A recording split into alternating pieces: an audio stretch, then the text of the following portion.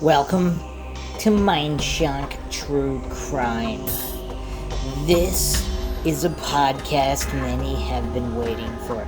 We are tackling the Zodiac Killer, one of the most infamous serial killers and perplexing true crime mysteries of our time. Perhaps, other than Jack the Ripper, the most infamous serial killer that has yet to be definitively identified and the case solved. Although many claim they have solved the case, we will be looking into the veracity of different claims and theories in typical Mindshock fashion, with logic and reason at the forefront, not illogically dismissing theories, not falling for logical fallacies in attempts to solve this case. As always, if you enjoy the podcast, you can donate to our PayPal, help support the channel, help us get more mind-shocking content out there with logic and reason as the guide, with true objectivity as the goal. Just check the link in the description. Make sure you subscribe to the channel. Hit that bell for notifications. Make sure you allow your device to have those notifications come through. Or you could just go to youtube.com/Mindshock. I am, of course, your host, Bruce McGuire. You can also share this podcast on social media platforms, of which you can find us on Twitter, Facebook, Reddit, and Patreon. Patrons do get priority for case, topic, logical analysis, co-podcast requests. You could also be a guest on the podcast, depending on your tier. Questions, comments, theories, thoughts, suggestions, rebuttals, debunkings of any kind, leave them in the comment section. Alright, so let's jump right in. We will do the overview first, and then we will do an exhaustive, comprehensive analysis of just about every theory and suspect out there in typical Mindshock fashion that logical listeners have come to expect. Which I am assuming is why you're tuning in, because you're sick and tired of the same biased content or theories and dismissing others without truly examining all available information and objectively analyzing it. So we will start right off with the rundown from Wikipedia. The Zodiac Killer, or simply Zodiac, or the Zodiac, is the pseudonym of a serial killer who operated in Northern California in the late 60s. The Zodiac originated the name himself in a series of taunting letters and cards that he mailed to regional newspapers, threatening killing sprees and bombings if they were not printed. Some of these letters included cryptograms or ciphers in which the killer claimed that he was collecting his victims as slaves for the afterlife. Of the 4 ciphers he produced, the latter 2 remain unsolved to this day. The first was cracked in 1969, the second in 2020, and we will be examining all of these claims.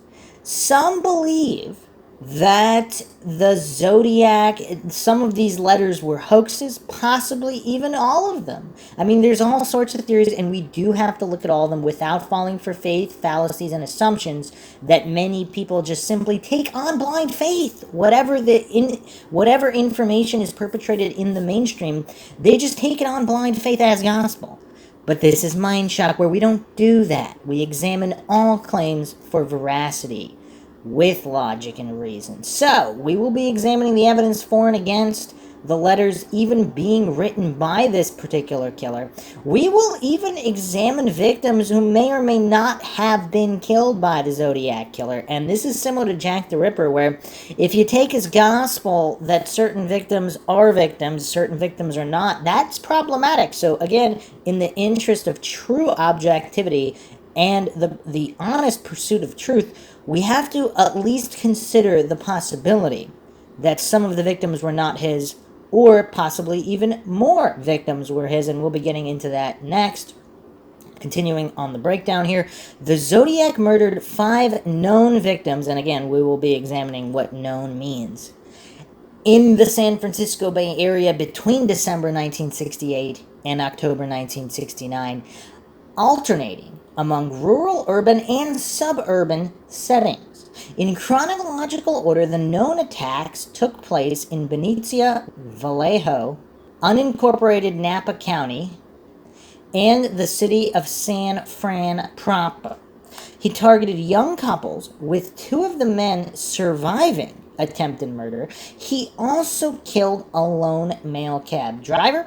The Zodiac himself once claimed to have murdered 37 victims, and he has been linked to several other cold cases, some in Southern California or outside the state.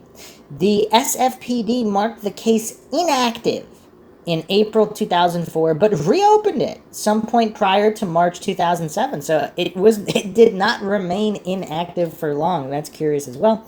The case also remains open in the city of Vallejo, as well as Napa County and Solano County. The California Department of Justice has maintained an open case file on the Zodiac murders since 1969. So, murders and correspondence. Confirmed murders, and again, we will be re-examining that claim on what was or wasn't confirmed. And just a quick teaser, we also will be going into theories where if the Zodiac killer is more than one individual, how that would play out in analyzing all of this information and evidence. Confirmed murders. Although the Zodiac claimed to have committed 37 murders in letters to the newspapers, investigators agree only on 7 confirmed victims, 2 of whom survived. They are David Arthur Faraday, 17, and Betty Lou Jensen, 16, shot and killed on December 20th, 1968 on Lake Herman Road within the city limits of Benicia. Michael Renault Magot, 19, and Darlene Elizabeth Farron, 22, shot on July 4th, 1969 in the parking lot of Blue Rock Springs Park in Vallejo. While Magot survived the attack, Farron was pronounced dead on arrival at Kaiser Foundation Hospital.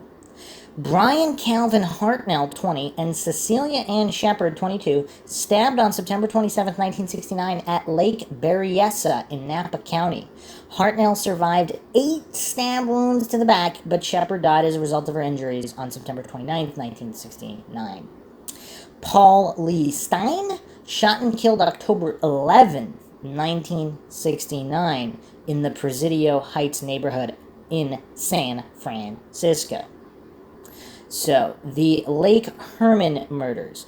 The first murders widely attributed to the Zodiac were the shootings of high school students Betty Lou Jensen and David Arthur Faraday on December 20th, 1968 on Lake Herman Road just inside Benicia city limits. The couple were on their first date and planned to attend a Christmas concert at Hogan High School about 3 blocks from Jensen's home. They instead visited a friend before stopping at a local restaurant and then driving out on Lake Herman Road. At about 10:15 p.m., Faraday parked his mother's Rambler in a gravel turnout, which was a well-known lover's lane. Shortly after 11 p.m., their bodies were found by Stella Borges, who lived nearby. The Solano County Sheriff's Department investigated the crime, but no leads developed. Utilizing available forensics data, Robert Graysmith postulated that another car pulled into the turnout just prior to 11 p.m. and parked beside the couple. The killer may have then exited the second car and walked toward the Rambler, possibly ordering the couple out of it. It appeared that Jensen had exited the car first, but when Faraday was halfway out, the killer shot him in the head. The killer then shot Jensen 5 times in the back as she fled. Her body was found 28 feet from the car. The killer then drove off. The Blue Rock Springs murder. Just before midnight, July 4th, 1969, Darlene Farron and Michael McGow drove into the Blue Rock Springs Park in Vallejo, 4 miles from Lake Herman Road murder site, and parked. While the couple sat in Farron's car, a second car drove into the lot and parked alongside them, but almost immediately drove away. Returning 10 minutes later, the second car parked behind them. The driver of the second car then exited the vehicle, approaching the passenger side door of Farron's car, carrying a flashlight and a 9mm Luger. The killer directed the flashlight into McGow's and Farron's eyes before shooting at them, firing 5 times. Both victims were hit, and several bullets had passed through McGow and into Farron. The killer walked away from the car, but upon hearing McGow's moaning, returned and shot each victim twice more before driving off. On July 5th, 1969, 12:40 a.m., a man phoned the Vallejo Police Department to report and claim responsibility for the attack. The caller also took credit for the murders of Jensen and Faraday 6.5 months earlier. Police traced the call to a phone booth at a gas station at Springs Road and Tulum, located about 3/10 of a mile from Farron's home and only a few blocks from the Vallejo Police Department. Farron was pronounced dead at the hospital. McGow survived the attack despite being shot in the face, neck, and chest. McGow described his attacker as a 26 to 30-year-old, 195 to 200 pounds, or possibly even more, 5'8", white male, short, light brown, curly hair. And, I mean, what is that? How would the Zodiac feel about that? So he walked away, he heard them moaning, so he came back, shot him again, and then walked off and still didn't kill this guy. First letters from the Zodiac. August 1st, 1969. 3 letters prepared by the killer, or allegedly prepared by the killer, were received at the Vallejo Times-Herald, the San Francisco Chronicle, and the San Francisco Examiner. The nearly identical letters, subsequently described by a psychiatrist to have been written by, quote, someone you would expect to be brooding and isolated, end quote, took credit for the shootings at Lake Herman Road and Blue Rock Springs. Each letter also included 1/3 of a 408-symbol cryptogram, which the killer claimed contained his identity. The killer demanded they be printed on each paper's front page, or he would, quote, cruise around all weekend, killing lone people in the night, and then move on to kill again until I end up with 12 people over the weekend, end quote. And cruise is spelled C-R-U-S-E. Curious. And then, of course, I mean, I'll get into this later as well. So he's claiming that this 408-symbol cryptogram contained his identity, but even if it contains an identity, why would it be his? So again, I don't know why people expect these criminals to be honest. I mean, again, maybe they are. It's very possible it does contain his real identity. Or it could be somebody he's looking to frame. Or it could be a made-up identity. Or the cryptogram could possibly be just some kind of a nonsense game. And we'll be getting into that as well. The Chronicle published its 3rd of the cryptogram on page 4 of the next day's edition. An article printed alongside the code quoted Vallejo Police Chief Jack E. Stitz as saying, quote, we're not satisfied that the letter was written by the murderer, end quote, and requested the writer send a second letter with more facts to prove his identity. The threatened murders did not happen, and all 3 parts were eventually published. On August 7th, 1969, another letter was received at the San Francisco Examiner with the salutation, Dear Editor, this is the Zodiac speaking. This was the first time the killer had used this name for identification. The letter was a response to Chief Stiltz's request for more details that would prove he had killed Faraday, Jensen, and Farron. In it, the Zodiac included details about the murders that had not yet been released to the public, as well as a message to the police that when they cracked his code, quote, they will have me, end quote. So here's another issue that I haven't seen discussed, and that's the possibility that the Zodiac either had an accomplice or multiple accomplices, or simply somebody knew him and what he was doing, and this other individual is writing these letters. It doesn't necessarily mean the Zodiac is writing the letters. Obviously, how much wiggle room there is in knowing the details of the crimes. Another example is someone involved in the police department could have been writing the letters. And then there's another theory that it was a police officer who's the killer. But let's not go down that rabbit hole for the moment. Let's assume it's not a police officer who's the killer. But if the writer and the killer are not the same individual, if the writer of the letters is not associated with the killer in any way, it could be a police officer, or not even a police officer, but a police officer who spoke to someone who had these details, and they just wanted to screw around, and they wrote these letters. Again, this is pre-internet, so, hoaxes and all this stuff, this is how some people got their kicks. Some people were out there faking Bigfoot tracks. Other people were doing stuff like this. On August 8th, 1969, Donald and Betty Hardin of Salinas, California, cracked the 408-symbol cryptogram.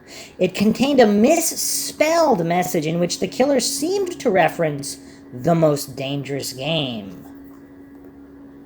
And The Most Dangerous Game is, of course, a short story by Richard Connell, aka The Hounds of Zaroff.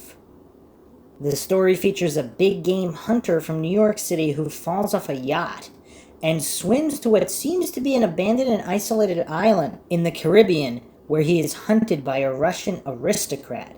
The story is inspired by the big game hunting safaris in Africa and South America that were particularly fashionable among wealthy Americans in the 1920s. Another fun fact here, in 1976, Hayes Noel, Bob Guernsey, and Charles Gaines discussed Gaines' recent trip to Africa and his experiences hunting African buffalo. Inspired in part by Gaines' memories and in part by The Most Dangerous Game, they created paintball in 1981. So back to the Zodiac breakdown here. The author also said that he was collecting slaves for his afterlife. No name appears in the decoded text, and the killer said that he would not give away his identity because it would slow down or stop his slave collection. So, again, we'll get into that a little deeper later, but apparently he's saying that his name is in the cryptogram, and then decoding the cryptogram in the alleged decoding, the killer stating he wouldn't give away his identity. So, again, this is the kind of individual you're dealing with here. Even if this is not the killer, this might not be the killer. It's someone, it could just be someone screwing around. So, again, not that there's not important information that could be contained in solving these cryptograms, but a lot of people put all this religious reverence into solving these ciphers as if they really would solve the case. Now, maybe they would, but maybe they wouldn't. So the solution here, which was allegedly solved August 1969, and this is the cryptogram, the 408-symbol cipher that was solved.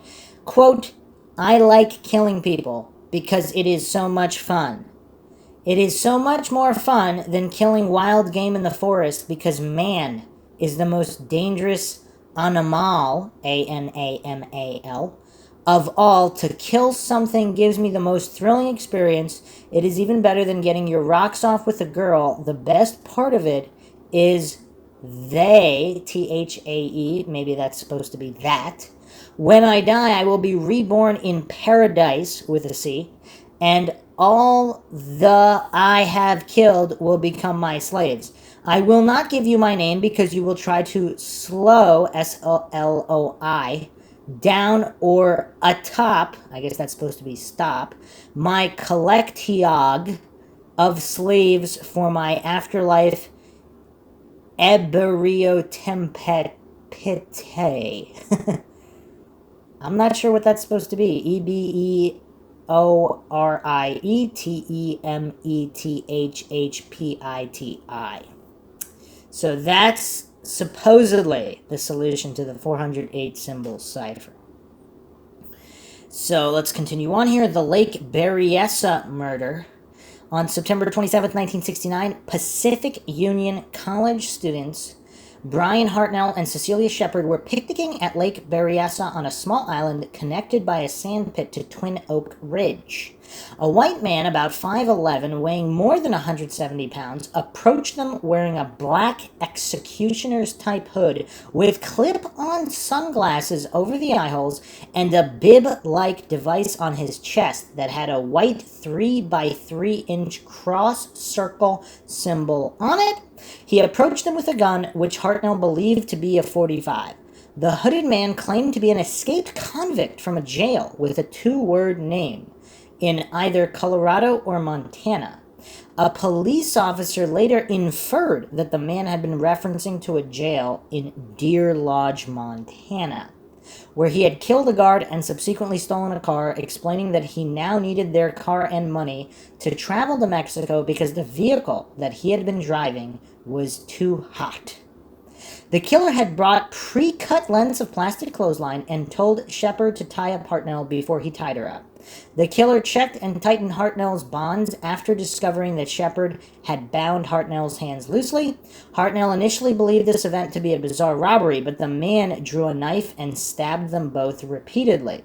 Hartnell suffering 6 and Shepard 10 wounds in the process. The killer then hiked 500 yards back up to Knoxville Road, drew the cross-circle symbol on Hartnell's car door with a black felt-tip pen, and wrote beneath it Vallejo 12/20/68, 7/4/69, September 27/69, 6:30, by knife.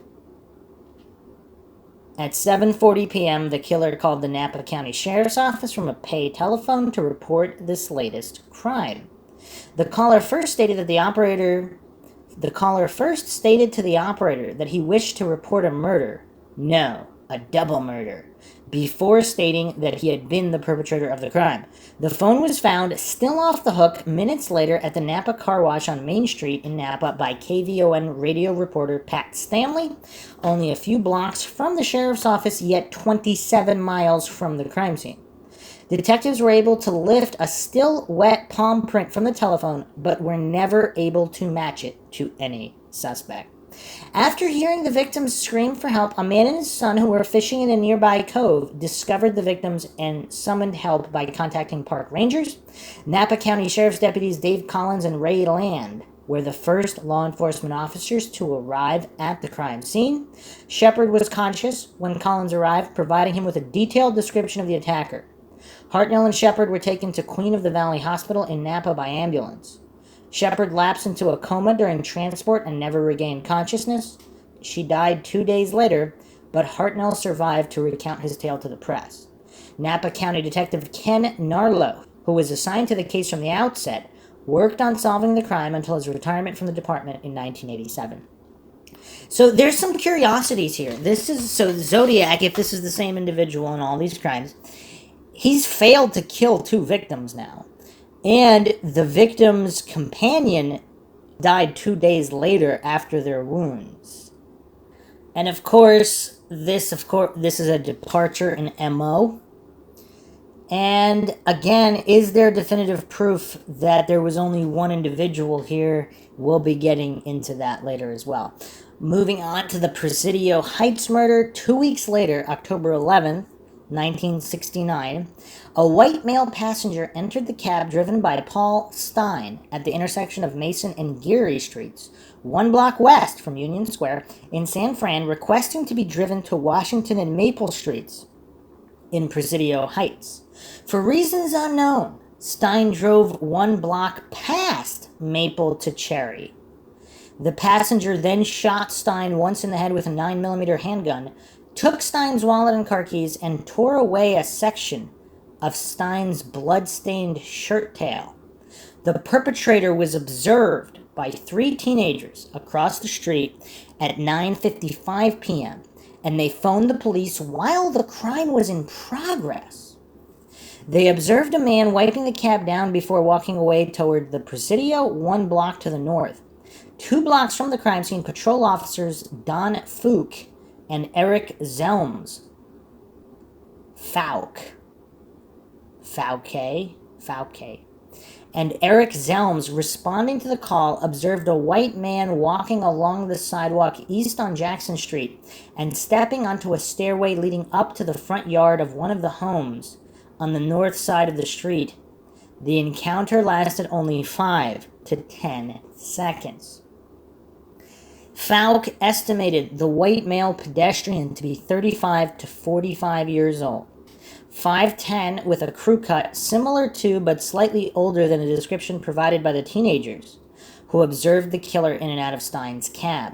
The teenagers described the suspect to be 25 to 30 years old, with a crew cut and standing approximately 5'8" to 5'9". However, the police radio dispatcher had alerted officers to look out for a black suspect, so Falk and Zelms drove past the perpetrator without stopping. The mix-up in descriptions remains unexplained. A search ensued, but no suspects were found. This was the last officially confirmed murder by the Zodiac killer. The Stein murder was initially believed to be a routine robbery that had escalated into homicidal violence. However, on October 13th, the San Francisco Chronicle received a new letter from Zodiac that claimed credit for the killing and contained a torn section of Stein's bloody shirt to prove this fact. The 3 teen witnesses worked with the police artists to prepare a composite sketch of Stein's killer. A few days later, those police artists returned, working with witnesses to prepare a second composite sketch. Detectives Bill Armstrong and Dave Toshi were assigned to the case. The San Francisco Police Department investigated an estimated 2,500 suspects over a period of years. So yeah, obviously there's a lot of suspects here. I mean, this is more suspects than even Jack the Ripper, of course. So, a couple notes here. Normally, teenagers would say someone looks older than they really do because they're so young. So that's an interesting discrepancy there, that the officers are estimating 35 to 45, whereas the teenagers are stating 25 to 30, and they're saying 5'8" to 5'9". Falk is saying 5'10", so 1 to 2 inches, that's still within the realm, I guess, of error, where it could possibly be the same guy. But then the police radio dispatcher is saying to look out for a black suspect. So again, does that mean there's 2 individuals here? Or did something get mixed up from another crime somewhere else, and wires got crossed in some regard? Either way, that's an interesting note there, that the teenagers are saying 25 to 30, and Falk is saying 35 to 45. I mean, that's curious, and teenagers, of course, have parents, so it's not like they haven't seen parents, teachers, whoever. It's not like they haven't seen individuals who are 25 years old, older brothers, sisters, whatever, versus 30 years old, versus 45 years old. I mean, this is weird. This is definitely weird. Also, depending on the heights of the teenagers themselves, they were saying 5'8" to 5'9". So does that mean some of them said 5'8" and some of them said 5'9"? I mean, 5'8" could possibly be noticeably different than 5'10". Obviously, 5'9", not so much, but curious. Curious indeed. The 1969 mailings and the 2020 breakthrough. On October 14th, 1969, the Chronicle received another letter from the Zodiac, this time containing a swatch of Paul Stein's shirt tail as proof he was the killer. It also included a threat about killing school children on a school bus. To do this, Zodiac wrote, quote, "Just shoot out the front tire and then pick off the kiddies as they come bouncing out," end quote. Wow, that's really weird and messed up at the same time.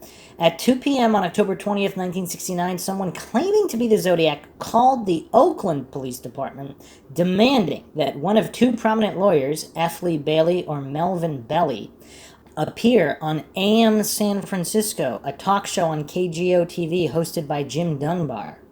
Bailey was not available, but Belly did appear on the show. Dunbar appealed to the viewers to keep their lines open. Someone claiming to be the Zodiac called several times, and Belly asked the caller for a less ominous name, and the caller picked Sam. The caller said he would not reveal his true identity as he was afraid of being sent to the gas chamber, then California's capital punishment method. Belly arranged a rendezvous to meet the caller outside a shop on Mission Street in Daly City, but no one arrived. What a shocker. The call was later traced back to a patient in a mental institution, and investigators concluded that the man was not the Zodiac.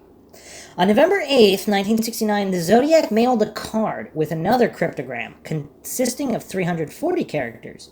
This cipher, subbed Z340, remained unsolved for over 51 years. On December 5th, 2020, it was deciphered by an international team of private citizens, including American software engineer David Oranchak, Australian mathematician Sam Blake, and Belgian programmer Jarl van Eyck. In the encrypted message, the Zodiac denied being the Sam who spoke on AM San Francisco, explaining that he was not afraid of the gas chamber, quote, because it will send me to paradise with a C, all the sooner, end quote. The team submitted their findings to the FBI, which verified the discovery. The FBI stated that the decoded message gave no further clues to the identity of the Zodiac. On November 9th, 1969, the Zodiac mailed a 7-page letter stating that the two policemen stopped and actually spoke with him 3 minutes after he shot Stein. Excerpts from the letter were published in the Chronicle on November 12th, including the Zodiac's claim. That same day, Officer Don Falk wrote a memo explaining what had happened on the night of Stein's murder. On December 20th, 1969, exactly 1 year after the murders of David Faraday and Betty Lou Jensen, the Zodiac mailed a letter to Belly that included another swatch of Stein's shirt. The Zodiac said that he wanted Belly to help him.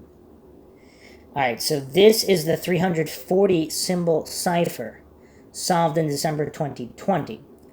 Quote, I hope you are having lots of fan, F-A-N, in trying to catch me. That wasn't me on the TV show, which bringo up a point about me. I am not afraid of the gas chamber because with 2 A's and no U, it will send me to paradise, all the sooher, S-O-O-H-E-R, because E now have enough slaves to werve for me, where everyone else has nothing when they reach paradise, so they are afraid of death. I am not afraid because now that my new life, I guess that's supposed to be no, that my new life is life, will be an easy one in paradise death. Curious. Public speculation and Zodiac claims.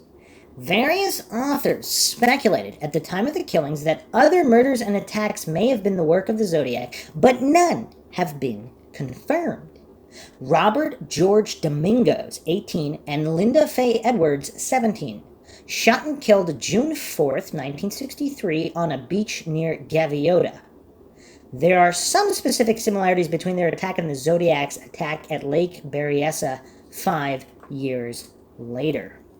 So Gaviota is down by Santa Barbara, and Lake Berryessa is, of course, north of Oakland. I mean, we're looking at about 360 miles. Gaviota is 360 miles south of Lake Berryessa. So it's not that close. It's not that close, but it is the same state. So let's go to ZodiacKiller.com for the Robert Domingos and Linda Edwards breakdown. So, of course, this was June 4th, 1963. The time of the attack unknown, estimated late afternoon. And this was on a remote beach south of Gaviota in Santa Barbara County. Method of attack, Robert Domingos, age 18, was shot 11 times. His fiancée, Linda Edwards, age 17, was shot 9 times. The weapon was a .22 cal semi-auto, probably a rifle. The ammunition was Winchester Western Super X copper-coated long rifle. There was no indication of robbery or sexual molestation. There were no witnesses. Due to the remote location of the crime scene, the bodies weren't found until the following evening. Details: the victims were students at nearby Lompoc High School and were participating in Senior Ditch Day, a local tradition among students close to graduation. Instead of celebrating with classmates at another location, however, Domingos and Edwards chose to be alone at an isolated stretch of beach. Apparently, the killer approached while they were sunbathing. As Edwards was forced to bind Domingos at gunpoint with lengths of narrow rope, probably pre-cut, both victims attempted to flee and were shot numerous times. The circumstances of the shooting suggested the killer had some level of expertise with firearms. The bodies were dragged approximately 30 feet to an empty shack, occasionally occupied by transients. Edwards was placed face up on top of Domingos, and the top of her bathing suit was cut open with a sharp instrument, probably a knife, exposing her breasts. The killer then attempted to set fire to the shack with wooden matches to no avail, so he was not able to set the shack on fire. Zodiac victims, ? The similarities between this attack and Zodiac's Lake Berryessa attack of 1969 are striking. Additionally, the ammunition used to kill Domingos and Edwards was the same kind the Zodiac used at the Lake Herman Road attack in '68. In '72, the Santa Barbara County Sheriff's Department issued a press release in an attempt to conclusively link Zodiac to the Domingos-Edwards killings. The potential involvement of the Zodiac received extensive coverage in the news media. Conclusion: the Domingos-Edwards tragedy has Zodiac's fingerprints all over it. The knife, gun, pre-cut rope, and the motiveless assault on vulnerable teenagers at a remote location. It is very unlikely this attack and Zodiac's Lake Berryessa attack were the work of separate individuals. This is the findings of ZodiacKiller.com. So, okay. That is curious. But this is 5 years prior, though. And that's what makes it possibly unlinked. Obviously, if it was closer to the time of the crime, it would be a little bit more possible, but not that it's not possible, again, unless people were there and they know who the Zodiac is. It's really impossible to determine definitively. Let's go to the Unresolved Mysteries subreddit here. This was posted 7 years ago by Ooh Babe. Who is the murderer known as Sandy, who killed an engaged teenage couple and an elderly quarry worker in Santa Barbara County in 1963? Was Sandy the Zodiac? This is one of the lesser-known murders with a possible connection to the Zodiac case, as well as one of the oldest unsolved serial murders in Santa Barbara County. Santa Barbara was very sparsely populated at the time, and the murders attributed to Sandy took place in a close-knit rural area consisting mostly of farmland. On June 4th, 1963, Robert George Domingos and Linda Faye Edwards decided to go to a secluded local beach near Gaviota State Park rather than going to their school's official Senior Ditch Day party. Domingos, 18, Edwards, 17, were engaged and were to be married that November. They were bound with rope and shot a total of 20 times at some point in the evening. The prior day, around 20 miles away in Lompoc, Vern C. Smith was murdered by a suspect known as Sandy, who has never been identified. And that's a curious detail. So the day before, 20 miles away, this other guy got killed. So the individual known as Sandy met James L. Coleman, 16 years old, and J.C. Reed Jr., 17 years old, at the beach boardwalk area in Santa Cruz. Sandy also met other people at the beach, including Stephen Straub, a Santa Cruz resident who later would draw a sketch of Sandy. Coleman, Reed, and Sandy began a crime spree together, which included robbing a woman of $20 at her apartment in Santa Cruz. The three teenagers stole a car and drove to Lompoc. And then, of course, if we're going down every rabbit hole, if this Sandy individual is the Zodiac, and he has one or two other friends who he commits crimes with, Is this really a lone serial killer? And if it's not, does that explain a lot of the issues with this case? Coleman, Reed, and Sandy drove around the Lompoc and Santa Maria area during the day. In the evening, they met Vern C. Smith, a quarry worker in Lompoc, and decided to rob him. Vern C. Smith was 63 years old, born February 22nd, 1900, in Kansas. Sometime around 11 p.m., Sandy told Smith they had run out of gas and asked for help near his camper truck in which he lived in San Miguelito Canyon. According to Reed and Coleman, Sandy murdered Vern C. Smith, who died on Monday, June 3, 1963. The next day, Robert George Domingos and Linda Faye Edwards were killed by an unknown perpetrator. Sandy was immediately considered to be the prime suspect by the investigators, and a statewide search was launched, but Sandy was never apprehended. Years later, in 1972, the Santa Barbara County Sheriff's Department announced that there was considerable evidence that the Zodiac may have been the killer of Domingos and Edwards. Was the individual who was known as Sandy in 1963 the same person who later became known as the Zodiac? Okay, meanwhile, in the evening, while looking with others for Domingos and Edwards, George Domingos, the father of Robert George Domingos, saw his son's car parked in some bushes near the beach at about 10 p.m. Highway Patrolman Paul Schultz found the bodies of Domingos and Edwards in a driftwood shack, which had been partially burned. Domingos had been shot 11 times, and Edwards had been shot 9 times by a .22 cal. There were bruises on the face of Domingos. The body of Edwards facing up had been placed on top of the body of Domingos facing down. The bathing suit had been cut from her body, but surfer shorts were still on the body of Domingos. When the autopsy was completed, Dr. John P. Blanchard did not find any evidence that Edwards had been sexually molested. The investigators thoroughly searched the beach and found rope which could have been used during the crime and matches which could have been used to burn the shack. The investigators found ejected .22 cal shell casings in a creek bed near the beach, and there were also tracks in the creek bed. So the investigators theorized that the bodies were shot in the creek bed and then dragged to the shack. In the shack, the investigators found 3 ammunition boxes, which each had some .22 cal bullets. There was also 1 empty ammunition box. More details regarding the murder of Vern C. Smith. While he was bent over refilling the tank with a portable gasoline tank, Sandy pulled out a knife and stabbed the old man in the back. That's just dirty. The blade went right into his heart. Coleman and Reed were shocked, supposedly, but not enough to not rifle the body and take $360 from Smith. That's kind of a lot of money to have on you in the 60s. The trio fled. Coleman and Reed were unnerved by Sandy's presence now, sitting behind them in the stolen Sunbeam. At Arroyo Grande, a town north of Santa Maria, they gave him $20 to rent a room at the Royal Motel. There they ditched him. The clothes he had left with them they had tossed on the roadside to Santa Cruz. So his companions basically got spooked by him. Interesting. Reed and Coleman had testified that when they asked him why he stabbed the man, he had replied, "I don't know." The police went and fetched the clothes, finding them exactly where the 2 boys had declared they had thrown them from the car.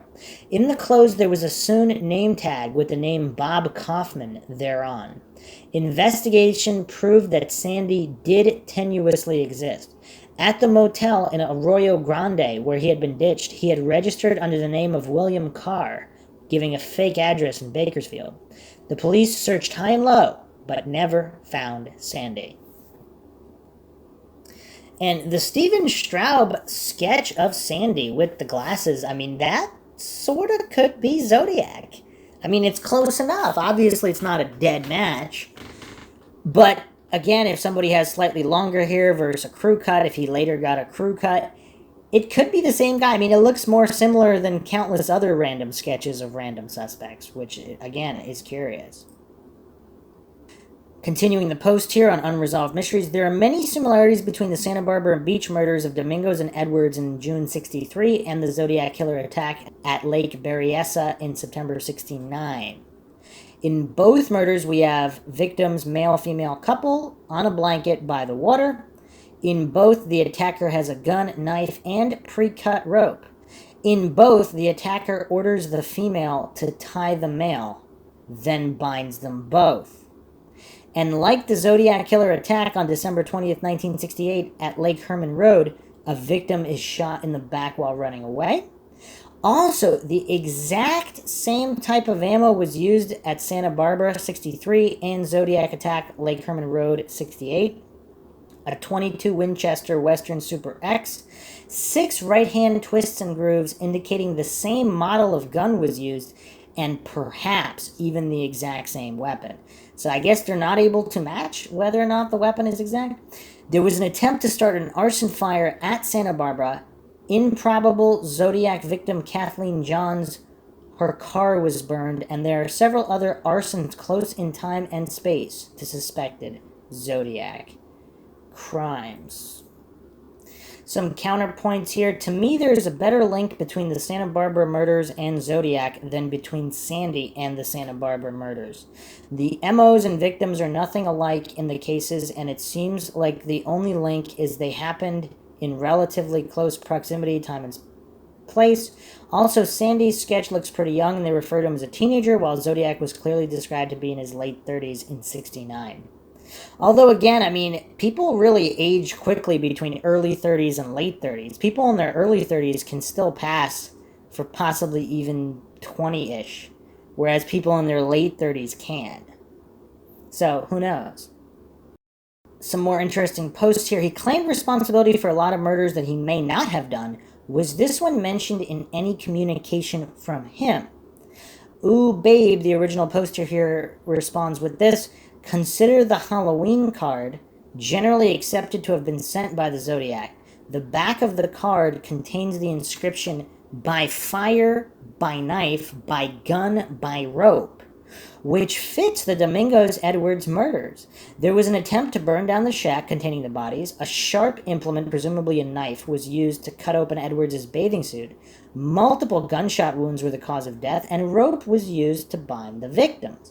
The Zodiac never claimed credit directly for any of the SB murders, but in the March 13, 1971 letter, in which he indirectly, some would say dubiously, claims credit for the Bates murder, he says, I do have to give them credit for stumbling across my Riverside activity, but they are only finding the easy ones. There are a hell of a lot more down there. By down there, he probably meant Southern California as a whole, and in my opinion, the phrasing implies that the murders did not necessarily take place recently. Zodiac researchers are split 50-50 when it comes to the connection to the 66 murder of Sherri Jo Bates, but my personal belief is that the Zodiac almost certainly was involved. Bates's car was tampered with, and we know from the Johns incident that this fits the Zodiac MO. The most damning evidence for Zodiac involvement in the Bates murder is the typed confession letter containing knowledge only the killer would have known. There are multiple similarities between this confession letter, such as a particular sentence that contains the words squirm and twitch. The Zodiac letter from July 26, 1970 also contains both words in the same sentence and also contains the same misspelling. What is the significance of establishing a connection with the Zodiac in the Sherri Jo Bates case, you might ask? It is important with respect to the Santa Barbara murders because such a connection establishes that the Zodiac was active in Southern California in the mid-60s. The nature of the Bates murder makes it likely, in my opinion, that the murderer was deliberate and calculated enough to have killed before. As with all things Zodiac, however, nothing is completely definitive. The next possible victim of the Zodiac is Sherri Jo Bates. 18, stabbed to death, nearly decapitated, October 30th, 1966, at Riverside City College in Riverside. Bates's possible connection to the Zodiac only appeared 4 years after her murder when San Francisco Chronicle reporter Paul Avery received a tip regarding similarities between the Zodiac killings and the circumstances surrounding Bates's death. Let's look at the murder of Sherri Jo Bates, Wikipedia. The murder of Bates is an unsolved murder that occurred in Riverside, California, October 30th, 1966. Bates, 18-year-old college freshman, was stabbed and slashed to death on the grounds of Riverside City College. The night before Halloween also makes this difficult to pin down. Of course, Halloween, a popular time for crimes of all kinds. Police determined the assailant had disabled the ignition coil wire and distributor of Bates's Volkswagen Beetle as a method to lure her from her car as she studied in the college library. I mean, this is, cliches are built on this in horror movies.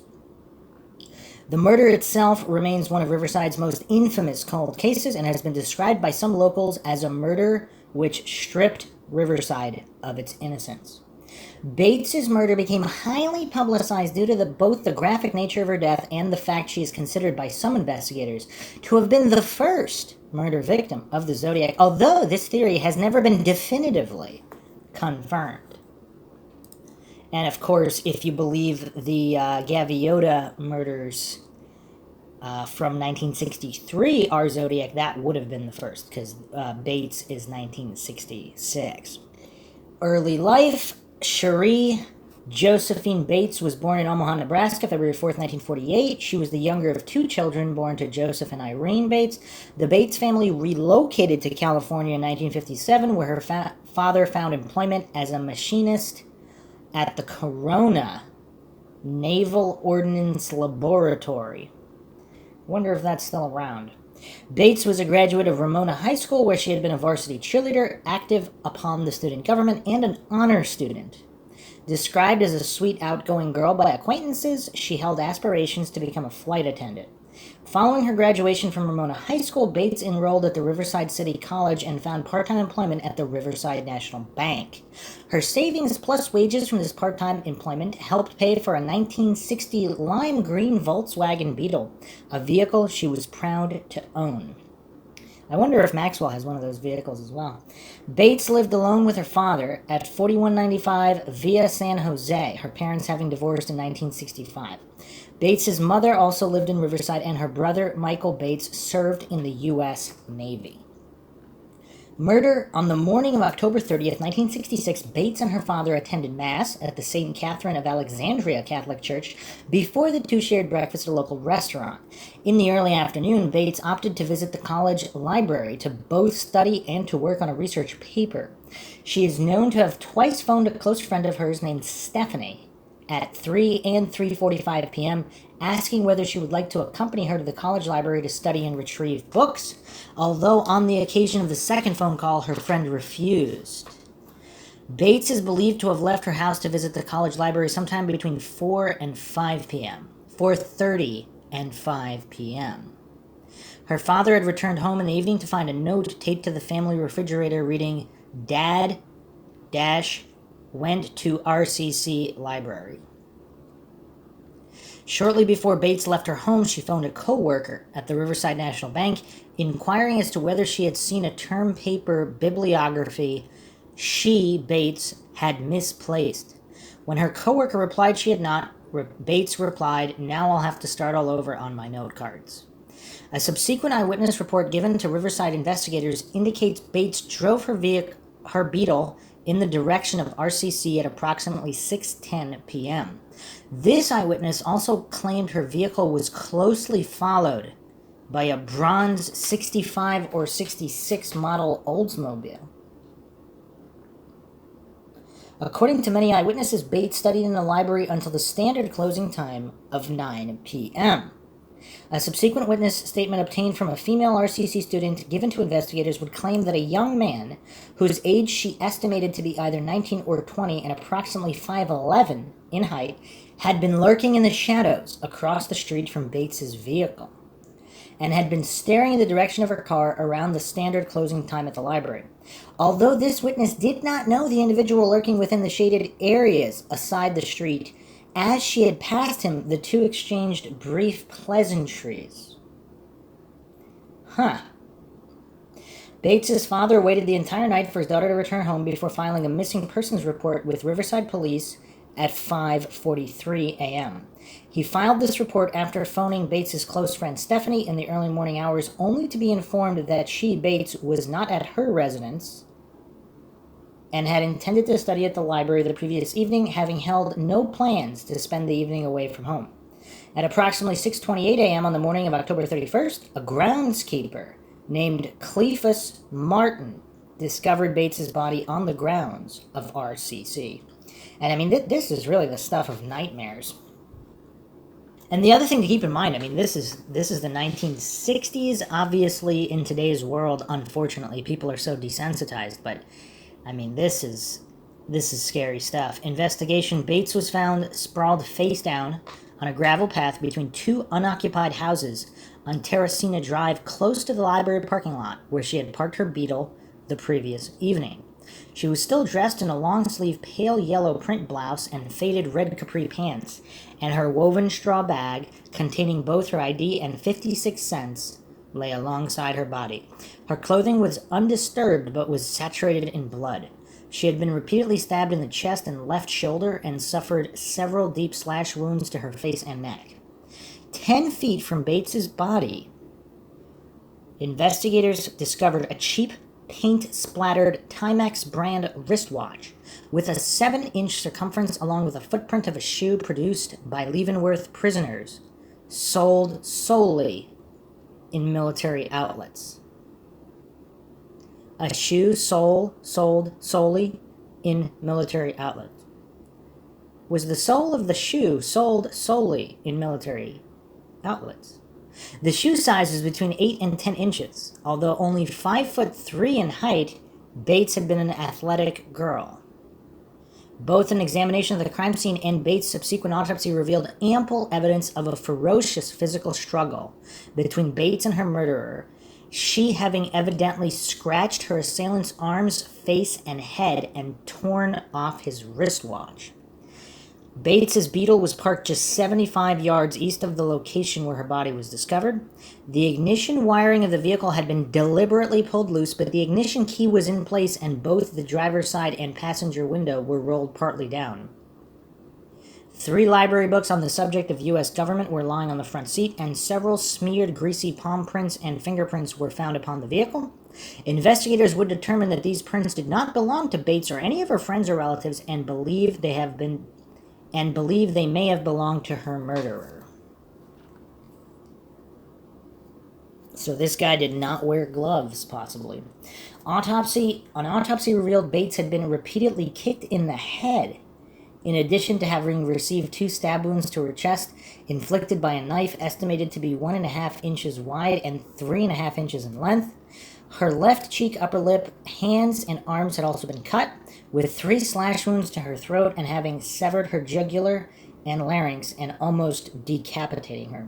Bates had evidently laid upon the ground when she had received the knife wounds to her left shoulder blade and neck. Furthermore, she had not been subjected to any form of sexual assault or robbery within this attack. Numerous fragments of skin and brown hair were also recovered from beneath the fingernails of her right hand.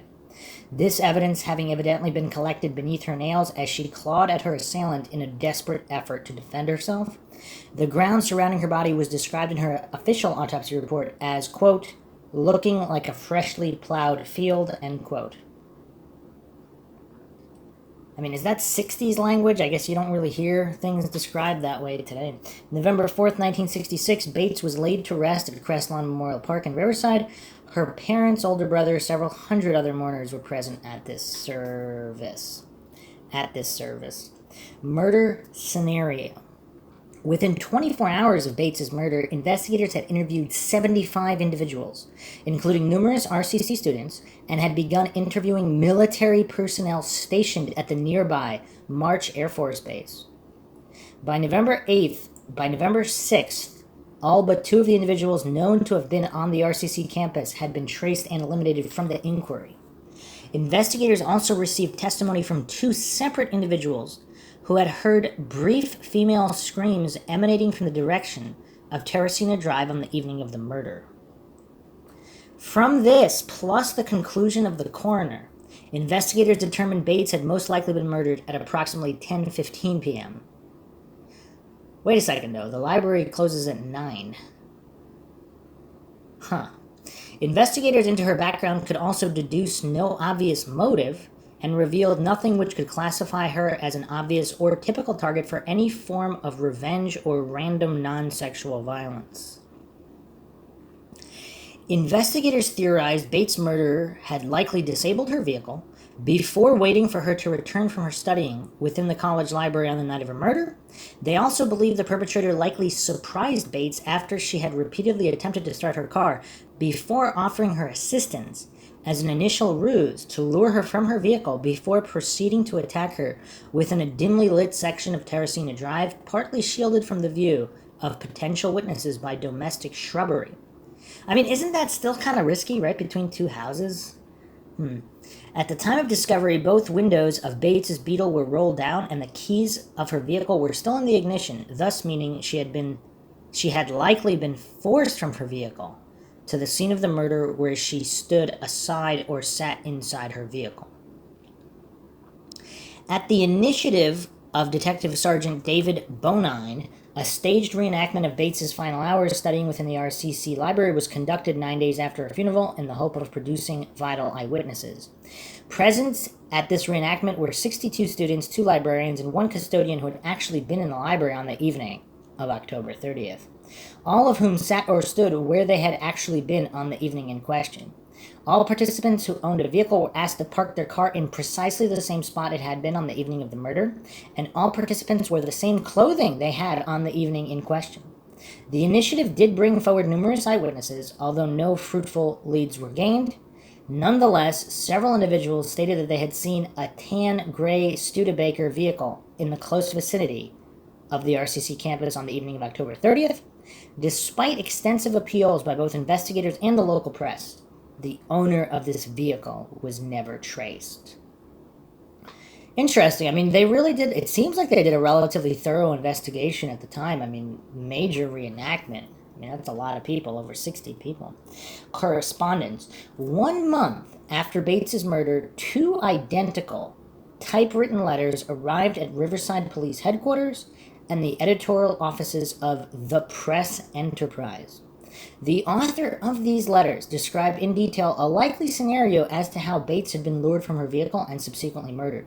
This author described in detail how he had first disabled Bates's car before allegedly watching her repeatedly attempt to switch on the ignition until the vehicle battery had drained of power. He had then offered her assistance, claiming his own vehicle was further down the street, thus luring her away from her vehicle. According to the author of this letter, after the 2 had walked a short distance from her car, he had stated to her, "It's about time," Bates had replied. "About time for what?" To which he had simply replied, "About time for you to die." According to the author, he had then clasped his hand over her mouth and pressed a knife against her neck before forcing her to walk to a dimly lit alley, where he had proceeded to beat and kick Bates in their initial struggle before stabbing and slashing her to death.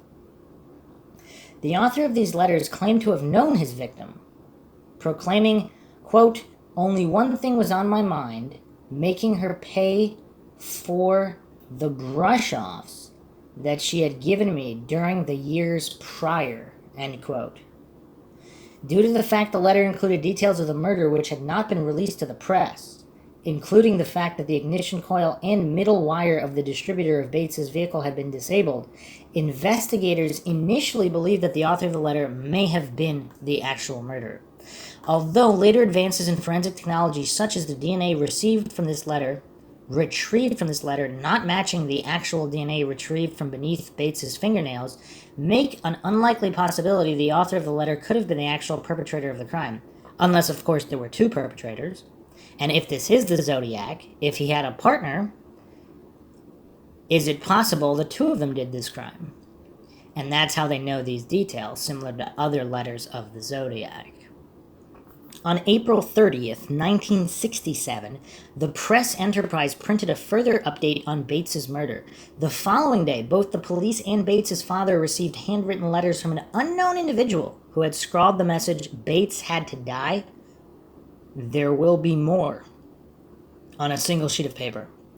This letter was also considered by police to have been a distasteful hoax, although at the bottom of each letter was an indecipherable number or letter, which was either a 2 or a Z. And that's curious. Again, this is approximately 2 years before the first so-called definitively verified Zodiac murders, which was December 20th, 1968, Lake Herman Road. Potential link to Zodiac killer. It has been hypothesized that Bates may have been an early victim, perhaps the first victim, of an unidentified serial killer active in Northern California from the late 60s to the early 70s, known as the Zodiac killer. And that this unidentified individual may have originated from Riverside and later moved to the San Francisco Bay Area. One of the potential clues supporting this theory was the discovery of a set of lower initials, RH, inscribed below a macabre poem scratched into a desk at RCC. This poem was discovered by a custodian 6 months after Bates's murder and contains graphic references to repeated assaults upon young women with a bladed weapon.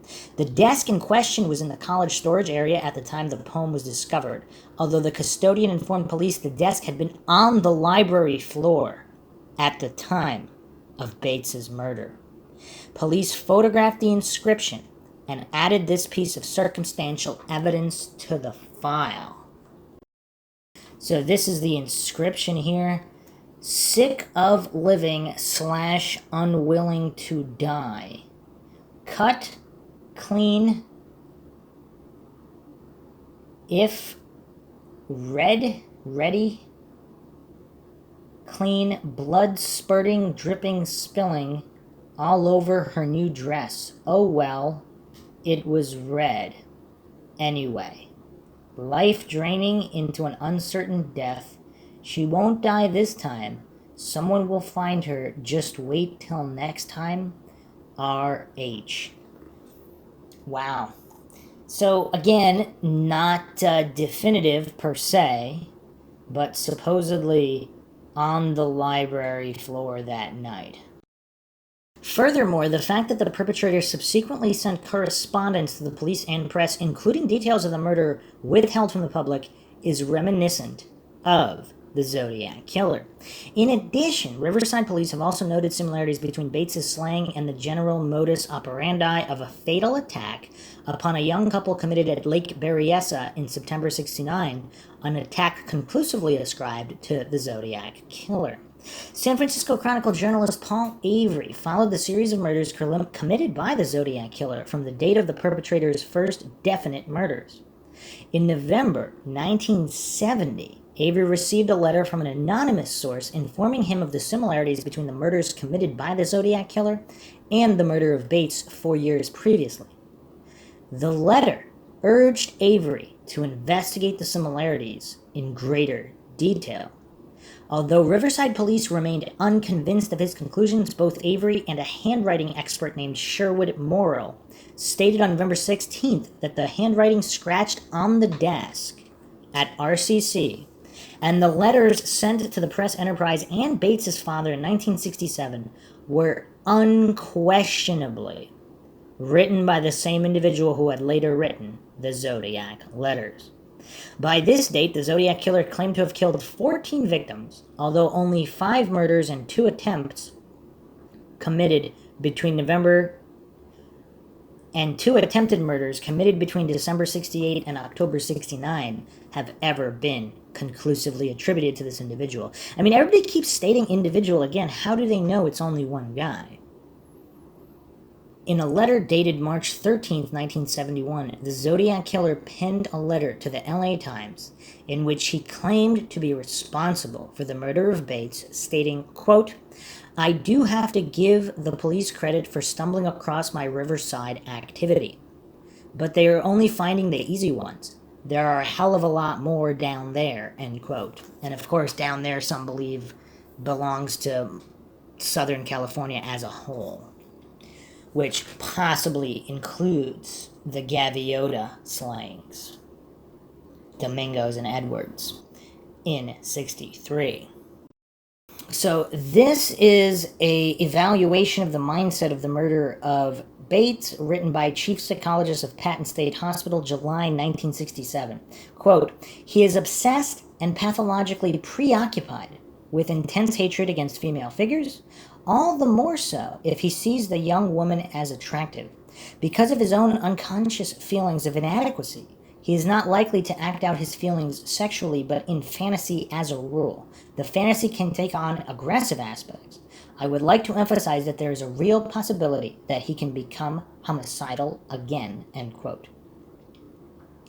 Detective Jim Simmons, current investigator assigned to the unsolved murder of Bates, November 2013, stated this, quote, I have personally spoken to the previous detectives assigned to the case, and they genuinely believe that the Sherri Jo Bates case is not related to the Zodiac murders. They believe it was an acquaintance of hers or a scorned love interest. Alternate theories. Former LA police investigator Steve Hodel, in his book Most Evil, has claimed that his father, George Hodel, was responsible for the murder of Bates. This claim has been viewed with little credibility, not least because, among other cases, Hodel has also claimed his father was the Zodiac killer, lipstick killer, and the perpetrator of the 1947 murder of the Black Dahlia. Later developments. In August 2021, Riverside Police Department's Homicide Cold Case Unit published an update regarding the handwritten correspondence stating that the author of the letters claiming responsibility for Bates' murder had been identified via DNA analysis in 2020 and has admitted writing the correspondence. According to the update, the author of the correspondence had initially and anonymously contacted investigators in 2016, explaining the correspondence had been a distasteful hoax. The individual has expressed remorse and apologized for the hoax, explaining that he had been a troubled teenager at the time and that he had written and mailed the letters as a means of seeking attention. And I'm assuming that they ruled him out just based on other evidence. I mean, the palm print. Is there still DNA evidence from her fingernails? Aftermath. Officially, Bates' murder remains an unsolved case, and the theory that she was a victim of the Zodiac killer, which has been strongly disputed by the Riverside police, has never been proven. Despite several suspects having been investigated and eliminated from the inquiry since 1966, the current investigator assigned to the case, Detective Jim Simmons, has stated one individual still remains of interest to the investigation. Although, because tests conducted upon the mitochondrial DNA of the hair and blood samples found at the crime scene did not match those of this suspect, insufficient physical evidence exists to link the individual to the crime. Investigators who conducted DNA profiling, however, were able to determine that her murderer was a Caucasian male. So again, does not exclude Zodiac. Alright, so let's look a little deeper at the Bates murder. This is from ZodiacCiphers.com. Bates, born in Omaha, Nebraska, February 4th, 1948, was murdered Sunday, October 30th, 66, in an alleyway beside the Riverside City College Library, brutally attacked and killed as a result of a severed right carotid artery due to laceration of neck due to probable knife, measuring minimum 3.5 inches long, 1/2 inch wide. The killer had sabotaged her Volkswagen Beetle by tampering with the middle wire of the distributor with the intention of luring the young girl to her death. Sherri Jo Bates was a gregarious, outgoing woman who easily made friends and apparent by her desire to become an air stewardess, where personality and social skills are key ingredients.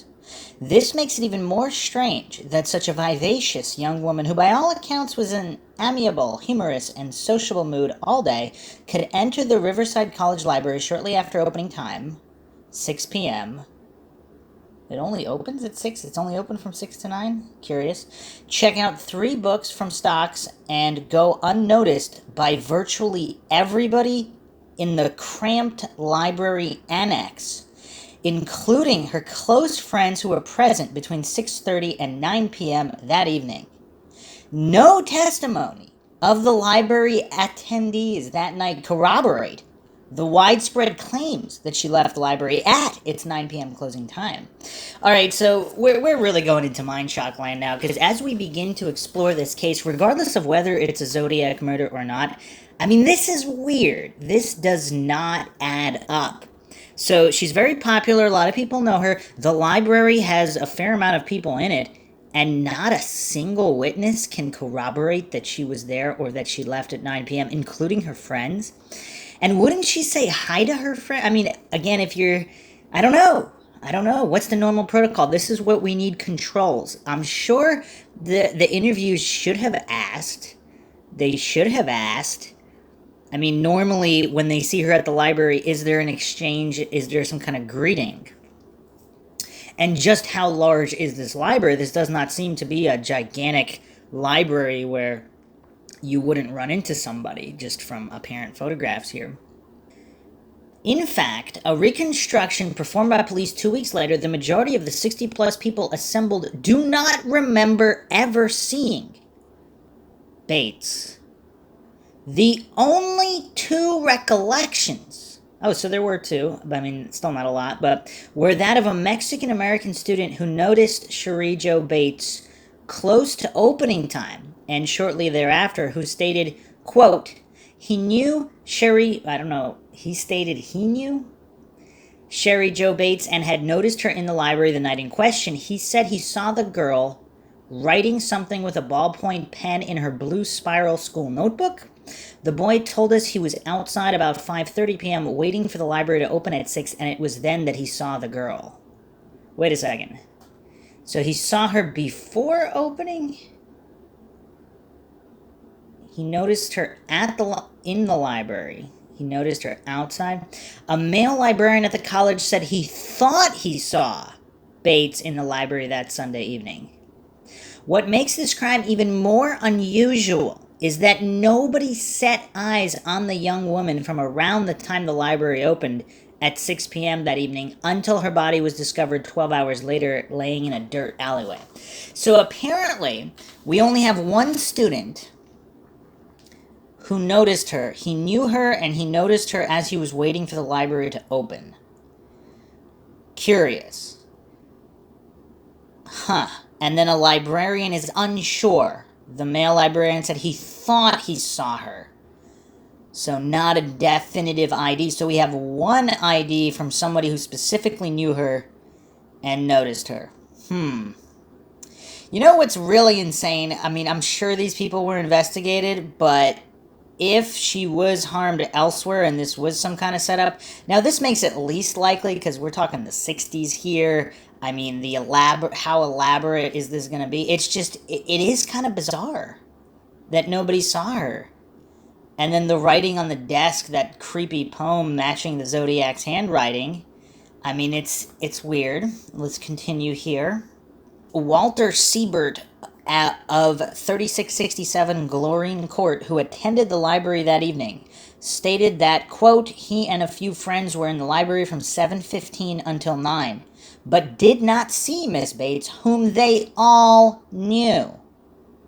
They said they saw 4 men dressed in work clothes sitting on a fence across the spot where Miss Bates's car was found, but they did not know them. These 4 men were interrogated by police and said, quote, they had seen Sherri Jo near her car the previous night, end quote. The 4 men who viewed the young graduate that evening on Terracina Drive at approximately 6 p.m. when Sherri Jo Bates parked up were again spotted in the same location at 7:15 p.m. by Walter Siebert and friends. It doesn't matter if the 4 men spotted her at 6 p.m. or when she returned to her vehicle at any later time, because the interrogated men did not recall or relay to police any information pertaining to Sherri Jo Bates being approached or accompanied by an unknown male, noticing her car being tampered with and disabled, any other car parked behind her, or being abducted from the vicinity of her vehicle. In fact, they didn't relay any suspicious activity whatsoever, and may likely have been in this location between 6 and 7:15 p.m., corroborated by themselves and Walter Siebert. The idea that she entered the library, her Volkswagen Beetle was then disabled, and upon her return failed to start the engine before being aided by the Good Samaritan is patently false. The four men also never mentioned to police hearing any screams or cries for help that night, despite the alleyway where Sherri Jo was found murdered being only 225 feet, 75 yards from their location. Using the above eyewitness testimony, Sherri Jo Bates likely entered the library sometime between 6 and 6:30. I mean, wouldn't it have to be closer to 6 if we're trusting the testimony of the student who was there at 5:30 waiting to get in?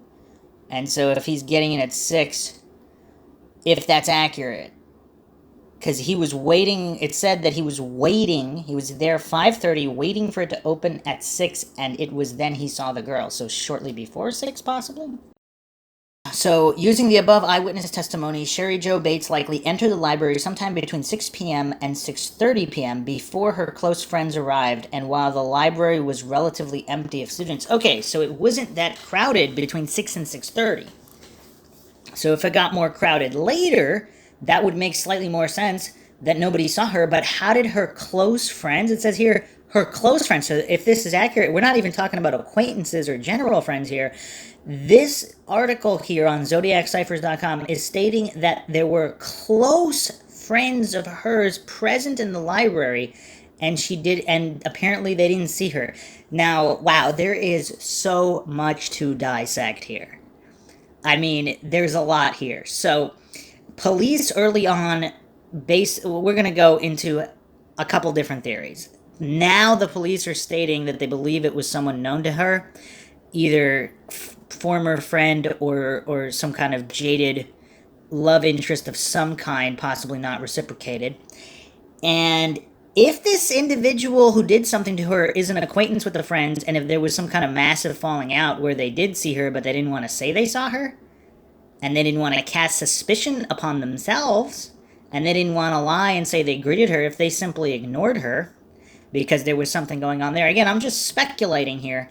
How many explanations are there for those friends to state they never saw her if the library is not crowded when they said they arrived close to opening time, and it doesn't become crowded till later? How can that be explained? The other issue, of course, is the four workmen. So they're just hanging out, doing nothing, on a Sunday night by the school library, and they just happen to leave by about 7:15, right before all of this goes down. And they just happen to not see anybody tampering with the vehicle. So, yeah, I mean, if whoever wanted to harm her was in the library, and they did write on that desk, of course, there's no proof that they wrote that morbid poem at that moment on that night. The desk, supposedly the janitor said the desk was on the floor. That doesn't mean it had the writing in it at that exact moment was being written by someone there. But if somebody was in the library, if someone happened to be in the library at the time they saw her, and then they left before it closed to tamper with her car shortly before, but if it's that crowded, would they do that? Or is it more likely that these four workmen, where one or two of them could be lookouts in various areas, and one of them could tamper with the vehicle? And we'll be getting into them further. So, okay, let's continue here. Halloween morning, groundskeeper Cleophas Martin, 48, was traveling along Terracina Drive at 6:30 a.m., slightly west of the Riverside Library Annex, when he discovered the lifeless body of Sherri Jo Bates lying face down in the dirt alleyway. Her body was discovered on the west side of the alleyway between two vacant properties. Sherri Jo Bates had been brutally attacked with a knife. There were signs of a violent struggle with her murderer, the skin and hair present in the young woman's fingernails and hand that in later years would reveal a mitochondrial DNA fingerprint. Another point here, supposedly she was kicked in the head and stabbed. Is that more consistent with more than one attacker? Because if she's struggling, one attacker is kicking her in the head, the other stabbing her, does that make more sense than one individual needing to kick her in the head a bunch of times and stab her. I don't know. A Timex watch with a broken strap was discovered only 10 feet from her body, likely wrenched off during the vicious attack. The Timex watch, which bore specks of household paint, presumed to be the offender's, was found just 10 feet away from her body with the wristband broken, although it failed to provide any clues to the killer's identity. Another curiosity, would workmen in work clothes have specks of household paint on their watch? Screams were heard in the campus area from nearby residents at approximately 10:15 to 10:45 p.m. And see, here's another curiosity. The library closes at 9. The screams were heard between 10:15 and 10:45. So the nearby residents, they couldn't give an exact minute. Now, what that means, I'm assuming that one resident said it was closer to 10:15 and another resident said it was closer to 10:45?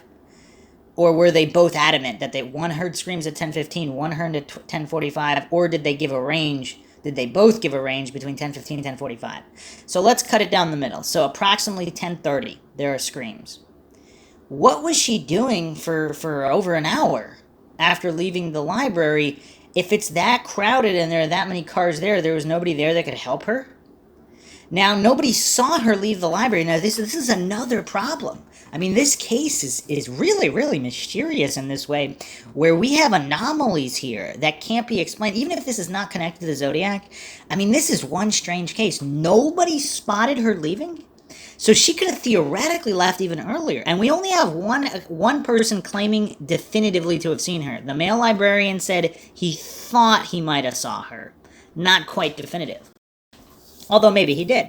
This other student, if this other student is not covering for somebody, and I'm not saying they are not, because theoretically maybe she never even went in the library, but supposedly there's library books in her car, so it seems that she would have had to have been at the library at some point. So if we match all this up, is it possible she was actually at the library? Yes, we have one definitive ID if that individual's not lying, and we have one generic possible ID, which, again, why would the librarian would have, I don't think, I mean, unless there's some kind of vast conspiracy, that the librarian would have no reason to lie.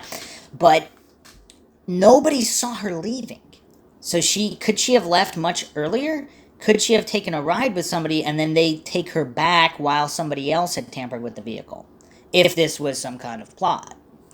Or was she just jumped by the workman? But if these screams, because I guess it's possible the screams could have been somebody else, right? I mean, 365 nights a year, regardless of what neighborhood you live in, there's probably a couple nights a year that there are screams. Now, is it beyond the realm of possibility that these screams were not Sherri Jo Bates? It's possible. I mean, how can we say it's not possible? It's possible. Or they got their times wrong, which is also possible. We have to look at all these variables here. So, back to this breakdown here on ZodiacCiphers.com. If Sherri Jo Bates had entered the library between 6 and 6:30 p.m. and left immediately after checking out her library books, then she could not have simply been led away from her vehicle on the pretext of help and murder in the alleyway. The screams were heard approximately 4 hours later. And in addition, the numerous people entering and exiting the library from 6 to 9 that evening would surely have noticed the stricken Miss Bates. Remember, Sherri Jo Bates was spotted in the area of the library shortly before and after 6 p.m. by several eyewitnesses. They're saying several, but apparently it was only 2 from the breakdown here. It was the one student and then the one male librarian. So they're putting her in the library shortly before, shortly after, within minutes. So that opens up the time span of her possibly going elsewhere. Is it possible she actually drove elsewhere? If somebody asked her for a ride there, theoretically she could have driven. But see, here's the wrench. The workmen. The workmen are stating they didn't see her.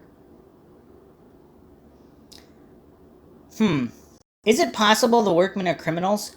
They did see her, and they just don't want to be involved in any way. They had nothing to do with what happened to her, but they did see her leave, possibly with somebody, and they don't want to be involved in any way, and they're afraid it's going to be pinned on them, so they just don't say anything at all. And they say they didn't see her. and they agree to say that amongst each other because they're involved in other illegal activities and they don't want to be looked at any closer. Although, I don't know, they should have still been looked at very closely. But it seems like it's very difficult to make these variables fit, because no matter how we look at it, it doesn't make any sense with the amount of people in the library. See, if the library was basically empty, like a horror movie, that would make a little bit more sense, because nobody saw nothing because nobody was there. But we have so many people there, especially closer to closed. I mean, it's weird. If Sherri Jo Bates had entered the library shortly after it opened and had left at 9 p.m. upon its closing, it is inconceivable she could have spent upwards of 2.5 hours inside the cramped library annex and remained invisible for the entire duration to everybody inside it, including her close friends. Even had this been possible, we are left with literally 75 to 90 minutes from her leaving the library to the sound of the screams in the alleyway, and once again, I suppose it's theoretically possible those screams were not her. We have to keep that in mind, or the timing could be off by a lot. It certainly didn't take that long to walk from the library to her Volkswagen Beetle parked just 30 yards away, receive the assistance from her attacker, and then travel back to the alleyway where she was ultimately found murdered. Neither scenario makes any sense, so there has to be an alternative sequence of events. The location of Sherri Jo Bates shortly after 6 p.m. and 10:15 to 10:45 p.m. therefore has to lie somewhere. One has to speculate. The two vacant buildings either side of where Sherri Jo Bates was found having recently been purchased by the college. Okay, so both buildings are vacant. So if somebody knows both houses are vacant, so the college is the one that purchased them. So now we really have to look. And who discovered the body? The janitor. Huh. So, and the janitor would know, presumably. A college janitor might know. Obviously not necessarily, but it's possible. Especially if he was asked to clean or take care of the buildings in any way. So, wow. So, this is shaping up here to be really mysterious here. Would someone known to Sherri Jo Bates and other students, or someone familiar with the campus grounds, have been aware that these buildings were unoccupied, and at approximately 10:30 p.m. at night, the risk of detection at this location was limited? Something a stranger would be unaware of. Would a stranger or persons known to the area have begun an attack between two buildings and inflicted numerous injuries on a screaming woman, not knowing if they were occupied? I mean, these are great questions. Of course, if this is a psycho killer and they don't care, I mean, we have to keep that in mind as well. But I suppose this was a question for the Zodiac killer at Presidio Heights. The college was undergoing renovation and the Timex watch had paint splashes on it. So was it a crime of opportunity from somebody connected with the college? I'm still curious about those workmen. Where were they working? And why were they randomly hanging out there? Were they working nearby, or were they working in those buildings? A magazine publication dated January 1969 described the crime. At the murder scene, drops of dried blood leading from the body to Terracina Drive were discovered, indicating the detective that the murderer had walked to the street following the slaying. The crime has many unanswered questions, in fact, 4 hours worth. Couple more details now on the watch here. This is a photograph of the watch after being taken into evidence. It now reads 12:23. Huh, that is also curious. Because was it banged up and it stopped at 12:23, or did it never work in the first place, or it stopped working earlier? Actually, it says here the watch did not stop functioning in the aftermath of the attack. This is a widespread misconception. Timex watches were extremely common in the 1960s, and the origin of this watch has yet to be fully determined. The idea it was purchased in England cannot be substantiated, so it doesn't have a serial number. The wristband was measured at 7 inches and had broken away from the upper face of the watch, most likely during the attack on Sherri Jo Bates.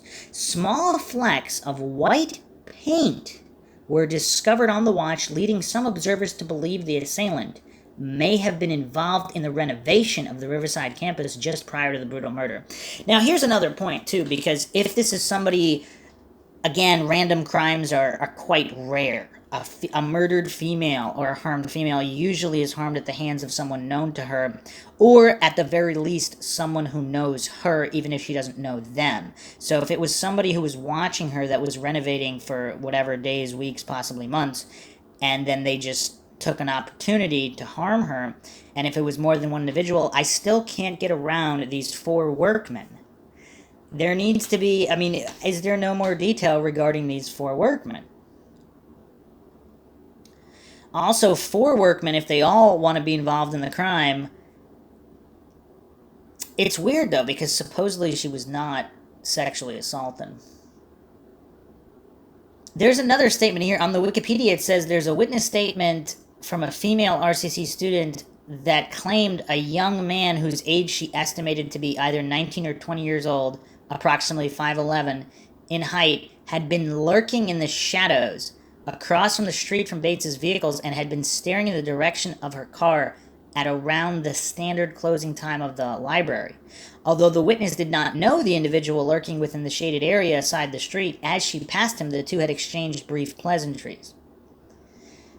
And that's curious, because if this is an authentic statement here, or if a female harmed her, or a female, or possibly a group of male and female friends, if they harmed her, did she make that statement up to throw suspicion away? Because apparently she's the only one who saw this man.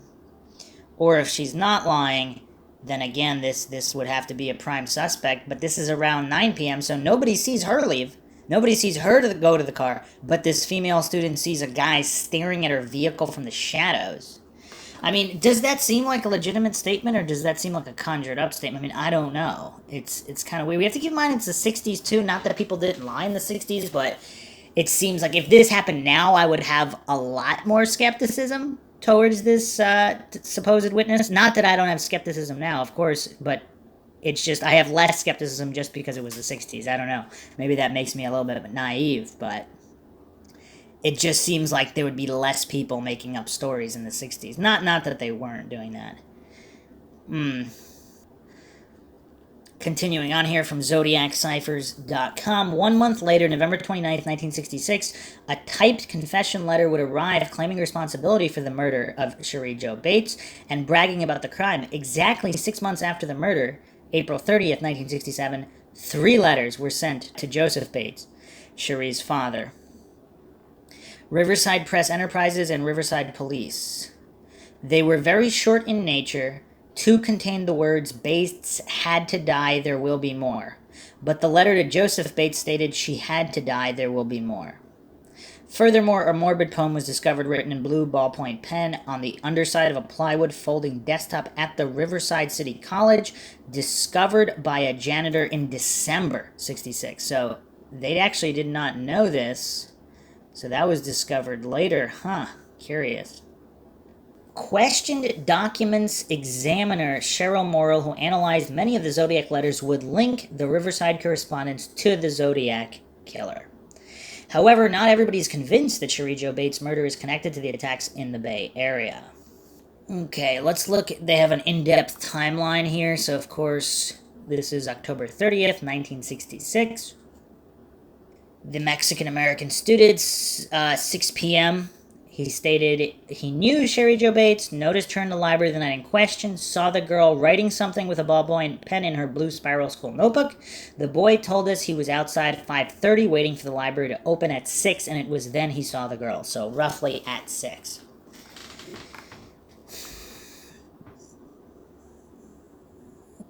And then a male librarian thought he saw her in the library that Sunday evening. Also, because this Mexican-American student stated he saw her blue spiral notebook, of course this could be verified whether she had a blue spiral notebook or not. Although, that's a pretty safe guess, because I'm assuming a lot of people have blue. I mean, how many possible colors? I mean, nowadays there's a lot more and designs, but back then, I mean, there's just basic colors, so. 6:10 p.m. Detective Sergeant David Bonine stated that a close friend of Bates saw her drive past in her lime green Volkswagen Beetle approximately 6:10 p.m. heading toward the Riverside City College on Magnolia Avenue. The friend waved at her, but apparently she failed to notice and did not reciprocate the gesture. A second report from about the same time period was relayed to police from an Air Force man who lived close to Riverside City College Library. He was passed by a lime green Volkswagen Beetle driven by a blonde female up an alley parallel to Magnolia, east of the Shelley Lynn apartments. Her vehicle was being followed by a 65 or 66 bronze Oldsmobile. This must have been slightly after 6:10 p.m., indicating that Sherri Jo Bates was heading to the library to park up. Okay, so this Mexican-American student stated he saw her. If he's waiting outside the library at 5:30 p.m., the library opens at 6, would he just continue to, if he's there that early to get in the library, would he continue hanging out for so many minutes afterwards? Because by the earlier accounts here, that first half hour, it's not crowded. So there's no line to get in or anything. So, and if she didn't get there till after 6:10, possibly 6:15, this guy's just hanging out, or... Because he said it was at 6. It was then he saw the girl, when the library's opening at 6. Huh. Now, if he was only off by 5 minutes, but if he's off by over 15 minutes, we have to really... I mean, I don't know. What does that mean? Her vehicle was ultimately found on Terracina Drive, right next to Magnolia. If we assume she discharged her own 3 library books, then she must have entered the library at approximately 6:15 p.m. The above 2 eyewitnesses' times are approximated. So if the Mexican-American student saw Sherri Jo Bates in the library the night in question shortly after it opened, it was likely closer to 6:15 p.m. Shortly after 6:10 p.m., 4 young men under police interrogation stated that they had seen Sherri Jo near her car the previous night. They didn't recall any suspicious activity around the Volkswagen Beetle that evening, so the claim that she was abducted as she arrived or had returned to a disabled vehicle could not have happened during the time they were sitting the fence opposite to her vehicle, again, unless they are involved or unless they don't want to be involved and lied in some way. They were later spotted by other eyewitnesses in the exact same location. The time the 4 young men spotted Sherri Jo Bates has been approximated at 6:13 p.m., likely when she had exited her vehicle to take the short walk to the library. It couldn't have been on her return because if somebody had tampered with her vehicle during her absence and she had failed to start the Beetle, this would have been relayed to police by the 4 young men, which they apparently did not. And again, we really don't know their motivations or any of that. So if we're taking everything they said at face value, then yes. Sherri Jo Bates entered the Riverside City College Library, took out 3 books. The Mexican-American student noticed her in the library. The male librarian thought he saw her in the library. Okay, so basically, he's saying he saw her in the library, not outside the library, but shortly after it opened. The thing that's a little curious to me, I guess he could just be bad with time.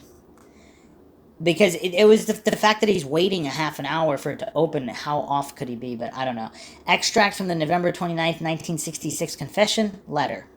I first cut the middle wire from the distributor, then I waited for her in the library, and then followed her out after about 2 minutes. The battery must have been dead by then. I then offered to help. She was then very willing to talk to me. I told her that my car was down the street and that I would give her a lift home. When we were away from the library walking, I said it was about time. She asked me about time for what, and I said it was about time for her to die.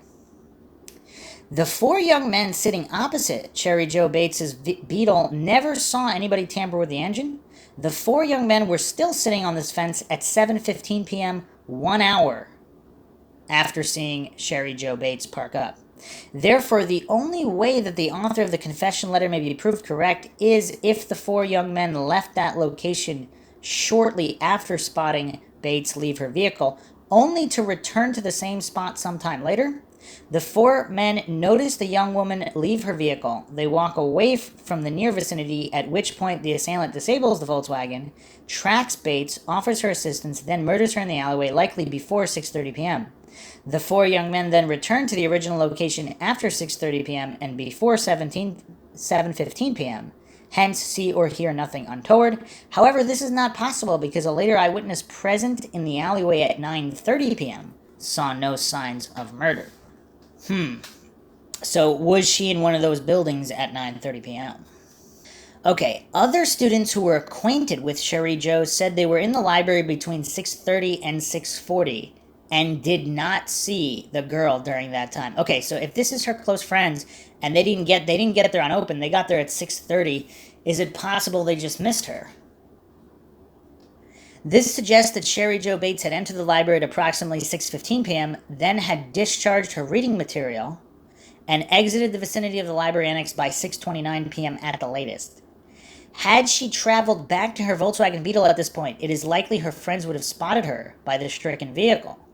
Had she left the library slightly earlier at 6:20, finding her car unresponsive, it is likely she would have returned to the library for assistance or to make a phone call. She could not have immediately been lured away and murdered in the alleyway, as her body was apparently not lying in the alleyway up to 9:30 p.m. and corroborated by a female eyewitness. Walter Siebert stated that he and a few friends were in the library from 7:15 until 9, but did not see Miss Bates, whom they all knew. They said they saw four men dressed in work clothes sitting on a fence across from the spot where Miss Bates's car was found, but they did not know them.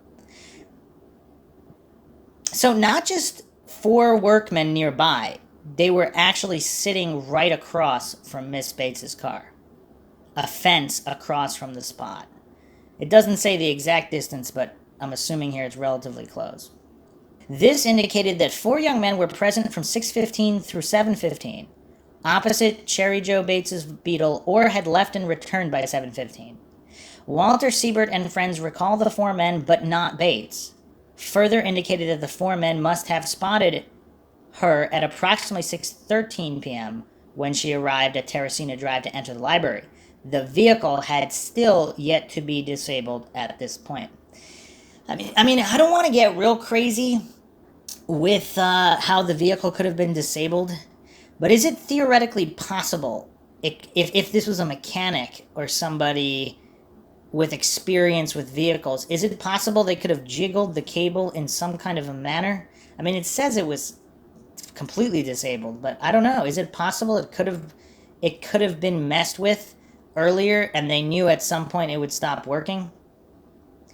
Or was it some kind of battery sabotage where they knew it would only last X amount and it was done prior to where she stopped at the library? Just thinking outside the box. I'm not saying that's likely in any way. I'm just trying to cover every single possible scenario here. Okay, 9 p.m. The library shuts and the remaining patrons leave the building. There is still no sign of Bates. Zodiac Unmasked by Robert Graysmith states this: Sherri Jo checked out 3 books from the local college library, though her friends were at the small, cramped library, so not only is it not big, supposedly it's very small. Between 7:15 and 8:57 p.m., none recalled seeing her there. At 9 p.m., when the archives closed, she returned to her car to discover the engine would not catch, and here she had been working part-time at the Riverside National Bank. Parked behind her car was a Tucker torpedo that was not there before. So the analysis of this Robert Graysmith comment here, some of this is clearly not true, because if nobody saw her, how could she have been seen returning to her vehicle at 9 p.m.? The mention of the Tucker torpedo is interesting, since only 51 vehicles were ever made before the company folded in 1949. The eyewitnesses may have been mistaken to the make of the vehicle, but if not, the screams heard later in the alleyway, closely followed by the sound of an old vehicle pulling away, may have a bearing. The Daily Enterprise, Riverside, 1966. Detectives investigating the murder of Sherri Bates are looking for a car almost identical to this one. Police say a 1947 to 1952 model Studebaker with light-colored oxidized paint was parked on Riverside Avenue just south of Terracina Drive about 7 p.m. on the night that the Riverside City College freshman was stabbed to death. Detectives said a recent reenactment of the murder at the college campus provided this information. They ask anyone who knows of a car similar to this one used by police to stage this photograph to contact a police department. Since the Tucker torpedo was supposedly spotted behind Sherri Jo Bates' Volkswagen Beetle when people were leaving the library, with both vehicles facing the library, it could be argued that the witness to the Tucker torpedo only saw its front end. Both the Tucker torpedo and the Studebaker have similar aeroplane front end characteristics. Could these vehicles have been mistaken as one? And again, we have to also keep in mind this was at night, so it seems like at night they're not identical, but they're also not completely different types of vehicle. In the dark, in the shadows, maybe, who knows. At approximately 9:30 p.m., a female student purportedly noticed a man standing in the fateful alleyway smoking a cigarette and exchanged brief greetings with him. She later failed to identify anybody from a photographic lineup, including Bob Barnett, the prime suspect in the Riverside Police Department investigation. He would later be excluded using mitochondrial DNA retrieved from blood-clotted hair found at the base of Sherri Jo Bates' right thumb. And also, I don't know why people are so convinced it was one perpetrator. Because if it was more than one guy, I mean, that could explain a few things. And, I mean, not just in this case, but in other cases, if it's more than one guy, and obviously serial killers and such, they usually work alone. But, again, the usual cases are solved when the evidence is there. I mean, obviously a lot are not. Obviously a lot of the unsolved cases are also done by single perpetrators. But I'm just saying there's certain cases where if there is more than one person involved and the police are convinced, but then the DNA clears them, that still doesn't really clear them, does it? They could have still been involved. That just means someone else was also involved. The female student eyewitness was certainly credible enough to police because they later retrieved a cigarette butt from the alleyway close to where the man was last seen standing. It was listed in the Riverside DNA Evidence Analysis Report. The cigarette butt had a DNA concentration of 0.003 nanograms per microliter. The question is, could the cigarette DNA be ruled out from the DNA recovered from the base of Sherri Jo Bates' thumb? Was this man waiting in the alleyway for Sherri Jo Bates to return to her vehicle? Or was he expecting her to have been in the library? But when she didn't exit the library at 9 p.m., he hung around the shadows of the alleyway with one eye on her vehicle. Another curiosity is what or who else was in the library or the vicinity where Bates may have possibly interacted with a friend or someone else, and that's why she was gone so long and not actually in the main library area where she would have been seen. Screams were heard coming from the vicinity of the alleyway sometime between 10:15 and 10:45. Zodiac by Robert Graysmith states, a neighbor heard an awful scream, okay, so not a regular scream, between 10:15 and 10:45, and then about 2 minutes of silence, and finally the sound of an old car starting up. A man returning to the area at 10:30 told us he heard 2 screams then. What the? Okay, so one guy said that's like the one scenario I didn't think of. I said they both either said 10:15, between 10:15 and 10:45. One said 10:15, one said 10:45, or both said 10:30. Apparently one said between 10:15 and 10:45, the other said 10:30. If the details are accurate, and then the killer was returning to his old 1948 Tucker torpedo parked just behind Bates's Beetle, this would have been approximately 250 feet, if Robert Graysmith is to be believed. So why the 2 minutes of silence? Was he frantically searching in the darkness for the Timex watch yanked from his wrist? That's a pretty good theory. And then he couldn't find it, and he decided it was too risky if he heard other cars, so he got out of there. Magazine dated January 69. At the murder scene, drops of dried blood leading from the body to Terracina Drive were discovered, indicated to the detective that the murderer had walked to the street following the slaying. This would certainly be the right direction to his vehicle had he parked it behind the Beetle. A female ear witness described an awful scream between 10:15 and 10:45, and then about 2 minutes of silence, and finally the sound of an old car starting up. If the author of the confession letter really was the killer of Sherri Jo Bates? Can we estimate the location of his vehicle, assuming that your witness was hearing the actual murder take place? By combining the direction of the blood trail to one side of Terracino Drive with the 2-minute interval from the scream to vehicle starting up, we can use the details in the confession letter to pinpoint fairly accurately the location of his vehicle. The confession letter stated, "She let out a scream once, and I kicked her in the head to shut her up.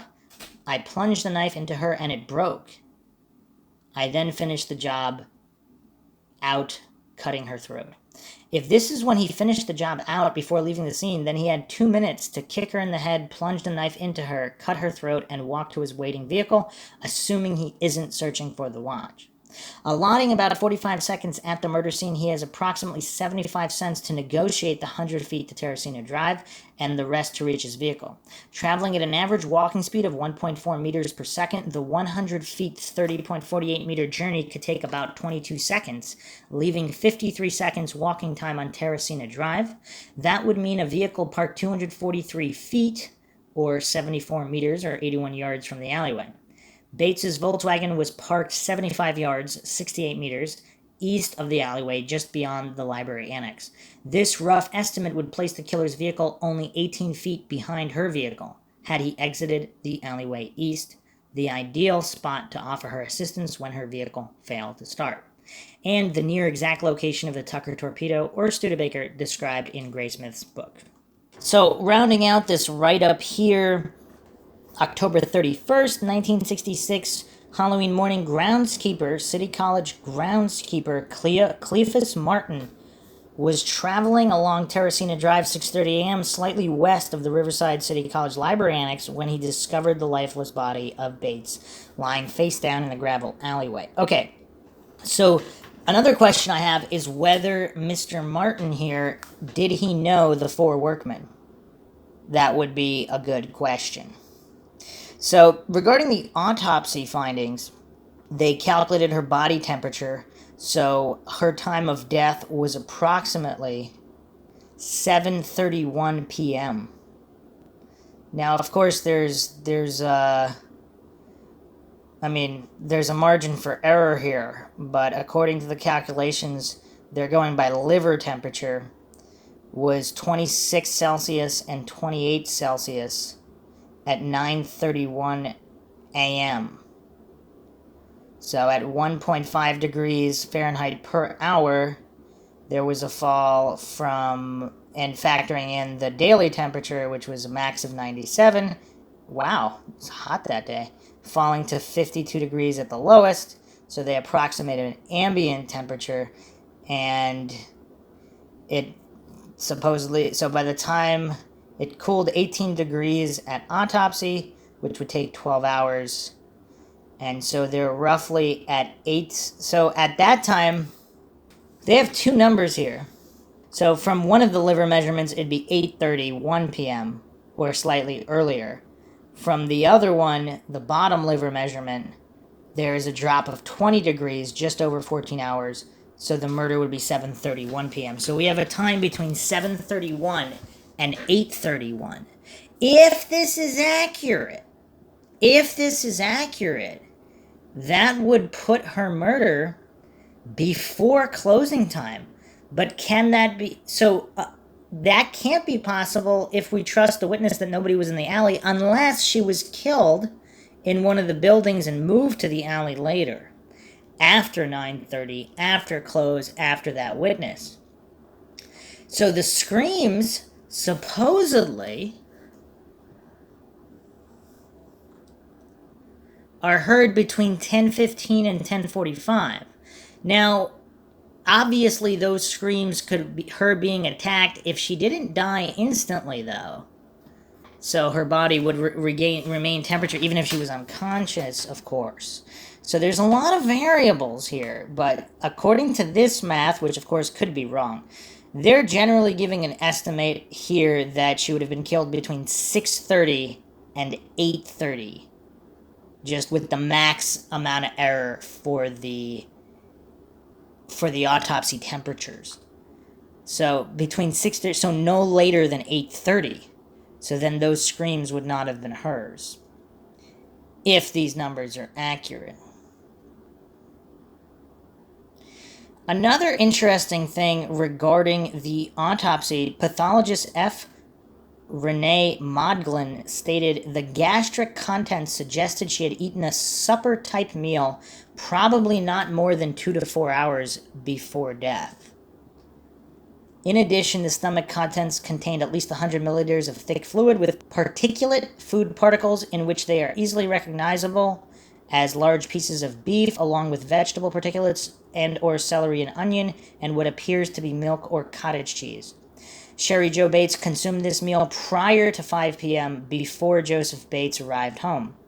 Food takes approximately 2 to 5 hours to leave the stomach, depending on its constitution.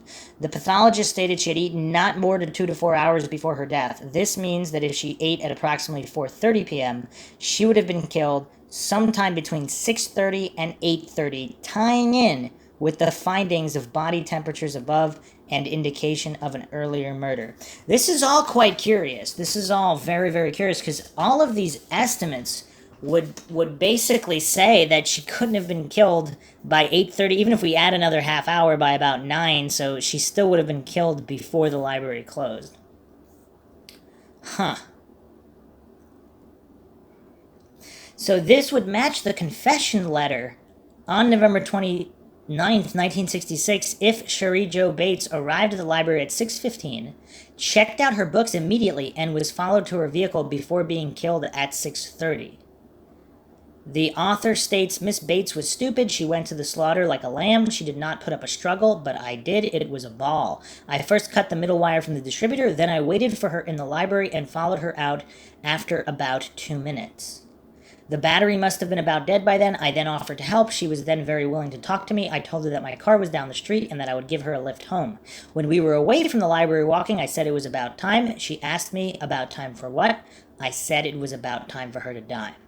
However, this throws up an unlikely scenario that 65 people entering and leaving the library that night between 6 p.m. and 9 p.m. would fail to spot the stricken Miss Bates lying in the driveway for at least 2.5 hours. Even if the murder occurred at 7:30 or 8:30, we still have a problem, particularly in light of screams being heard at 10:30 at night by local residents.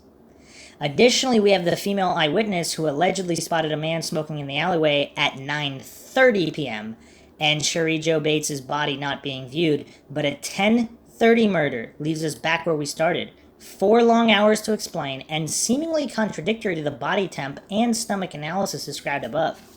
I mean, it's curious that the body temp and stomach contents, like, that could be off by that much. I mean, obviously we can add a couple dozen minutes here and there, but is it going to be that off? Huh. Also, the letter said she didn't put up a struggle. She clearly did. So that pokes a hole in the letter as well. Now, other police documents, so ZodiacKiller.com/Bates has this in the file, that she was killed between 9:23 p.m. and 12:23 a.m., October 31st.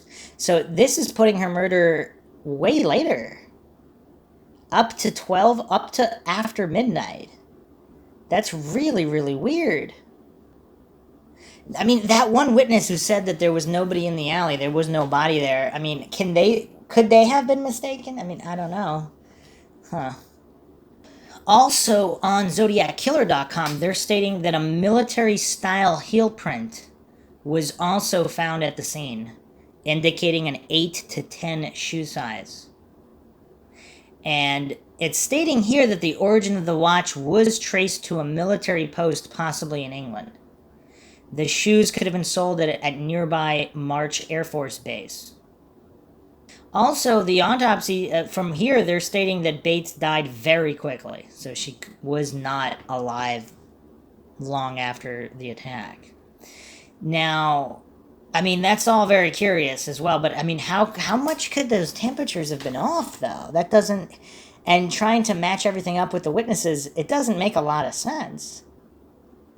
Okay, the final mind shock with Miss Bates here is that in November 1970, so So this is approximately 4 years after her death. She was definitively determined to be a Zodiac victim. Obviously, they walked this back. But in November 1970, this is what was announced. And of course, that is highly disputed now. But it's curious as to what made them make that definitive. So, according to ZodiacKiller.com, Zodiac was first considered a suspect in the Bates murder in October '69, when the Riverside Police Department noted similarities between the Bates case and the Napa County Zodiac killing of September 27, 1969. By November 1970, the news media had gotten wind of the possible Zodiac-Bates connection, and both the San Francisco Chronicle and LA Times published lengthy stories. Zodiac detectives from the San Francisco Bay Area met with investigators handling the Bates case, and the conclusion was made that the Zodiac was Bates's killer. Eventually, the Zodiac sent a letter to the LA Times postmarked March 13, 1971, accepting responsibility for the Bates crime. As in the subsequent Zodiac attacks, the Bates case saw police taunting letters written to the newspapers. A confession letter was mailed anonymously from Riverside, November 29, 1966, to both Riverside Police Department and the Press Enterprise newspaper, and included details of the murder that had never been revealed by police. In December '66, a desk with a morbid poem scratched in the surface was discovered in the college library. The writing was eventually attributed to the Zodiac killer. It would be curious if the janitor was the one who discovered that as well, because then he'd be discovering the body, and did he know those 4 workmen? Additionally, 3 other letters sent anonymously from Riverside on April 30th, '67 to the above recipients, as well as to the victim's father, Joseph, had been attributed to the Zodiac. So the conclusion here is that the original investigation concluded the Zodiac was the murderer of Sherri Jo Bates. And let's go to Reddit for some more opinions from independent researchers here. Who believes the Zodiac killed Bates? Who doesn't? What are the arguments? Sandy posted this. On Zodiac Killer subreddit, I don't believe she's a Z victim. Bates's murder motive is sexual repression rage attack, if we are to believe the letter. The killer would be younger than Z. It's directed against women, while Z has a completely different motive and no interest in a particular victim, no matter how Graysmith wants us to think otherwise. Zodiac doesn't like getting too involved with his victims. This attack involved a lot of manipulation and involvement. The style of writing is very different. Unless he has multiple personalities, it's not a match. Wow. That's actually a curiosity, because if he does have multiple personalities, wow, that would explain a few things. Or if it's more than one guy, or if he was a criminal who had killed before, and then something happens when he wants, like, massive attention, and he just ups the ante. So some of the earlier, again, he's a human being, right? I mean, depending on how someone he's a monster. Some people wouldn't define him as human.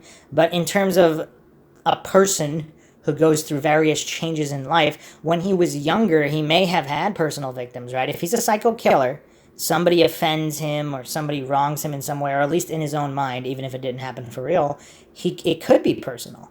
And then later on, now he's just after random kills later in life, so they're random kills. So, yeah, I wouldn't fall into the trap of saying that a particular killer has to 100% kill in every single way. Where that makes more sense are later, when he's in the middle of, like, a string of killings that all have the same MO. That makes more sense there. But killings years earlier, such as these that are possible victims of his, it's possible he was in a different state of mind years prior. Another poster here, rockin' good news. I don't think there's any compelling evidence suggesting Zodiac was responsible for Bates. The reasons people link the case are: 1, both killers wrote letters claiming credit for the crimes. The letters in the 2 cases share the use of some uncommon words and misspell the word twitch in the same way. 2, the Bates killer disabled her car. A possible Zodiac attack, Kathleen Johns, allegedly involved disabling the victim's car, albeit in a completely different manner. 3, Zodiac accepted credit for the Bates murder after the media linked the cases. And I'm going to interject here.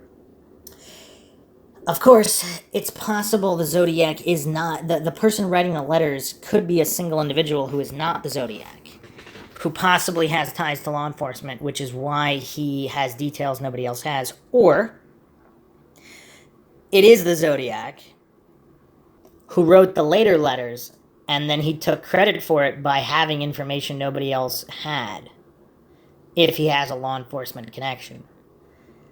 What are the dissimilarities in the cases? 1, the Bates attack involved a lone female. Zodiac's attacks involved mixed couples and a lone man. Although if a lone female would balance out a lone man, would it not? 2, the Zodiac attacks were conducted in the Bay Area, primarily the North Bay. Bates was killed 500 miles away in Riverside. 3, the Bates murder was a frenzied attack with a small pocket-style knife, overkill, and a coup de grace. Zodiac's attacks were, with one exception, done with a handgun. The one attack in which Zodiac used a knife, it was a long bayonet-style knife. He was careful to bind the victims before stabbing them in the back. He did not conduct a coup de grace. One of the 2 victims survived. 4, while there are some superficial similarities in the letters, the Bates letters claim a personal motive based on sexual rejection, eroticize the killing, and describe it in sensual detail. The Zodiac letters, by contrast, reveal no personal motives for the attacks, and instead give an occult reason: collection of slaves for the afterlife. Zodiac describes his attacks in detached mechanical terms. He expresses no sexual motive or any sexuality whatsoever, although, counterpoint here, a much younger Zodiac, before he did research into slaves for the afterlife, might have still killed people, and then he read a bunch of literature and decided it would be fun to work in the occult angle. So again, if somebody's a psycho killer, it's possible that they were a different type of psycho killer earlier in life before they fully developed their personality or whatever they wanted to, their seeking fame and fortune type manners. Reasons to doubt Bates was a Zodiac crime. 1, as outlined above, the dissimilarities overwhelm the supposed similarities. The crimes were different in terms of MO and victimology. While rare, there have been many other cases in which killers communicate with the media police after the act. The similar misspelling of Twitch as Twitch without the T, without the second T, is common. I don't know how common, though. 2, the Riverside Police Department believes they know who killed Bates, and their suspect could not have committed the Zodiac crimes, although their suspect also doesn't match DNA. 3, Zodiac's claim of responsibility cannot be trusted. He is known to have taken credit for other crimes he did not commit. Example, the Snoozy Furlong murders. 4, indeed, attribution of the Kathleen Johns attack to Zodiac is itself suspect, notwithstanding that Zodiac claimed credit. The only evidence linking him to that crime is Johns' claim that the perpetrator looked like the Presidio Heights sketch of Zodiac. The crime is otherwise completely dissimilar from the other Zodiac crimes in terms of MO and victimology. It occurred hours away from the Zodiac crimes. There are also good reasons to think the Johns attack didn't actually happen at all, and we'll be getting into that as well. In any case, Zodiac only claimed credit after the attack was linked to him in the media, and he did not provide any details other than those already published in news reports. Put it all together, and I lean towards Zodiac not having killed Bates. I wouldn't bet my life on it. If some new evidence were to emerge, I wouldn't be shocked to learn the cases were linked. But based on what we know, I'm not convinced. And that's relatively reasonable there. You know what else is kind of curious? So the Bates' letters were typed, but the poem handwriting on the desk in the library was, of course, written by hand.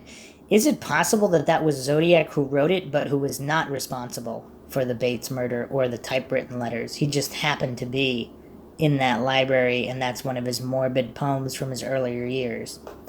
That'd be curious. So there's also an interesting comment here comparing the letters by Wolf4968. Linguistically, how are the letters similar? In tone, sentence structure, rhythm, vocabulary choices, where are they similar? Adult writers do not drastically change their literary patterns, especially over a short interval between the Bates letter and the Zodiac letters. Handwriting, although, again, depending on the age there, if he was already established adult, whatever, or of course if he does have that split personality. Handwriting is irrelevant since we have a typed letter. How adults speak and write in their personal correspondence in pattern and preference is fixed, and that's where similarities and differences will be most obvious and detectable. Anecdotally, I teach composition classes to high school seniors and professional adults. Once I've seen 2 of your assignment submissions, I'll have very little trouble picking you out of a crowd of future submissions unless you go to extreme length to disguise your writing patterns, which, again, who knows, a Zodiac might. Even then, there will be tells. I read the Bates letter. I get nothing, nada, that makes me think I'm reading the same writer as the Zodiac letters, except for subject matter. But then again, Raymond Chandler wrote about murder too, and I know that it wasn't him writing the Bates letter. Although, counterpoint here, going back to the theory, if there's more than one Zodiac killer, or if they're two friends, one of them does all the killing, one of them writes the letters, and that's why they know so much. In which case, this could have possibly been the friend writing this particular one, but they're still in cahoots, and if they're both the Zodiac killer, so to speak, or accessory, whatever, this could be them involved in this crime as well. I know this individual wasn't considering that possibility, but this is Mindshock, so I had to throw that in there. Continuing on here, from Wolf 4968, the composition teacher. The letter is all about targeting. The first 122 words are all about zeroing in on particular targets. The next 233 words are all graphic descriptions of the crime and the reasons for hitting that target. The final 67 words are braggadocio and scare tactic. That portion, I'll grant, might contain some seeds of what we get later in Zodiac. Do this or else. Publish this letter. I made that call. So maybe there in the sign-off is the first appearance of the Bay Area personality that emerges in 1969.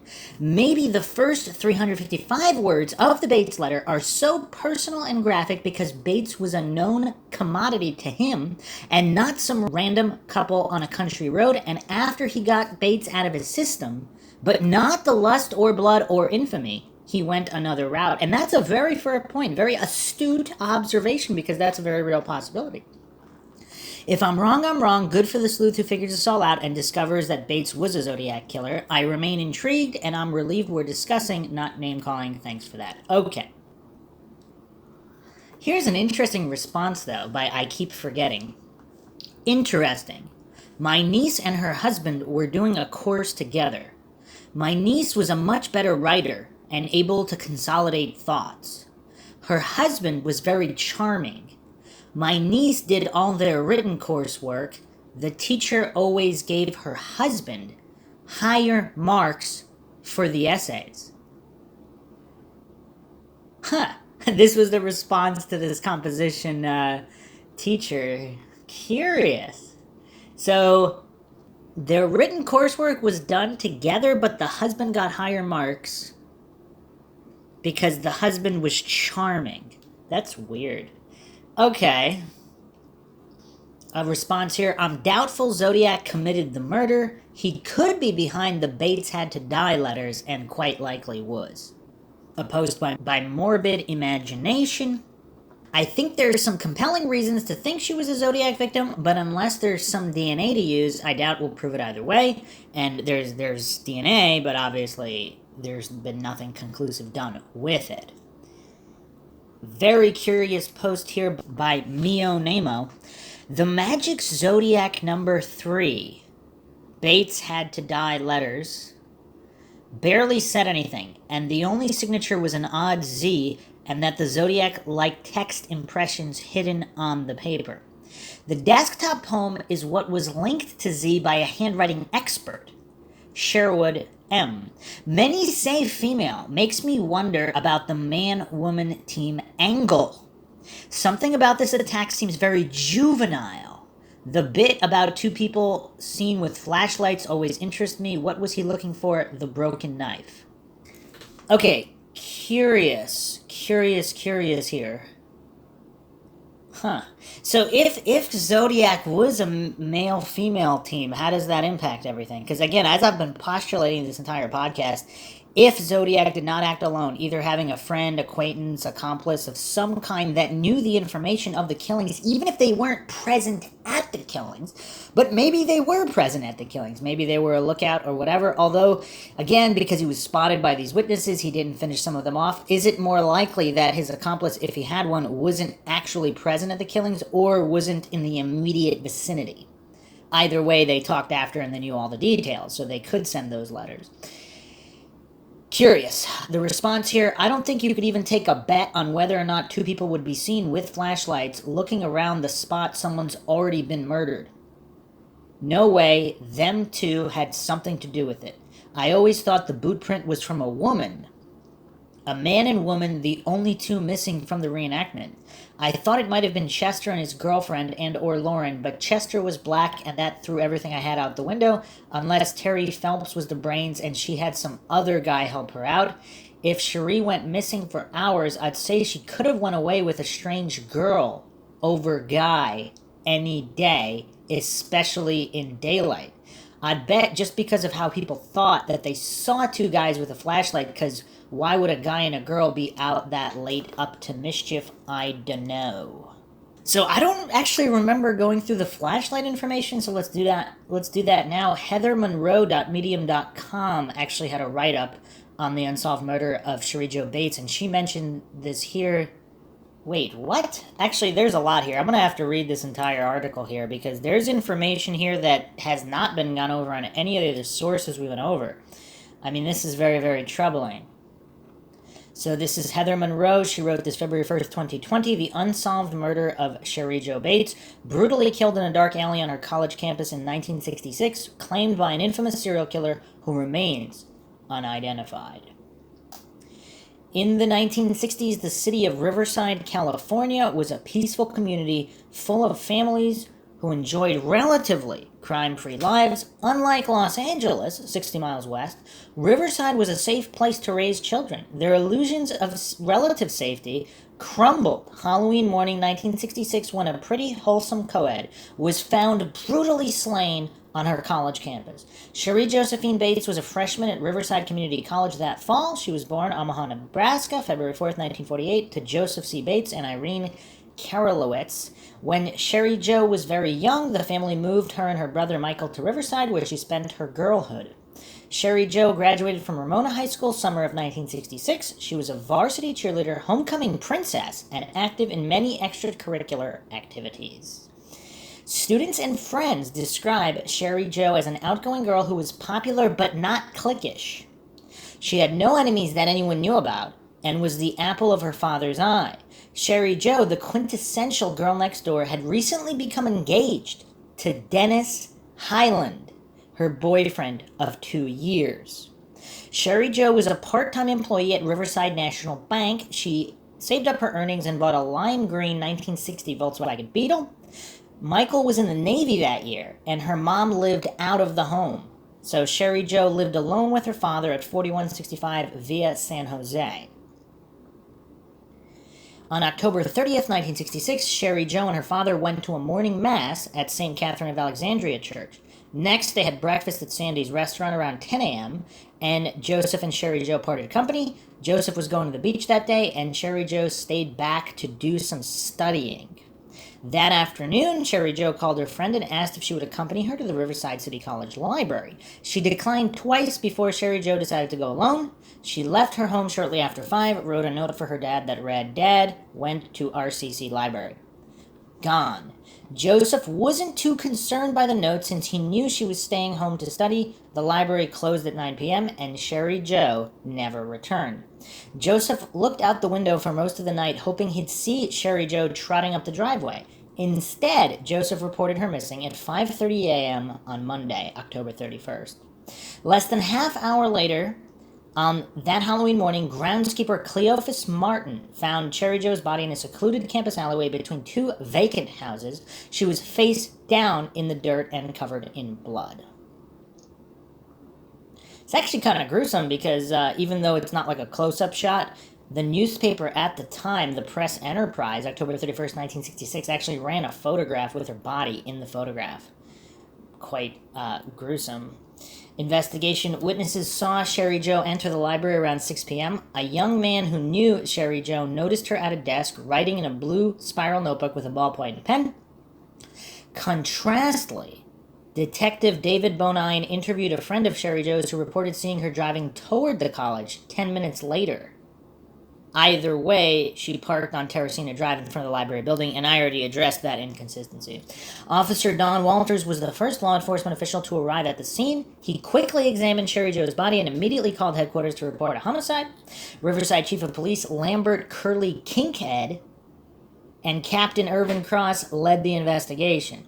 They called Detective Sergeant Gren, who put up 6 additional detectives on the case after Cross advised, "You will drop everything else you are engaged in and work full-time on this case." Officers secured the area and attempted to conceal the grisly scene from the view of small children walking to a nearby elementary school.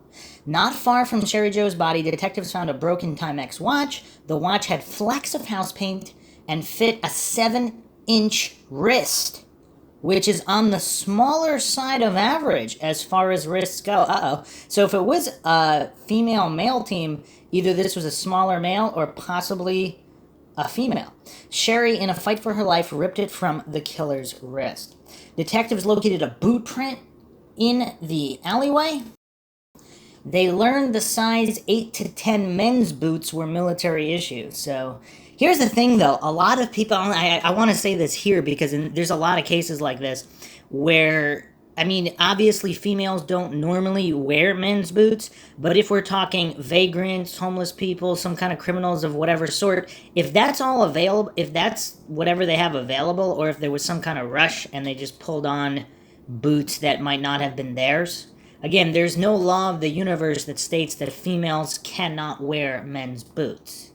And for whatever reason, a lot of so-called true crime aficionados, they always cling to gospel as if the boot size, or if these were men's boots, it must have been a man wearing them. Not necessarily. Not necessarily. Along with slender wrists, Sherri Jo's assailant had somewhat small feet comparatively. Even so, the depth of the boot suggests the killer was heavy-set.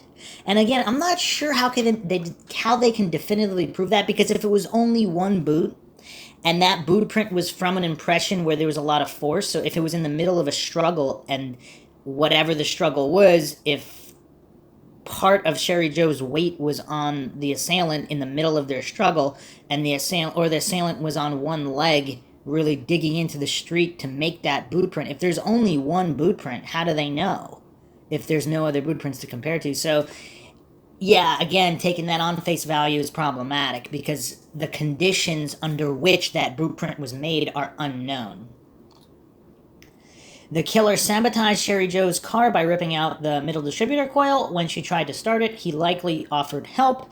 The driver's side door remained open and the window rolled halfway down. Books Sherri Jo checked out of the library sat neatly on the passenger seat. The keys were in the ignition. Greasy foreign finger and palm prints were covered the door and window. Officers put in over 133 man-hours, interrogated 75 individuals by November 1st. Still, they came up empty-handed. That's a decent response in one day. Dr. Renee Modglin conducted Sherri Jo's autopsy at 9 a.m. on the morning of the discovery. She suffered 42 stab wounds to her face, breast, back, and her throat was slashed. Another point I'm going to jump in here.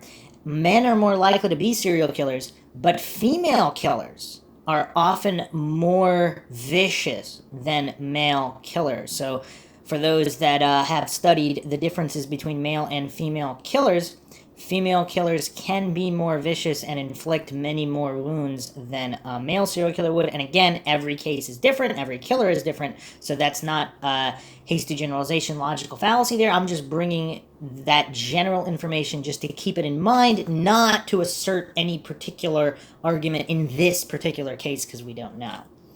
The fatal slash severed her jugular vein. Aside from these injuries, the perpetrator also kicked her in the head. And as I've stated before, if there was more than one perpetrator, would it be more likely that there would be kicking to the head as well as stabbing? Autopsy placed Sherri Jo's time of death between 9 p.m. and midnight. 5'2", 110 pounds, Sherri Jo put up a brave fight. She had skin under her fingernails and hair clenched in her right fist. From that evidence, the doctor concluded her killer was a Caucasian male. And of course, we do need to review that evidence again. I'm assuming it had to have been. I mean, this is a relatively famous case, so if the initial DNA result was to a Caucasian male, I would assume that would have been verified at least once, twice, if not 3 more times, just to make sure that was 100% definitive. And if that was all verified multiple times, then yes, most likely, I mean, all those tests being wrong seems unlikely because this is if there's a lot of hair there, we're not talking about a very, very small sample. If it said hair, not one small hair. So if she had clumps of hair, that should be enough to really have a definitive DNA test to see if it really was a Caucasian male. And if, like I said, if that was all double checked, that means if there was only one assailant, Caucasian male, or there could have been more than one, in which case one of them would have been a Caucasian male. November 4th, 1966, Sherri Jo's funeral was held at Crestlawn Memorial Park. Her father collapsed in grief. November 20th, 1966, the Press Enterprise newspaper and the homicide unit of the Riverside Police received carbon copies of a disturbing letter. And just another quick note here, the reason that killers or whoever taunting the police usually send carbon copies instead of the original typed letter is because you can actually trace which typewritten letters came from. So, just another small fact there. The letter was a typed confession, wrought with misspellings. It included information the police had not released. It appeared to be authored by the killer. 6 months after the confession letter, additional correspondence came to Sherri Jo's father that read, "She had to die. There will be more." The Press Enterprise and the police received a similar letter, seen below. The author scribbled a tiny character or symbol at the bottom. Some believe this small symbol is the letter Z. Yeah, it's not a conventional Z. There's an extra curl there, so what that means, who knows. December 19th, 1966, RCC library employees stumbled across a ghoulish poem carved into a study desk. The author was no Longfellow, but was he the killer? And we already went over that before. Suspects. After the discovery of the desktop poem, Sherri Jo's case went silent. No further clues came for 4 years. The investigating team believed they identified the killer, but couldn't convict him based on the evidence in their possession. Riverside police never gave the suspect's actual name, just the alias, Bob Barnett. And what an alias that is. An anonymous source explained the reason suspicious fell on Bob Barnett to author Tom Voigt, who posted it on his website. Police believed Sherri Jo had a relationship with Bob. During the weeks before the murder, she became engaged and had to break the news to Bob. Bob was livid. Sure, and it would be curious if they matched Bob's handwriting to the desk. Shortly before her death, Sherri and Bob reportedly had a very public, heated argument during which Bob slapped Sherri. The evening of her death, Bob was playing basketball with friends. Sherri Jo called out to him, and Bob left the game saying, "That expletive is going to the library." Wait, Sherri Jo called out to him? What? So she encountered him that evening? What is that? We'll be going into ZodiacKiller.com. They actually have more information on the case against Bob Barnett. I'll go into that in a moment, but let's finish up here. After Sherri Jo's murder, before her body was discovered, witnesses recall 2 men in the vicinity of the crime searching the ground with flashlights. Since police suspected Bob, they assumed one of the men with the flashlight was him and the other was his best friend. Bob's best friend agreed to take a polygraph and failed. Bob took one, but also clammed up when the examiner put the screws to him. The examiner threw him out. Okay, wow. This is becoming more and more of an unusual case as we go along here. Because the examiner performing the polygraph threw him out of the room because he was refusing to answer questions? Huh. There was not enough evidence to make charges stick, and then, of course, his friend failed the test. But the police weren't going to give up on Bob Barnett. In the early 1990s, Bob's friend came forward and admitted that he ran into Bob at 2:30 a.m. on the day of the murder at a restaurant called The Green Turtle. Bob asked him for a ride to the library to look for some lost item. Wow, this is some smoking gun stuff now. This is getting crazy. How is this not mentioned on any of the other websites?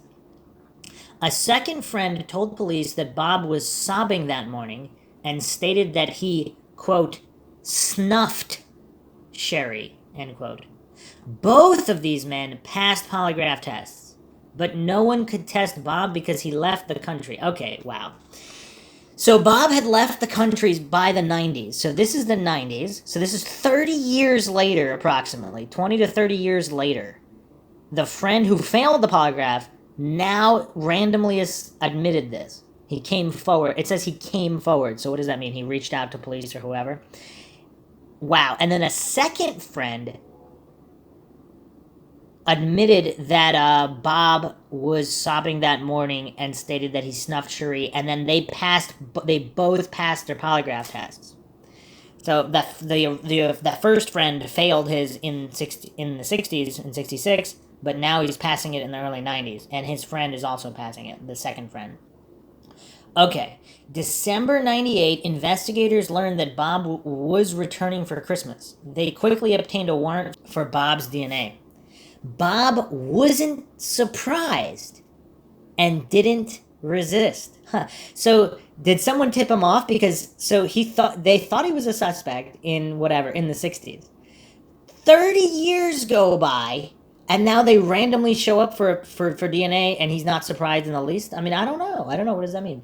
They compared DNA from the crime scene evidence directly to Bob's skin, hair, saliva, and blood samples. Okay, so this seems like a really good DNA test, because they compared the hair sample to the hair sample. I mean, that's good. And then the skin, the blood, whatever, they're all completed independently and matched up against each other. The results were conclusive. Bob Barnett was conclusively not the man who killed Sherri Jo. And I actually have a problem with this determination, because if there were two killers and Sherri Jo was grabbing the second one and he was the one that stabbed her, I mean, what does that mean?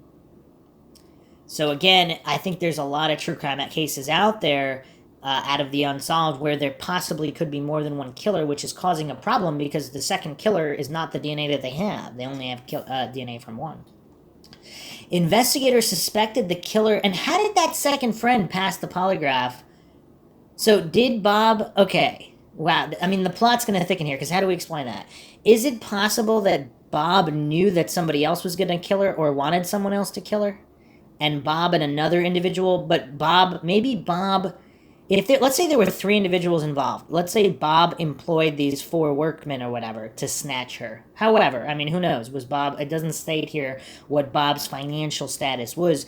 Did he have enough money or did he have known associates who were vagrants or that he thought might commit this deed? Maybe the original plan was to beat her up and not to kill her. And then she just fought back so hard, they killed her. If he was present and he was the mastermind behind the plot, that could theoretically cause him to say that he snuffed her, even if he didn't physically put the knife into her.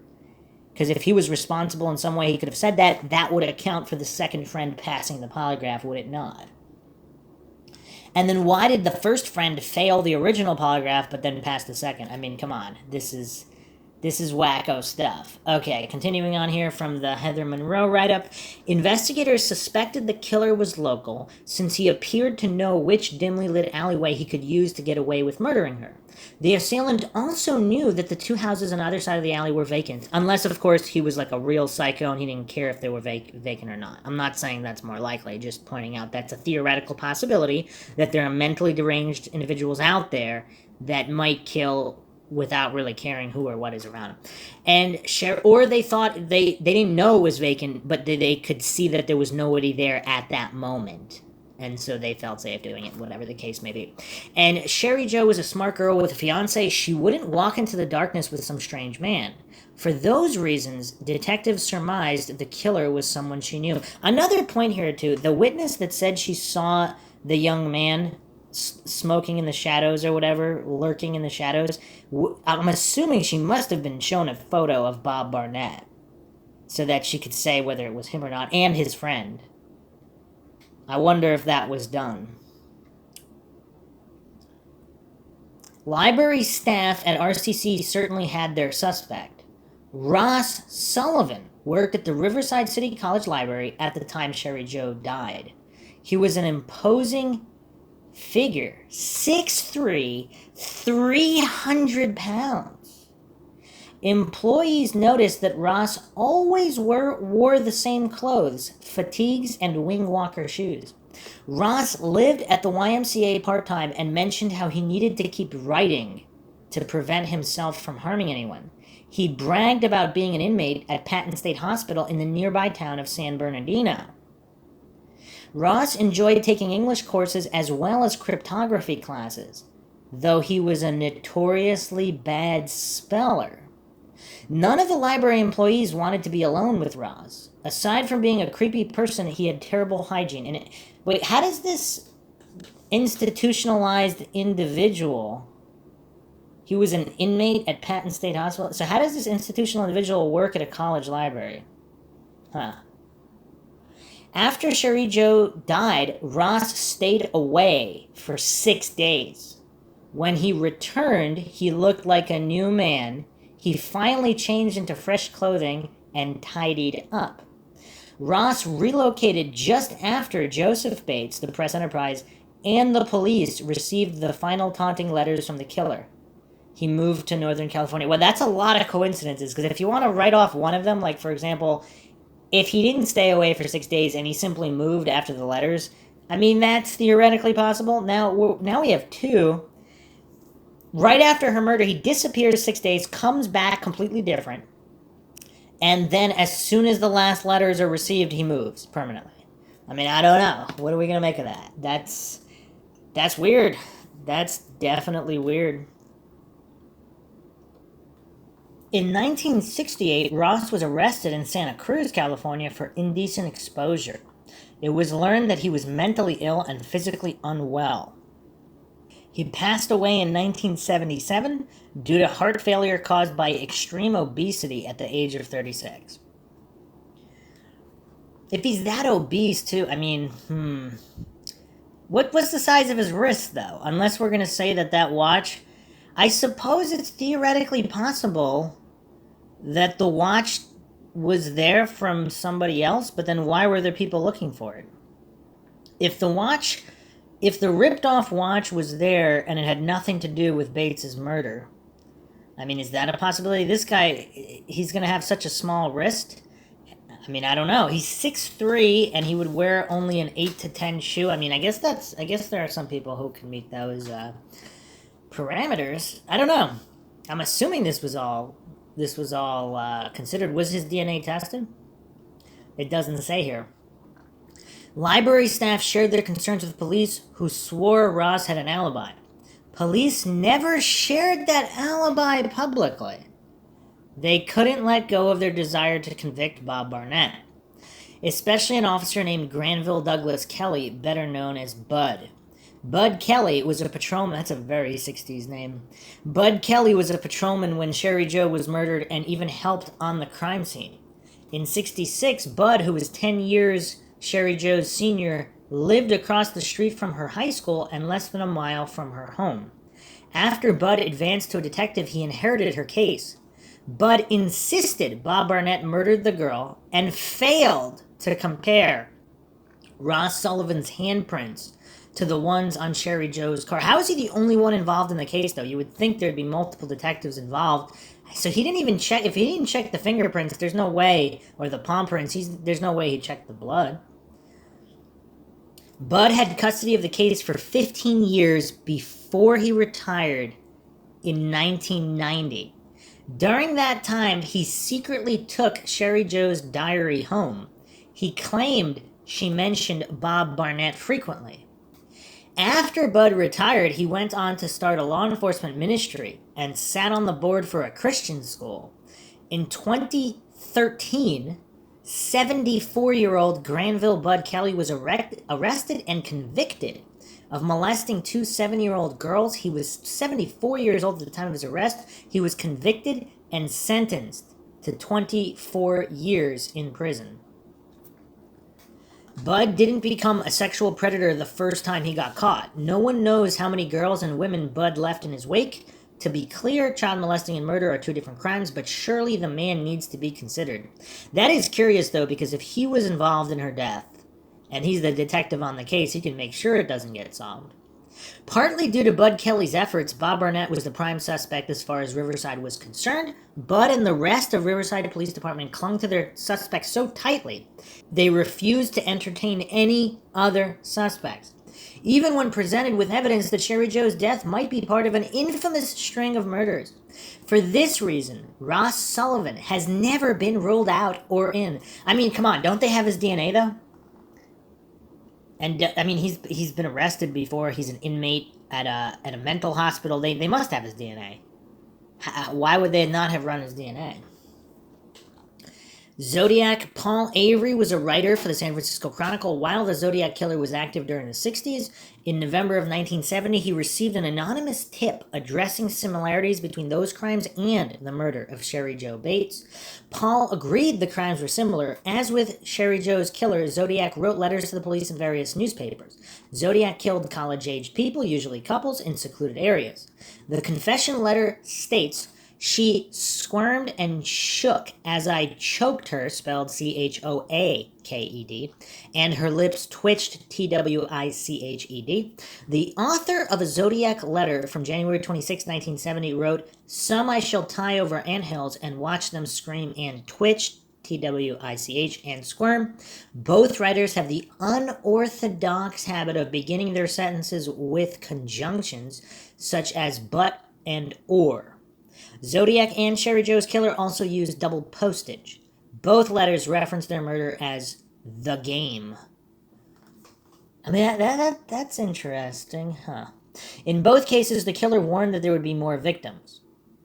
Paul Avery was so convinced that Sherri Jo's killer and the Zodiac killer was the same person, he hand-delivered all of the Bates letters, including the desktop poem, to handwriting expert Sherwood Morrow. Sherwood worked in the Question Documents Department of the Bureau of Criminal Identification and Investigation and possessed intimate knowledge of the Zodiac letters. In his expert opinion, all of the Bates letters, the desktop poem, and the Zodiac letters were unquestionably authored by the same individual. If Sherri Jo was a very early Zodiac victim, he likely made mistakes during this crime. Solve Sherri Jo's murder, solve the Zodiac crimes. March 13, 1970, Zodiac sent a letter to the LA Times, seemingly to take responsibility for Sherri Jo's death. "I do have to give them credit for stumbling across my Riverside activity, but they are only finding the easy ones. There are a hell of a lot more down there." The History Channel recently produced a documentary, The Hunt for the Zodiac Killer, making a solid case against Ross Sullivan as the murderer of Sherri Jo Bates and also as Zodiac. Steve Shumway, the current detective tasked with Sherri Jo's matter, related this statement to Zodiac aficionado Tom Voigt.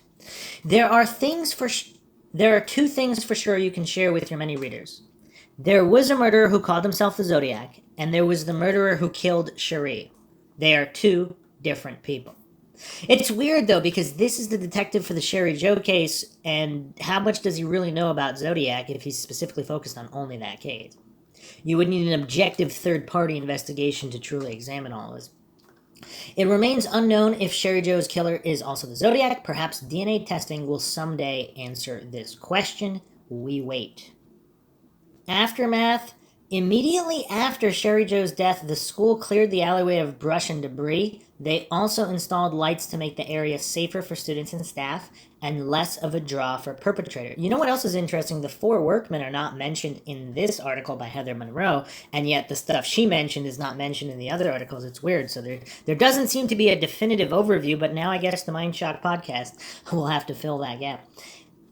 Countless Zodiac enthusiasts still discuss the Sherri Jo Bates murder at length. Was she or wasn't she the first Zodiac victim is often the topic at hand. If she was, this is a very early Zodiac crime. It would be the crime he most likely would have fumbled. Of all the Zodiac murders, this would be the most solvable, especially with the DNA evidence. If Sherri Jo was a victim of Zodiac, cracking her case would solve many more. For reasons known to the family, her body was exhumed from Crestlawn Cemetery and cremated in 1982. Her ashes scattered at sea. So I'm assuming from that phrases the family has not stated why they exhumed her in 1982. Joseph Bates created a Sherri Jo Bates memorial endowed scholarship for music students to honor his little girl's life and love of the piano. Sadly, this is not why Sherri Jo is best known. Sherri Jo's father, Joseph, mother, Irene, have both passed away without learning who killed Sherri Jo.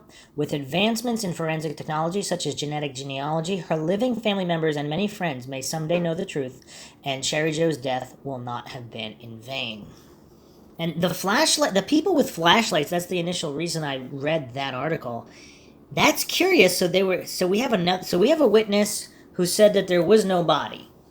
We have another witness who said that there were people with flashlights there, but somehow didn't notice that there was no body. I mean, there's a lot of problems here. There's so many inconsistencies with this case. I mean, it's a baffling case. Let's go to ZodiacKiller.com for the case against Bob Barnett. This information concerning the prime suspect in the Sherri Jo Bates murder was revealed to me in confidence. September 10th, 1999. My source wished to remain anonymous. So, possibly somebody within the police department. Sherri Jo Bates was murdered the night of October 30th, 1966. Multiple stab wounds. The attack occurred on campus of RCC. Bob Barnett, not his real name, was routinely considered a suspect because of his close relationship with Sherri. Initially cleared of suspicion, Barnett became a prime suspect about 1968 when the Riverside Police Department heard testimony of an informant who claimed Barnett had bragged about being responsible for the killing.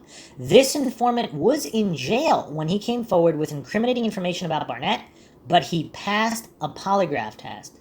His story has remained consistent. So, another point here. Is it possible that Barnett did brag about something he didn't do, because that's the kind of person he is, just theoretical? So the people that overheard him, if they believed him, they would pass the polygraph. And of course, we're not going to go down the rabbit hole of polygraphs not being that reliable. But like Sherri, Barnett was a student at RCC during fall 1966. In fact, he and Sherri dated in the weeks before her death. Barnett also attended school with Sherri prior to RCC. Wow, okay, so they were both in the same high school as well. Interesting. I mean, it doesn't say specifically high school. It says attended school with. I'm assuming that means high school. Barnett was mentioned several times in Sherri's diary. The diary is still in police custody. The relationship between Barnett and Sherri soured after Sherri returned from San Francisco, where she had visited her steady boyfriend. Sherri informed Barnett that she had accepted this boyfriend's wedding proposal and that she and Barnett could no longer date. This conversation with Barnett occurred less than a week before her murder. So several days prior, she breaks up with this guy. And wow, I mean, this is a relatively damning case, I guess, against him. The problem is, of course, the DNA. Barnett and Sherri engaged in a very public argument on the RCC campus just days before her murder. During the argument, Barnett allegedly slapped Sherri.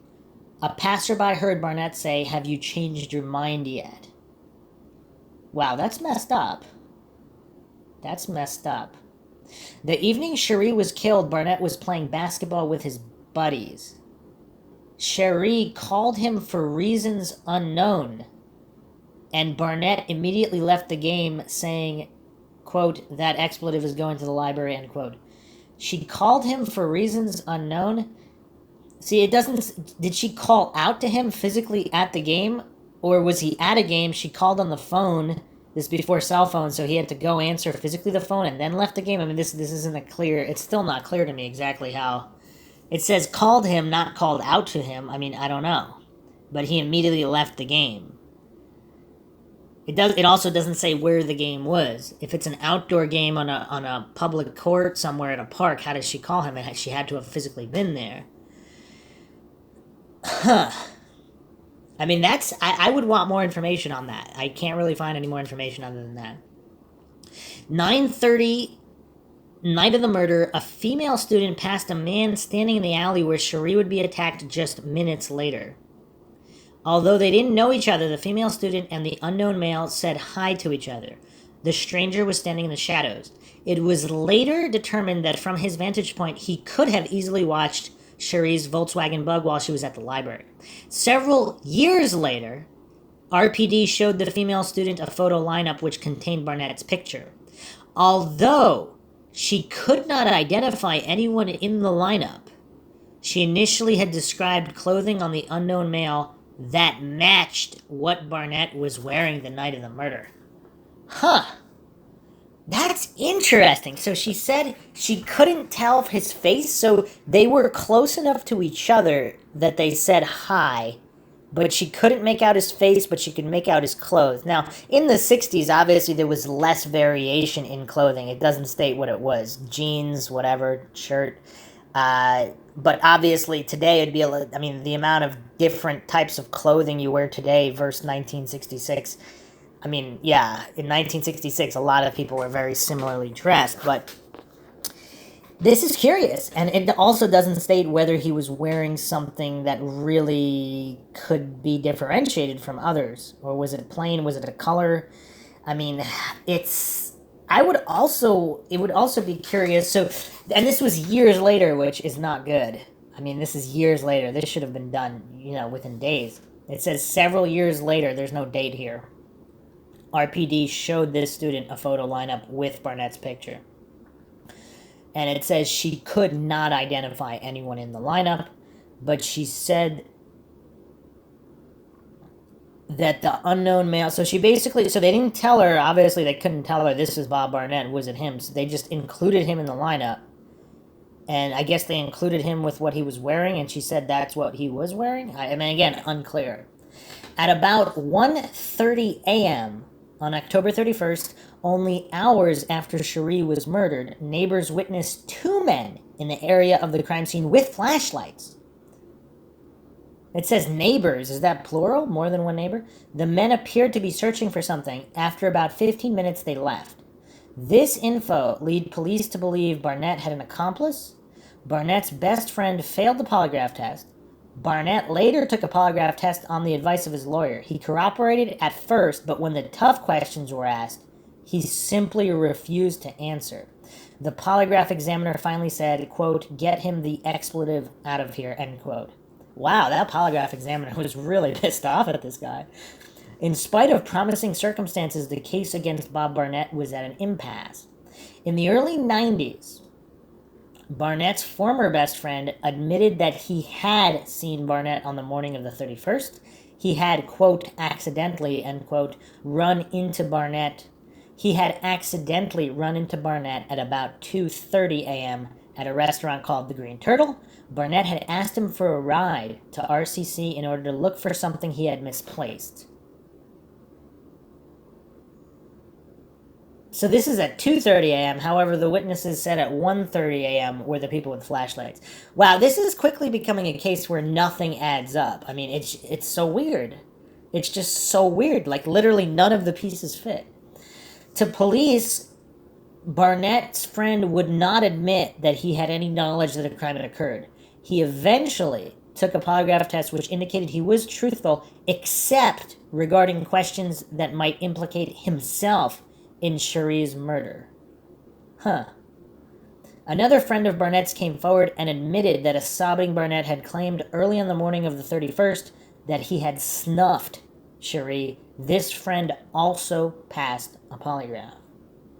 Although Barnett had no military affiliation, his sister worked at Norton Air Force Base at the time of the Bates murder. That could explain the origin of the military shoe prints and Timex watch found at the scene. While the watch was determined to have been initially sold at a military installation, exactly which installation remains a mystery. Barnett's sister is not suspected of being an accomplice. The assumption is that she might have given the shoes and watch to Barnett as a gift. Barnett's family members did admit he had a watch similar to the one recovered at the crime scene, and that they never saw it again after Bates was killed. Uh-oh. Okay, now this might be the most damning piece of information yet. Huh. Why does the DNA not match? Is it possible he got into a fight with her? If all these witnesses saw him slap her before, then that's precedent. So he's not above hitting her. Is it possible they had some kind of fight at the or outside the library, and then he left, and then other people killed her? I mean, it'd have to be a really rough fight for the watch to come off. But then how would he, I mean, what's the likelihood that somebody else would have killed her after this fight? When Sherri's body was found, 2 to 3 strands of hair, okay, that's not a lot, but that's more than a tiny little piece, were recovered from a clot of blood and tissue in the palm of her hand. Wow, they have a lot. So they have the hair, the blood, and the tissue. I mean, that's really good. I mean, I talk about in a lot of cases that just the DNA evidence is not good. So to extrapolate from really an imperfect sample, you would not necessarily get an accurate result. Here, you have 3 independent pieces of DNA here. You have hair, blood, and then tissue, skin, whatever. And you can test those separately, see if they match, and then everything. You should be able to make a relatively accurate test here. At the time, technology would only show that the hair, blood, and tissue were that of a white male with sandy blonde hair. Barnett is a white male and at the time had sandy blonde hair. Tissue was also recovered from under Sherri's fingernails, but was too decomposed to gather DNA from it by the time it was attempted in the early 90s. So if they still have it, they could still test it. In December 98, information was developed that Barnett was returning to the Riverside area for Christmas. RPD managed to get a warrant and met Barnett upon his arrival at Ontario Airport. RPD took skin, saliva, hair, and other samples from Barnett, which were sent for DNA analysis to the FBI laboratory in Quantico. So this is not a cheap test at their local station. Barnett was described as having displayed a passive, what took you so long type of attitude with detectives, sending their suspicions of his guilt soaring even higher. Update: the DNA results were a conclusive non-match. So a couple things here. So the clump that she grabbed in her hand doesn't necessarily belong to the same individual where there's DNA from under her fingernails, which was too decomposed. So as DNA technology improves, perhaps it could, if there was more than one killer, perhaps that could be proved. This is just really bizarre, though. I mean, I really don't know what to make. I mean, none of the pieces add up from the witness statements, the neighbors. It's like nothing adds up. Her liver temperature in relation to time of death. I mean, the time of death, it just, nothing really adds up here. Another post from the Zodiac Killer subreddit here by Regis Phillies. The Zodiac didn't kill Bates. What many people overlook is the Bates murder. The following investigation and the confession letter were featured in the January 1969 issue of Inside Detective magazine.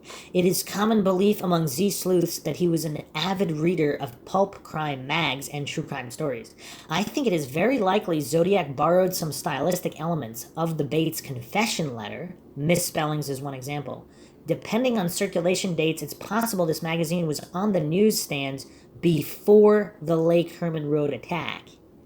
As others have mentioned, the Bates murder was an extremely personal overkill style attack. Bates either knew her attacker or they were stalking her for a period of time. This is, to me, part of what makes the Zodiac killing so intriguing. People who kill in violent, emotionally, or sexually charged fits of rage tend to carry that MO with them. There was no hint of personal or sexual motivation for any of the canonical Zodiac murders. They were purely for public relation, just like the letters, and confessing to heinous crimes he didn't commit. Zodiac was a serial killer LARPer, a Leopold and Loeb type who did it just because he could. Okay, that's a very interesting post here, because if there was if the January 1969 issue of Inside Detective did not feature this information, then it definitely would be more likely that Zodiac could be responsible here. But because it did, and Zodiac, it's a very real possibility Zodiac could have been a reader of this magazine.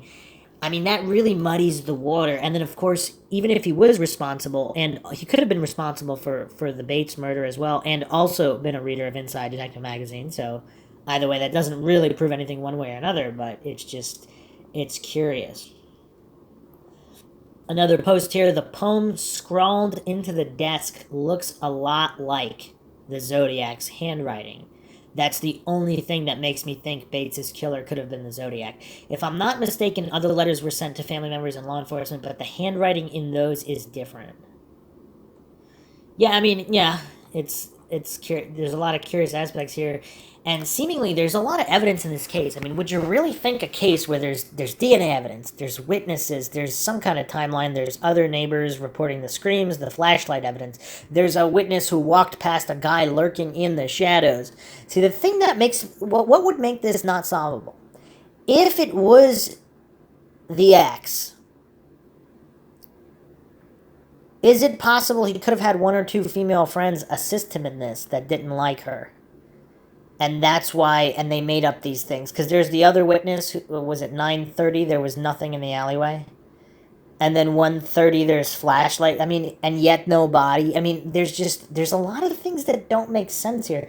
Was the body initially moved and then returned? I mean, it's just, there's so many problems here. Just so many problems. So let's address, of course, the author of the 67 letters, Bates Had to Die, There Will Be More, who has been identified via DNA and is not the Zodiac. So I mentioned that earlier. Let's go back to that. Unresolved Mysteries has a write-up here by Will Manhunter, just 2 months ago. From the update published by Riverside Police Department's Cold Case Unit, October 31st, 1966, 545 hours, Joseph Bates called Riverside Police to report his daughter, Sherri Jo Bates, missing. She left a note saying she'd be at the RCC library. October 31st, 1966, 632 hours, a civilian reported that he had found a body in the alleyway of Terracina near Fairfax on the RCC College campus. Officers responded and determined the death to be a homicide. The female was identified as 18-year-old Sherri Jo Bates. In 1967, Riverside Police Department received a handwritten letter in the mail. The letter initially led investigators to believe the murder of Sherri Jo Bates may be associated with the murderer known as the Zodiac Killer. The letter and the interpretation of the signature on the letter generated much attention to the investigation and fueled many theories and much speculation regarding the case. In addition, sensitive information was released to the media, which added to the curiosity and conjecture. April 2016. Investigators received an anonymous letter postmarked from San Bernardino, California. This letter was typed and appeared to have been generated from a computer. The author of the anonymous letter admitted to writing the handwritten letters. The author apologized for sending the letters and said it was a sick joke. The author admitted that he was not the Zodiac Killer or the killer of Sherri Jo Bates and was just looking for attention. In 2020, the Homicide Cold Case Unit and the FBI Los Angeles Investigative Genealogy Team submitted the stamp from the letter for additional DNA analysis, and subsequent interviews were conducted. The individual linked to the DNA evidence on the stamp admitted to writing the letter and sending it to Riverside Police Department. The author was a young teenager at the time and had a troubled youth. He said he wrote the letter seeking attention and was remorseful for his actions. Although, how do they know the same guy that put on the stamp was the guy that wrote the letter? Investigators confirmed the person was not involved in the murder of Sherri Jo Bates or involved in the murders associated with the Zodiac Killer. Additional information was developed regarding a separate set of letters sent to the Northern California police agencies. The author claimed to be the Zodiac Killer, but the author ultimately admitted to sending the letters to keep the investigation going. So there's, a lot of fake letters going around. So, interesting analysis here by Cypress Green. ZodiacCiphers.com says there were 3 handwritten letters. The letters were mailed with 2 4-cent Abraham Lincoln stamps, double postage to the following addresses on April 30th, 1967. One was sent to her father, Joseph Bates, at 4195 Via San Jose, Riverside, California. Second was sent to Riverside Press Enterprise, 3512 14th Street, Riverside, California. The third sent to Riverside Police. And then typed letters, addressed but unstamped, were sent to the Riverside Homicide Detail and Riverside Press Enterprise on November 29th, 1966. So this new news that the first 3 listed above but sent later letters were written by the newly matched DNA guy. But what about the typed letters? It's a good question there. Good question. The response here, we believe Riverside PD are saying it's just the 3 handwritten letters, one to her dad, one to Press, one to Riverside PD, and not including the typed confession. The statement they made isn't too well worded, but that's the best guess so far. So this guy could have, if this guy's testimony is true and it's his DNA on the stamp, then those letters he admitted to, but the typed letters could still have theoretically come from the Zodiac. So, again, for those so called debunkers who want to just sweep this under the rug because of this part of the case, it's curious. Also, more people are bringing up, did the person who wrote the handwritten letters, did he also confess to the typed letter? And it doesn't state that here. Huh. Very curious. And other people chime in, of course, that there are other letters claiming to be Zodiac that were never made public. So they were never released, so sent to the police or whoever in Northern California. If some of them were real, they could potentially hold more clues to solving this, and they have never been released, which is weird. A post here from Bluest Waters. This is not the least surprising to me since I am convinced Ross Sullivan killed her, and Ross is not the Zodiac for many reasons, but the chief reason being he couldn't drive a car.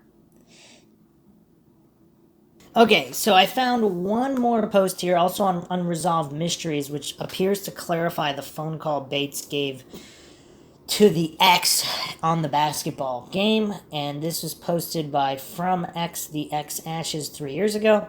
Sherri Jo Bates goes through most of the same details, and here, on the night of Sherri's murder, she had supposedly called Bob. Bob had been playing basketball and had left after the phone call. He had called Sherri a nasty name as he left. Huh. I'll read the rest of the post here. Bob could have tampered with her car in order to prevent her from leaving. She would not have been suspicious of Bob popping up and offering assistance. She had called him after all, and if he said she's going to the library, she had told him where she was going as well. However, the hair samples clutched in Sherri's hand and the skin cells under her fingernails did not match Bob Barnett's DNA, and I think they they might be assuming here that there's no sources, so From the Ashes here is probably just speculating, because again, with the details, the under her fingernails supposedly was not tested. It was just the hair, blood, and skin clumped in her hand did not match Bob Barnett. So here is how Ross Sullivan fits in. Ross worked at the RCC library. Shortly after the murder of Sherri, he disappeared for roughly 2 weeks. Other sources say, I think, 6 days. Before returning wearing clothing different than his normal military boots and military jacket. So let me get this straight. This 6'3", 300-pound creepy mental institution inmate who happens to be working at the library happens to wear military-style clothing. There's a military boot print next to her body, and Bob Barnett happens to have a sister who works at a military base and purchased the watch and or boots for Barnett. So we have two guys who are possibly wearing clothing and have direct links to military clothing that could have been in the area that night, that both possibly had knowledge of where she was. I gotta say, this is definitely a Mindshock type of case, but again, nothing really adds up here. So let me continue here. Co-workers described him as quiet and that they felt uneasy around him. He and Bob were also friends or acquaintances. Now, this is shocking. This is shocking.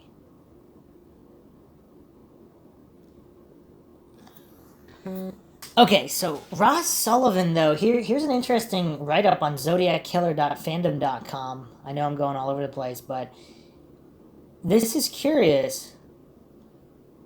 So, Sullivan, he also kind of looks like the Zodiac with his hair and eyeglasses. But Sullivan was born in 1944, Syracuse, New York, to Harold and Harriet Sullivan. He later moved to Glendale, California, graduated from Glendale High School. In 1961, he attends Riverside City College, where he worked as a library assistant. Co-workers stated that Sullivan bragged about going to Patton State Mental Hospital. Sullivan died of a heart attack September 29, 1977, at the age of 36. He was cremated and his ashes were either given to a family member or a friend. I guess nobody knows. Evidence against Sullivan. He was closely linked to the non-canonical Zodiac victim, Sherri Jo Bates, 1966. He was working at the campus and made people feel uneasy around him. did not show up for work after the Bates murder and acted rather suspiciously. It is also said that he always wore the same outfit. After the murder, he wore a completely new outfit. He doesn't just look familiar to the sketch, he looks exactly like it. Same vocabulary and writing style was used in the confession letter and the Zodiac letters. People at Riverside have stated that Ross wrote creepy poems. Huh! So was Ross the one that wrote the desk poem? Also, more information here. He wrote an essay on how to disguise handwriting. How many students were writing essays at RCC or at any colleges, specifically in 1966, about how, or in the early 60s, whatever, on how to disguise handwriting? That's an interesting topic. He moved to Santa Cruz in 1968. He died in 1977. In the decoding of 3040 CHIFFRE in December 2020, there is a strange erroneous code NOSRVS in the decoded text that could be intentionally introduced by him as some sort of obfuscated Ross-Sullivan acronym. I mean, is that reaching? Is that stretching there?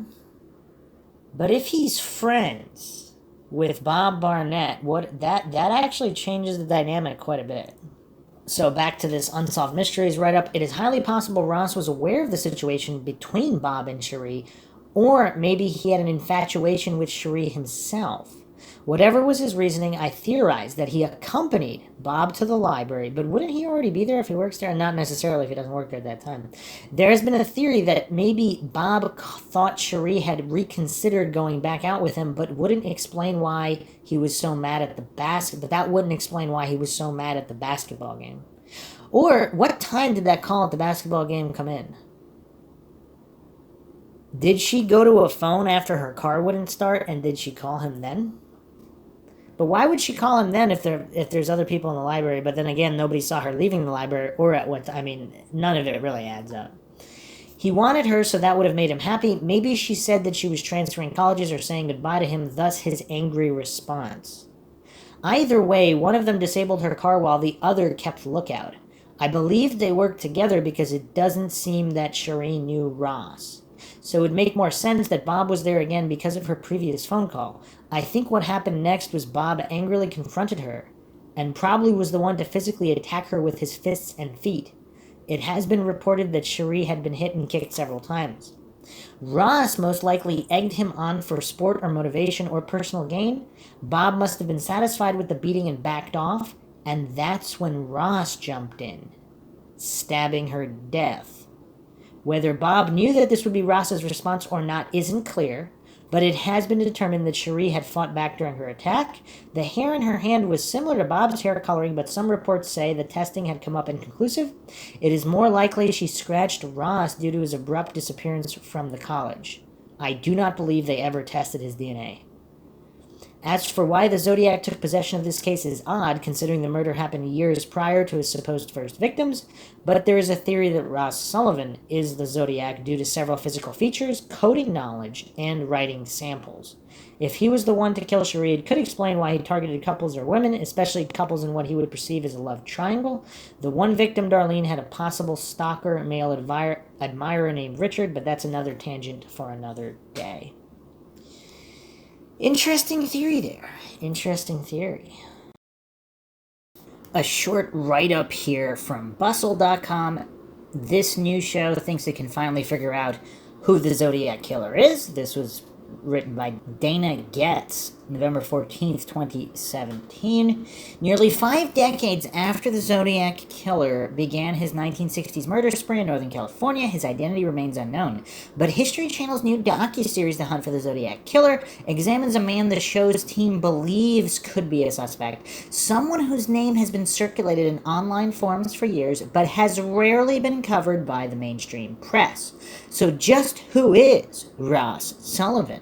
A quick Google search turns up dozens of blogs speculating about Sullivan's alleged involvement, but any information about him is sparse. He doesn't appear to have ever been charged in connection to the case, and if he was ever questioned by authorities, those details don't seem to be readily available. Though since the Zodiac murders are still technically an open investigation, it's unlikely that information would be made public. Although, as we went over in previous sources, it appears that he was questioned, but they didn't do DNA or anything of that nature. According to the History Channel's website, Sullivan was a student at Riverside City College during the 1966 murder of Sherri Jo Bates in Riverside, California, a killing that bore many similarities to those committed by the Zodiac. As detailed in The Hunt for the Zodiac Killer, Bates's killer stalked her, disabled her car, used a knife as a weapon, and left military boot prints at the crime scene, all details in line with the Zodiac's MO. Afterward, the Press Enterprise, then called the Daily Enterprise, received a typed letter titled The Confession. It described aspects of Bates' murder not yet released to the public, just as the Zodiac later taunted media with letters regarding his San Francisco victims. As noted by History series investigators, the first Zodiac message was not received until 1969, 3 years after Bates' death, so it's not possible that her killer could have been a Zodiac copycat. Analysts for the show also found linguistic matches between the Zodiac's letters and those sent by the Bates' killer. Both referred to murder as a game, misspelled Twitch as Twitch without the T, second T, and used the word squirm. That's as far from conclusive as you can get, though. Squirm isn't the most unpopular word in the realm of serial killers. Furthermore, the letter from Bates' murder was signed with a Z. That's a little bit more damning. If Bates was one of Zodiac's victims, it would mean his killings expanded 400 miles south and 2 years earlier than originally thought, and finding Bates' murderer could potentially hold the key to uncovering Zodiac's identity.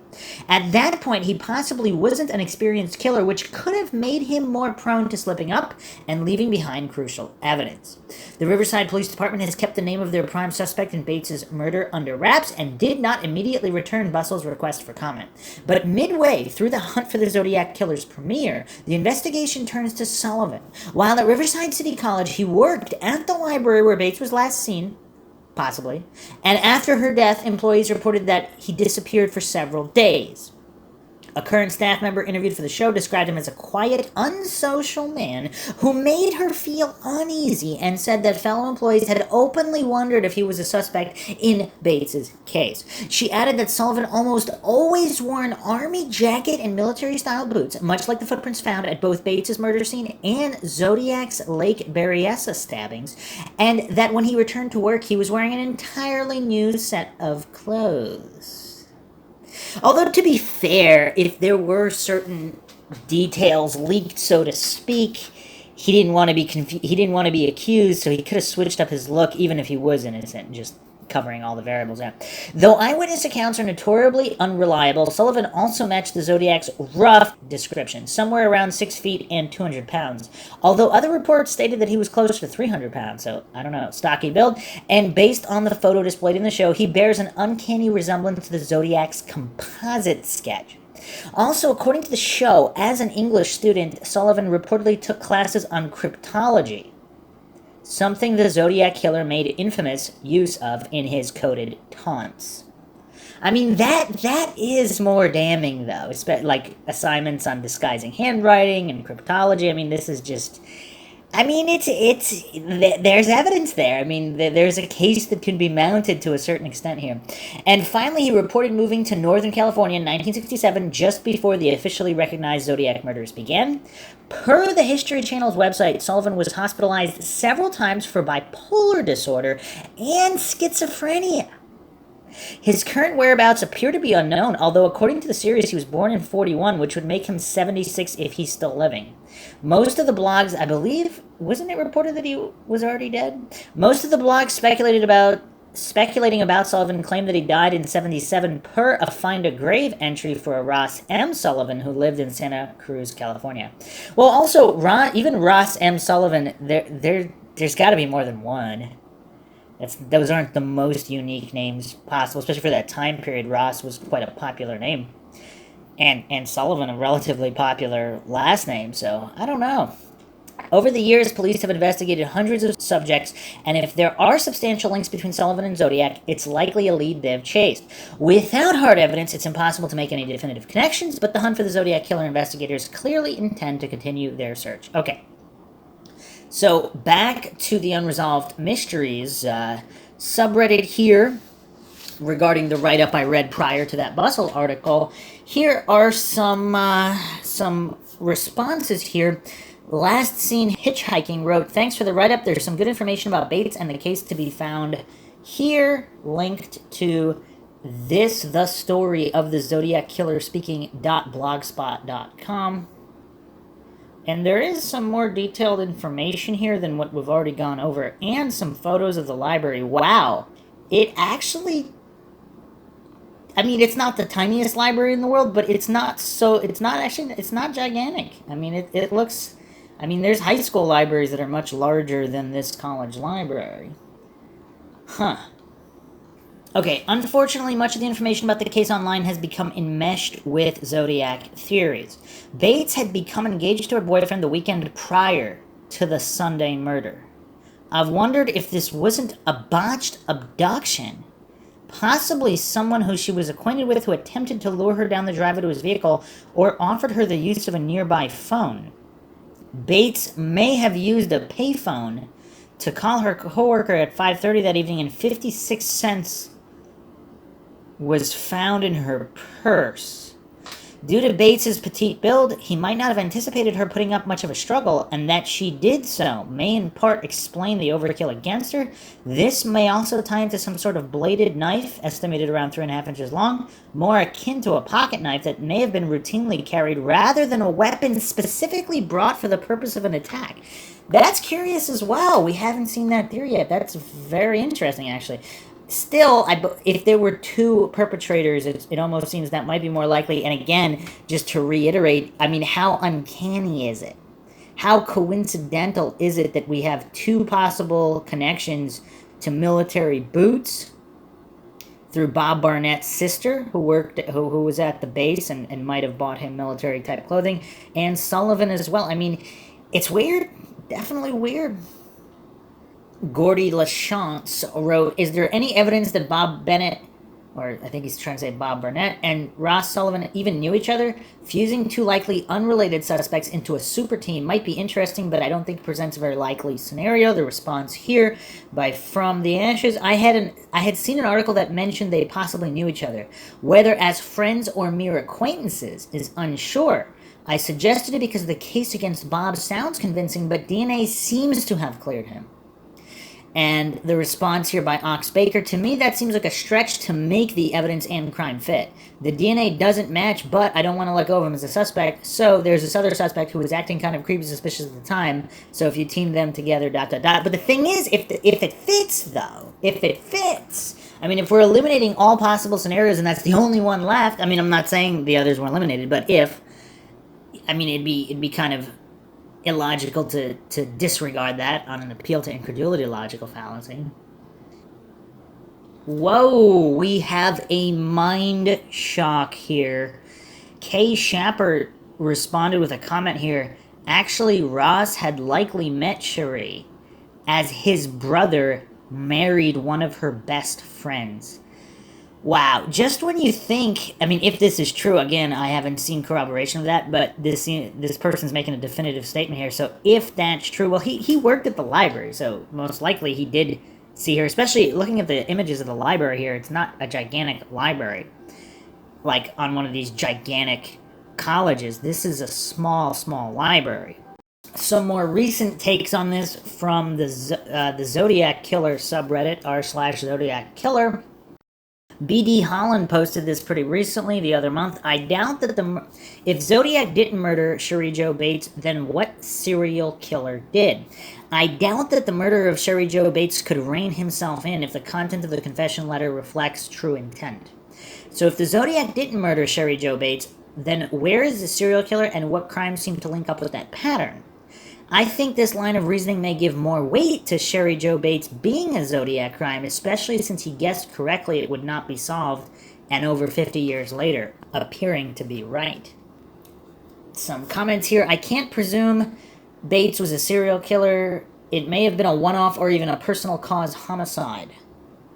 I wonder, I mean, again, it just seems too coincidental that she's having a fight with an ex, getting engaged, and just keeping FBI stats in mind. Most females met with foul play are met with foul play at the hands of someone known to them, usually an ex or significant other of some kind, and if not, then an acquaintance of some kind, or a friend, someone known to them. It's just hard to shake that. It's really hard to shake that.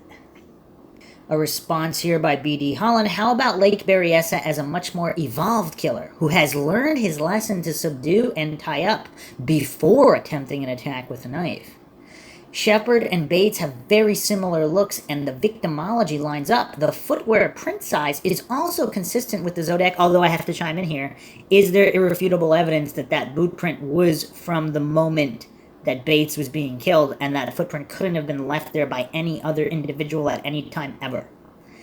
I mean, even if it was from the same night, how does people know for sure that, I mean, especially if there were witnesses who saw people searching with flashlights for whatever reason, and then if there are workmen, if they're going in and out of those houses, I mean, who knows?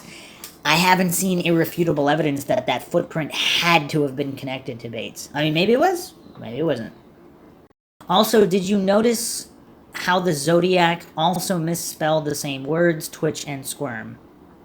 Grumpchkin responded, I think one of the oddities here is that the Zodiac would have an inverted escalation of violence. Sherri Jo Bates was not just stabbed, but also received superficial cuts to arms and face, severely deep slashes to her throat, as well as being kicked in the head multiple times. The following murders in that case are the polar opposite in terms of brutality, using a gun, which is the most detached practical murder weapon, and featuring no manipulation of the bodies and leaving the scene as soon as possible. The description of the murders are also opposite, with the canon Zodiac murders being described in a very clinical and factual manner, rather than the self-indulgency of the Bates confession. Although I do have to chime in here again, because if Bates was one of the first victims, and it was emotional, and this guy snapped, he's crazy, schizophrenic, whatever, it's not that he necessarily changed the MO later. This is simply the evolution of a psychotic. The evolution of an insane person who did... Why wouldn't they have a crime of passion earlier in their youth or whatever? If they're crazy, they're willing to kill.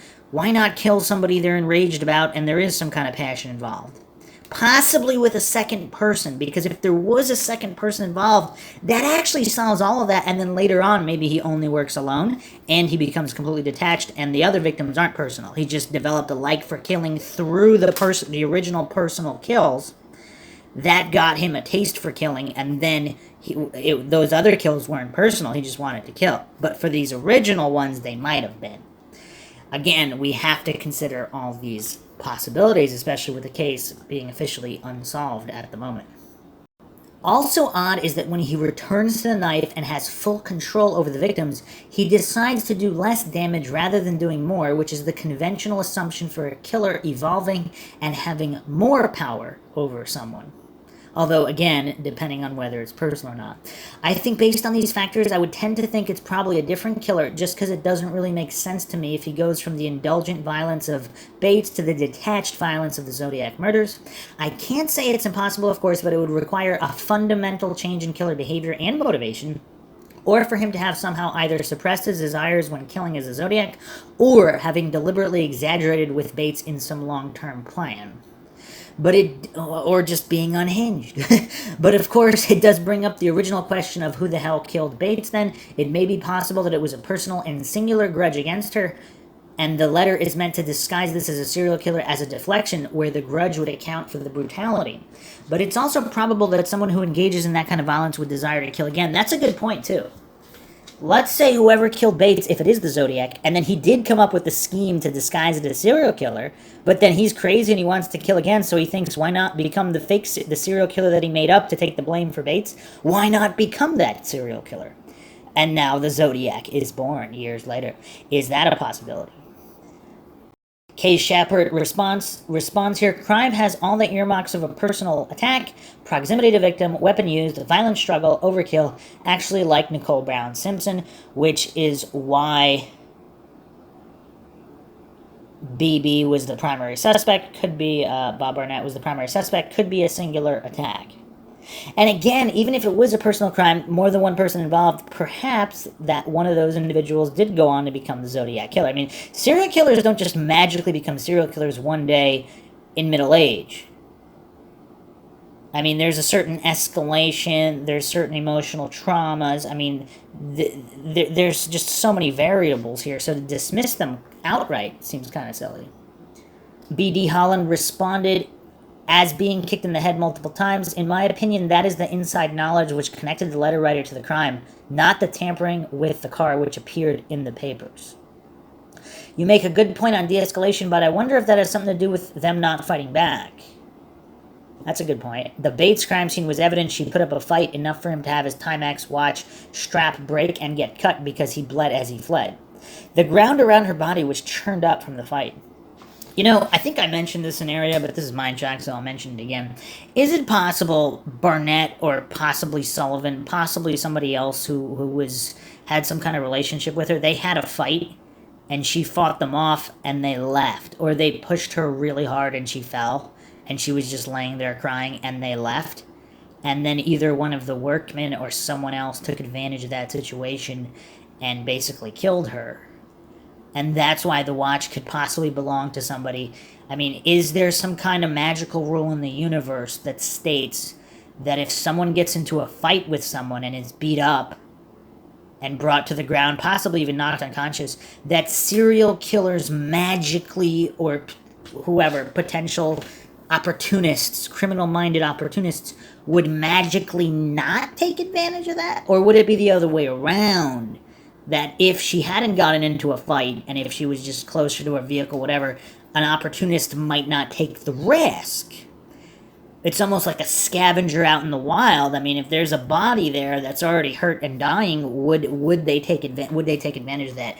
And that's something that should be considered, not just in this case, but in many cases.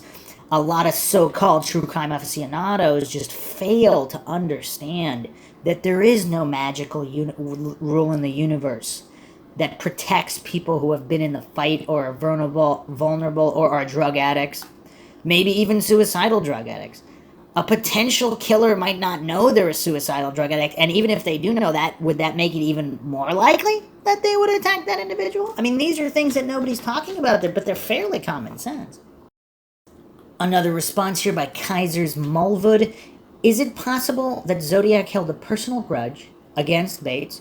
That would explain different methods and a weapon. This could be his first murder, and if people are right, Zodiac was an introverted coward, meaning maybe he switched to a gun after Bates attacked him. And that's a good point, too.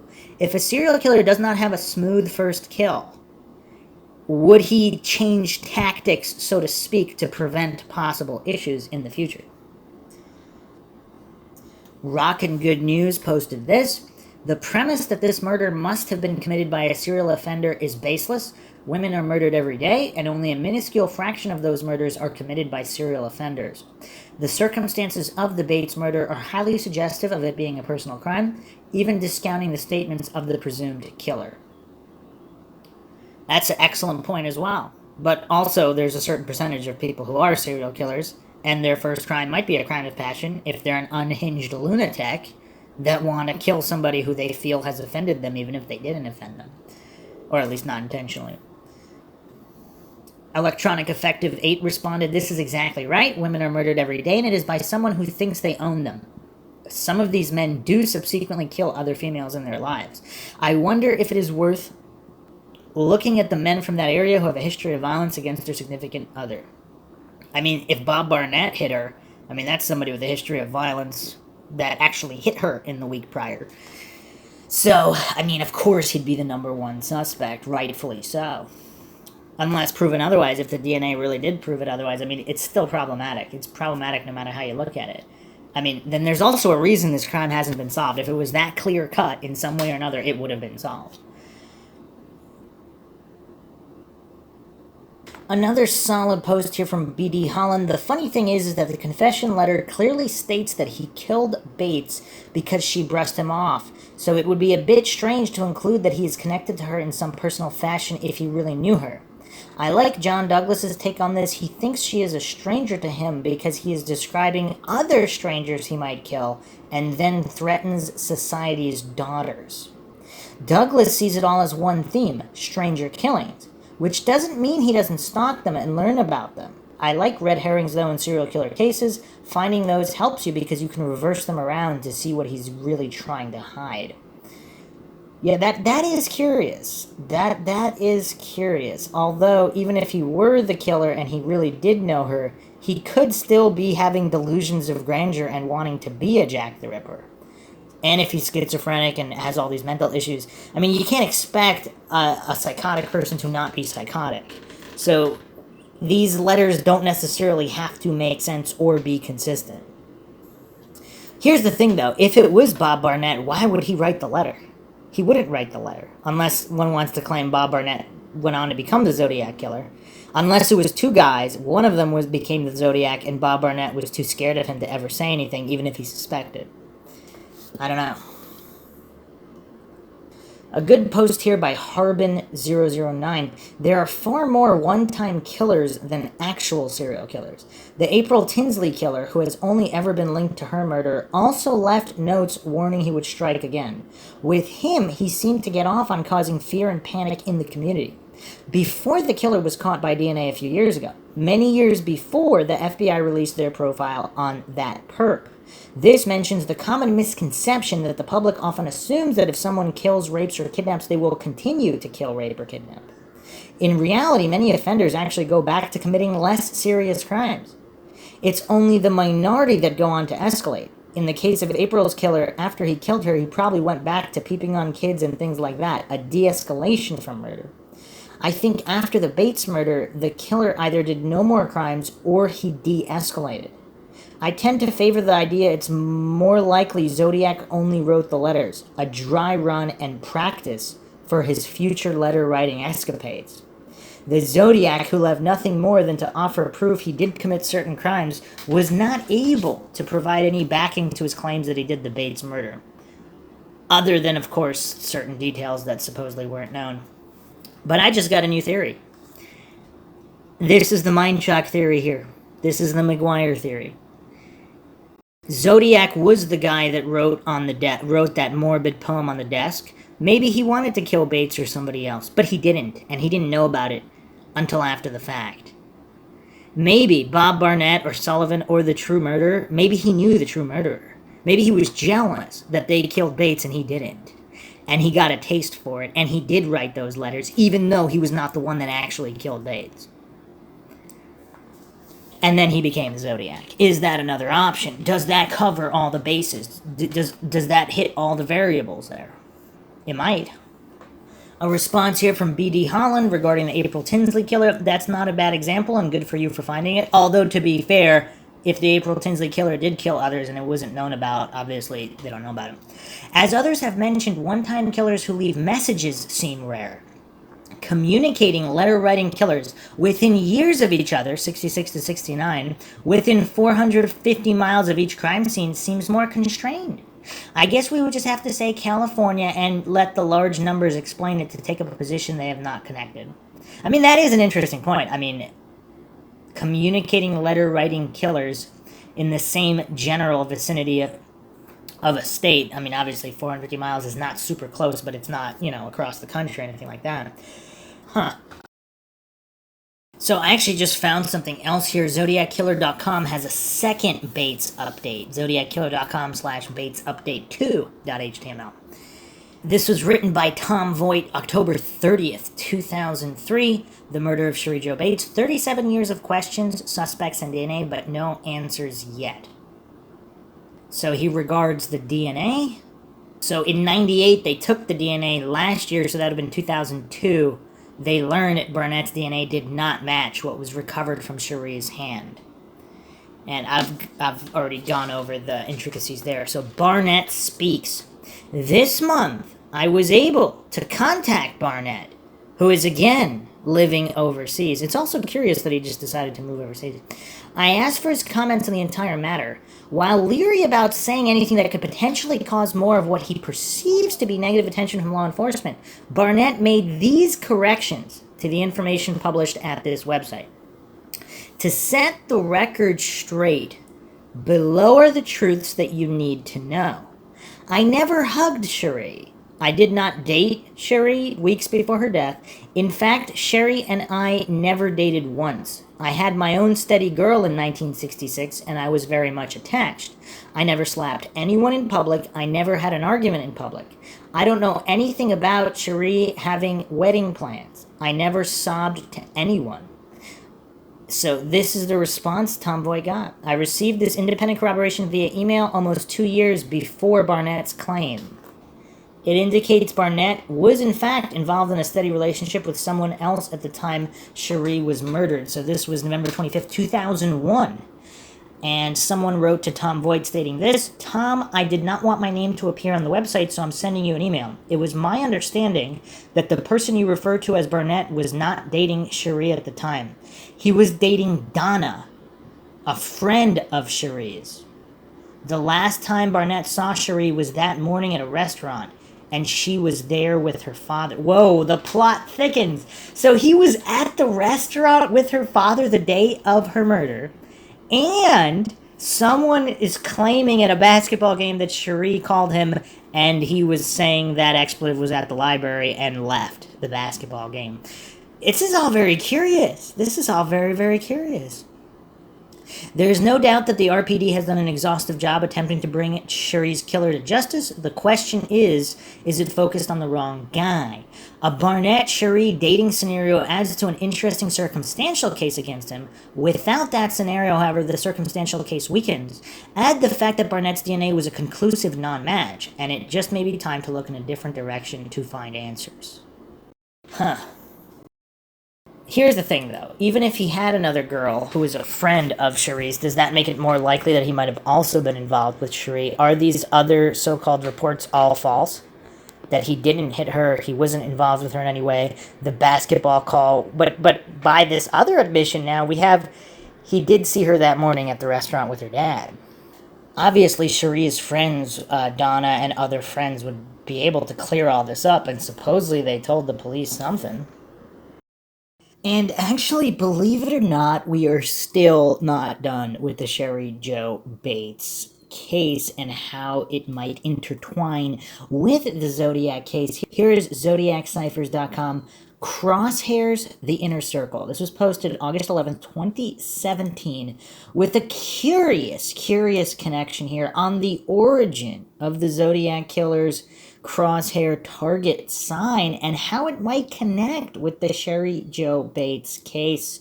We're going to be going into conspiracy land in typical Mindshock fashion, and I hope you're all sitting down for this because it's about to get even crazier.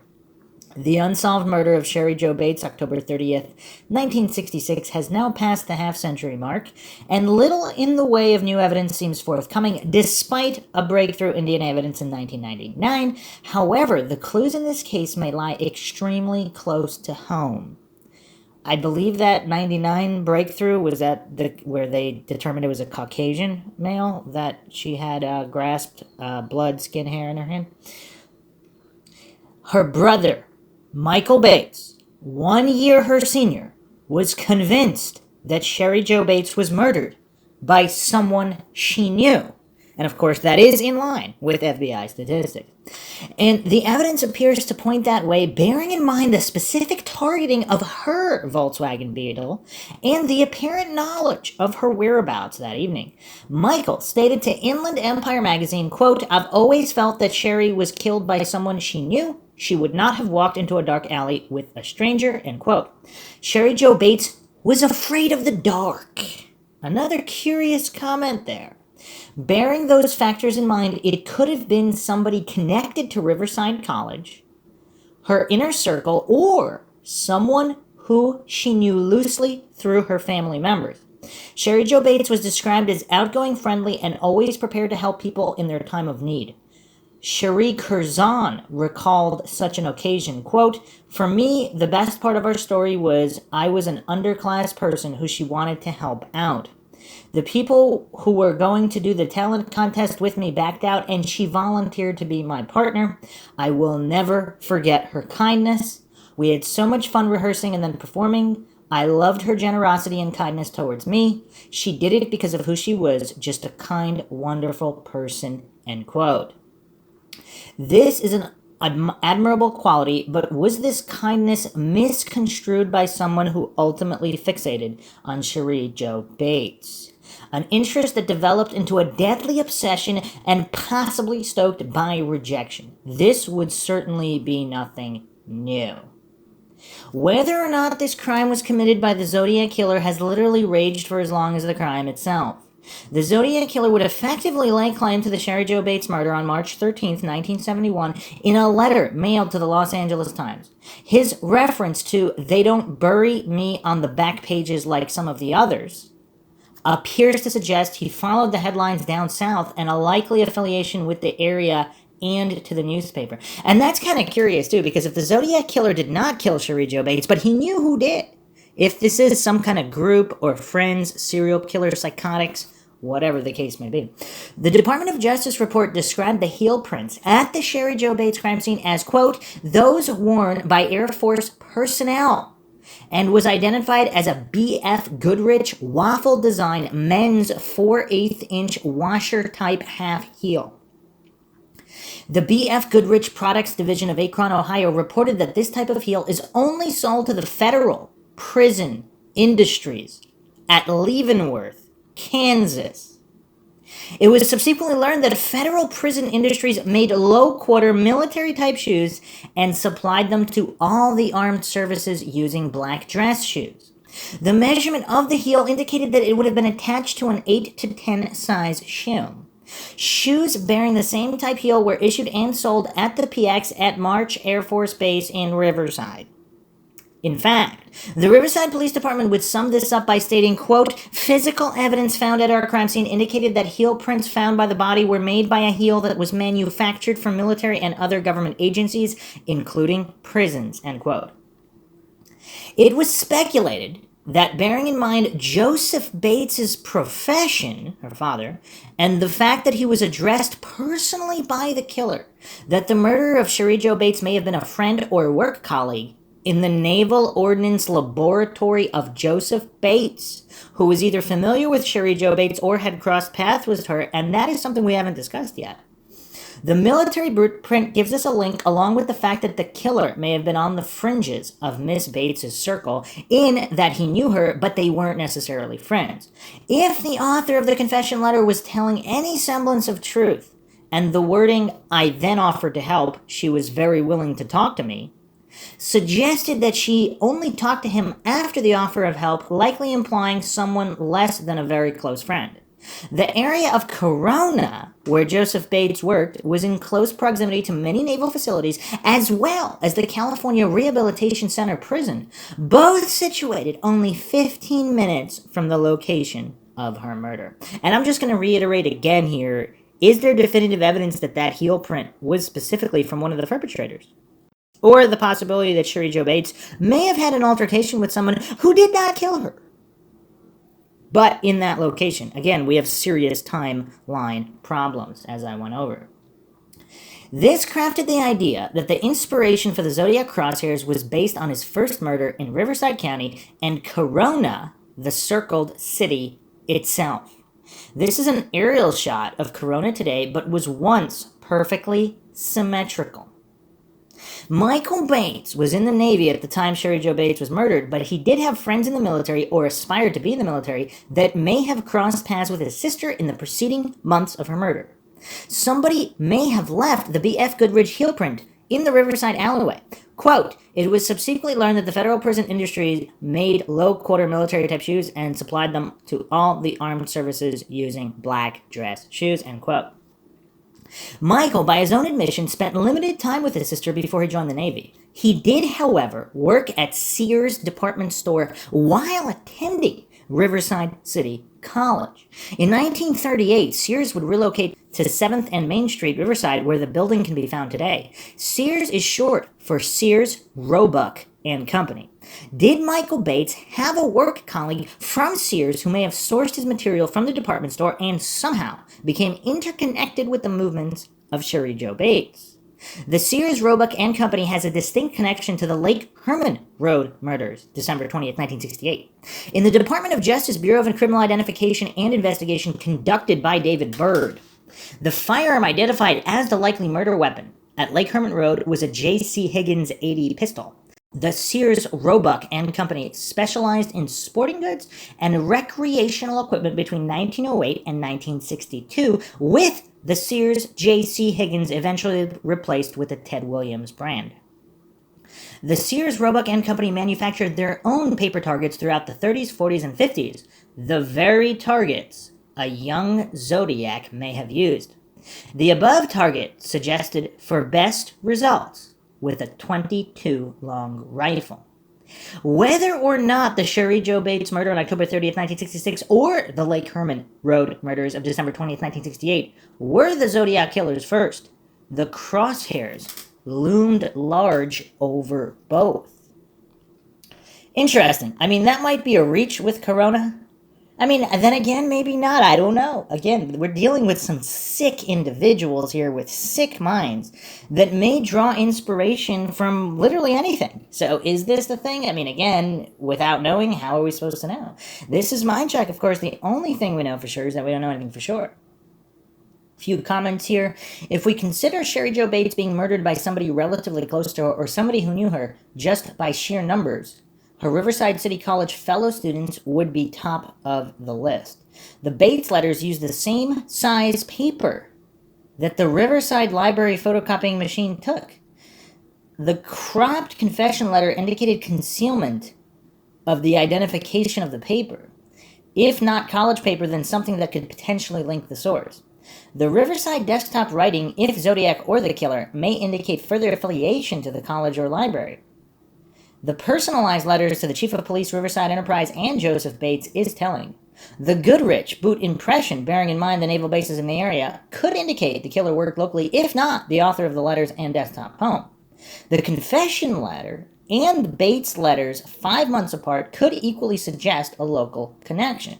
Tie all this to the specific targeting of the beetle and the apparent knowledge of her movements on October 30th, 1966, it certainly appears like the Riverside College and Navy could both play a part.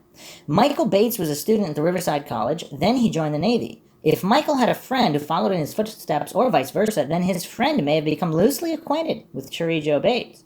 Fingerprints taken from all present students at the college would not have eliminated him, as he may have left the college the previous year or so, but still had familiarity and access to it. I cannot believe for a minute the person or persons responsible for the crime is a complete stranger. It seems extremely personal to me, and I've seen enough Joe Kendas.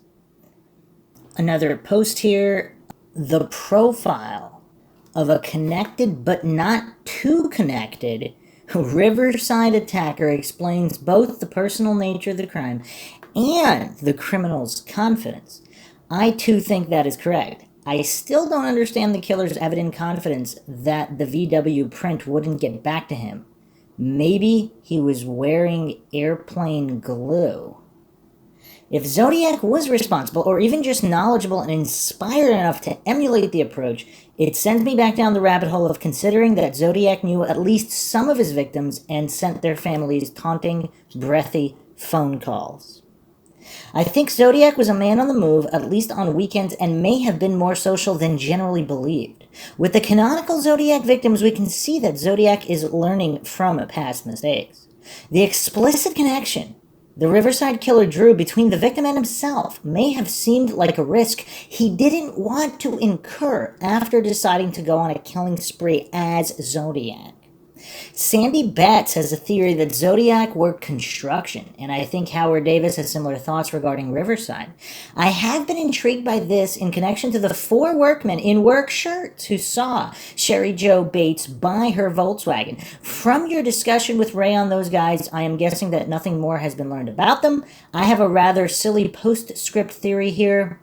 To consider linking the desktop poem, if you flip the bottom end portion of the H and creatively shimmy it up a bit, it would look kind of like the Bates symbol. other posts here. It is possible the fingerprints retrieved from the Volkswagen are not the killer's. Who else had contact with her engine in the recent days or weeks prior to her murder who may have deposited those fingerprints? The hair sample at the base of Sherri's right thumb or any fingernail scrapings are a different matter, mind. The Farron phone calls are one of the more mysterious elements of the case. If it was the Zodiac, then it would appear he has intimate knowledge of the family. The police seemingly didn't follow through on this avenue of investigation nearly enough because the proximity of those 3 phone calls just 50 minutes after the 12:40 a.m. call to Nancy Slover seems less than coincidence. If the Zodiac killer shot Darlene Ferrin, then made these 3 phone calls just 90 minutes later, this would obviously indicate he knew the identity of Darlene Ferrin prior to the murder or where her family lived. When Zodiac made the first Blue Rock Springs phone call and the Napa call, he wasn't shy in owning up to both crimes. Here, however, in the 3 calls, he was noticeably shy in speaking. Did he fear that Dean Ferrin, his parents and brother, would recognize his voice, so he only breathed down the phone? The alternative is that these 3 calls are just pure coincidence. But could Darlene have been targeted specifically? If she was chosen, it certainly doesn't mean all the other victims were. The Zodiac wouldn't be the first serial killer to murder someone that he knows, as well as strangers. And that's a good point, too, because a lot of people, particularly so-called true crime aficionados, they want to dogmatically stick to these black and white logical fallacies. It certainly is an avenue that is worthy of investigation. That would be 4 phone calls within 90 minutes of the crime. Does this suggest someone who lives locally? And where were the 3 calls made from? I mean, we're getting into some other phone calls here that may or may not have been from the Zodiac after these other cases, other murders. I'm going to continue on here since we seem to be touching upon some very, very interesting things that are not really discussed too frequently when regarding the Zodiac. And this is Mindshock, so we have to go down every single rabbit hole. This is a forum post by Wells Chappie. I am starting this thread because this issue is one that seems to get overlooked more often than not. I realize that this may be due in part to the source of this claim being the Yellow Book, but as far as I've been able to determine, there is a police report that states these calls were made. So based on this, let's look at the events of that night and what the calls could mean and reasonable assumption one can make regarding them. We all know that Darlene Ferrin and Mike McGow were shot at Blue Rock Springs July 4th, 1969. Darlene succumbed to her injuries and Mike, despite being shot several times, survived. On the night itself, we know that in the early hours of July 5th, approximately 12:40 a.m., the Zodiac phoned police to alert them to his handiwork. The call was traced and was found to have been made from a payphone roughly 500 yards from Darlene's home.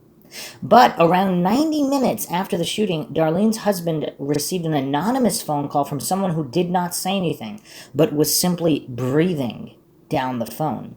Dean's parents, Mr. and Mrs. Arthur Ferrin, also reported that they had received the same type of call that night. These calls were made an hour and a half after the incident, which means that no press had yet reported the story, so whoever made the calls was not doing so as a prank in reaction to reading about Darlene's death. For some unknown reasons, police do not consider these calls to be suspicious. Dean Ferrin stated that police had expressed no interest in the source of these calls. Several years later, Leo, Darlene's younger brother, said he made these calls because he was looking to buy weed and thought his sister could help. What? This doesn't make sense in my opinion. Why would he phone looking for Darlene to help him score some weed and not say anything and breathe into the phone? Surely he would have just said, "Hi, Dean, could I speak to my sister, please?" And if he made the calls, why want to Dean's parents to once again say nothing and breathe down the phone? If the calls were placed by Darlene's killer, this would seem to imply that he knew Darlene, or more specifically, Dean and Dean's family. The theory that Darlene was somehow involved in drugs has also been already on this site, so I'll be brief and keep this to a paragraph. If Darlene knew her killer, then it's fairly safe to assume that he did not happen upon her at BRS Park, but rather she had arranged to meet him there to purchase weed. Mike made reference to Darlene flashing the headlights at one point, and if this is true, who was she signaling and why? This may also help to explain McGow changing his story and claiming the shooter followed them from his house all the way to BRS. Miguel may have been concerned that if the killer's identity was found out, and it was realized that the shooter knew Darlene, then everyone would ask, how did the murderer know that Mike and Darlene were at BRS Park that night? So he may have invented the chase scenario as a cover to hide this. The fact that he knew full well that he and Darlene had arranged to meet the murderer there to purchase drugs. Let's not forget, David Faraday and Betty Lou were shot and killed on December 20th, 1968 at an isolated spot on Lake Herman Road. Were they also waiting to meet someone? On that very same night, a drug bust was being carried out on a residence on Lake Herman Road. Did someone suspect Faraday and Jensen had set them up and retaliate? If these phone calls were made by the killer that night, then this is the single biggest and most overlooked clue to who may have shot and killed Darlene. And these are some excellent points, some mind-shocking revelations on what may or may not have occurred. I mean, this theory, I don't know how much it has been pursued, but if there are connections across the board here to some kind of drug dealers, that would be curious. Some more posts here. BRS police report. This was just a very short piece. This was just a very short space of time, a few minutes. Shortly after this, and about 5 minutes before the shooting occurred, Michael states a vehicle pulled into the lot coming from the direction of Springs Road in Vallejo. The driver turned the lights off on the car and pulled around to the left or east of their car, approximately 6 or 8 feet away, and sat there for a minute. Michael states he asked Dee if she knew who it was, and she stated, "Oh, never mind." Huh. This is from ZodiacKillerFacts.com. The phone calls to Darlene's home, the home of her parents, and the home of her in-laws on the night of her murder do not prove that Darlene knew her killer or implicate Alan. Darlene's brother Leo stated that he made these calls and police had never believed that these calls were at all suspicious or made by the killer. Dean Farron did not believe that these calls were suspicious or made by the killer. The stories about the calls were inflated by Darlene's sisters and Robert Graysmith himself. No credible evidence existed to connect Darlene and her killer, and no credible evidence existed to connect Darlene to Arthur Lee Allen. And this is curious. Is this some kind of damage control? Because why? I mean, again, the truth is not afraid of investigation. So why not investigate the calls and coincidentally calls being made to the families? I mean, this is the Zodiac or other killers involved in all of these overlapping cases. They taunt the families and things of that nature. Why wouldn't they call the victims? It's just kind of weird to dismiss it without investigation. Very, very strange. More posts here. I think the BRS phone calls could very well be from the killer, but only if his connection to Darlene was so personal that his voice was recognizable to her family, and also, like with Bates, he wanted to torture the family as well. He didn't call them a dead duck or anything, so if it is the killer, then he is both creepy and evasive. I have alluded in other posts to suspect with a contradictory alibi in the narcotics world who had lived in Vallejo, knew Darlene intimately, and had a strong reason to hate Dean. This guy has just about all of the background elements associated with the Zodiac profile. Military, anti-authority, hunting, occult, newspaper business, fraud, prison, insanity. And common friends have fed speculation that he kept in touch with Darlene after Vallejo. Police cleared the guy, but like everyone else obsessed with a suspect, that doesn't convince us. My brother and I aren't crazy enough to believe that we have solved the Zodiac's case, but there have been more than a few whiskey-fueled nights where it seemed we had. At the end of the day, we recognize that there are simply too many unknowns to be confident. Your site specifically has informed us of a million variables, and this is ZodiacCiphers.com. So phone calls and personal bias disclaimer aside, I think an overlooked possibility is that Darlene was stalked by a non-local Zodiac who did not know her, but merely noticed her in her slack dress on a float at the 4th of July parade she and her sister participated in. It is not necessary that Farron or Jensen were involved in nefarious activities in order for them to attract the attention of a cruising predator. Though the evidence is not conclusive, you don't discount the idea that David and Betty Lou went to the dance or a diner earlier that night, do you? As witnesses and family members carry on with life and become disturbed, crazy, incarcerated, or all three, we are left with very little in the way of solid information to build on. Backtracking to Riverside, I think the background of Sherri Jo's brother is a fine place to dig if there are any avenues available. The VW print for me prompts two questions. Was a print discovered on the door or the rear hood where the culprit disabled the vehicle? I can believe Sherri Jo might leave the keys if someone suddenly popped the hood while she was inside the car. If such a specificity as car door print was published before the 67 Bates letters, or 71 Activities letter, the idea of a cocky killer knowing he wore gloves or only touched the hood may have the confidence to come forward in such a risky manner. Again, the idea of a premeditated crime leads us back to the assumption that the killer simply wore gloves. The most frustrating aspect of the Zodiac case is that we don't know at all for sure that he was responsible for anything beyond the canon, but if just one of the outlier crimes like Riverside or Hood and Garcia could be connected, it would be impossible to ignore the rest. He clearly would be the prolific murderer researchers fantasize about rather than just the attention seeker we assume he was. Another post here. I knew about the greasy prints on the hood of the Volkswagen, but the prints on the door detailed in the Chicago Tribune, I presume could have come from anybody, if indeed we can wholly rely on newspaper accounts. The phone call after BRS could be taken as an attack on Dean personally, but it seems a virtually silent call was not much of anything, according to Dean, who himself didn't actually believe they were suspicious or the killer. I mean, what would make him think that one way or the other, though? It's kind of weird. I tend to agree with Michael Butterfield on this one in that many of the subsequent accounts by family members were blown out of proportion. We have seen this throughout the last 50 years from several eyewitnesses and police officers. If these calls happened as they did, then it's food for thought, but can we totally rely on these accounts with family members so personally involved, likely coming from the standpoint Darlene Ferrin was stalked and therefore specifically targeted? Family members are intrinsically biased, and we don't know the exact nature or accuracy of the timing of these calls. You and I have seen countless murder documentaries where the evidence is overwhelmingly pointing towards guilt. It's literally 99.9%.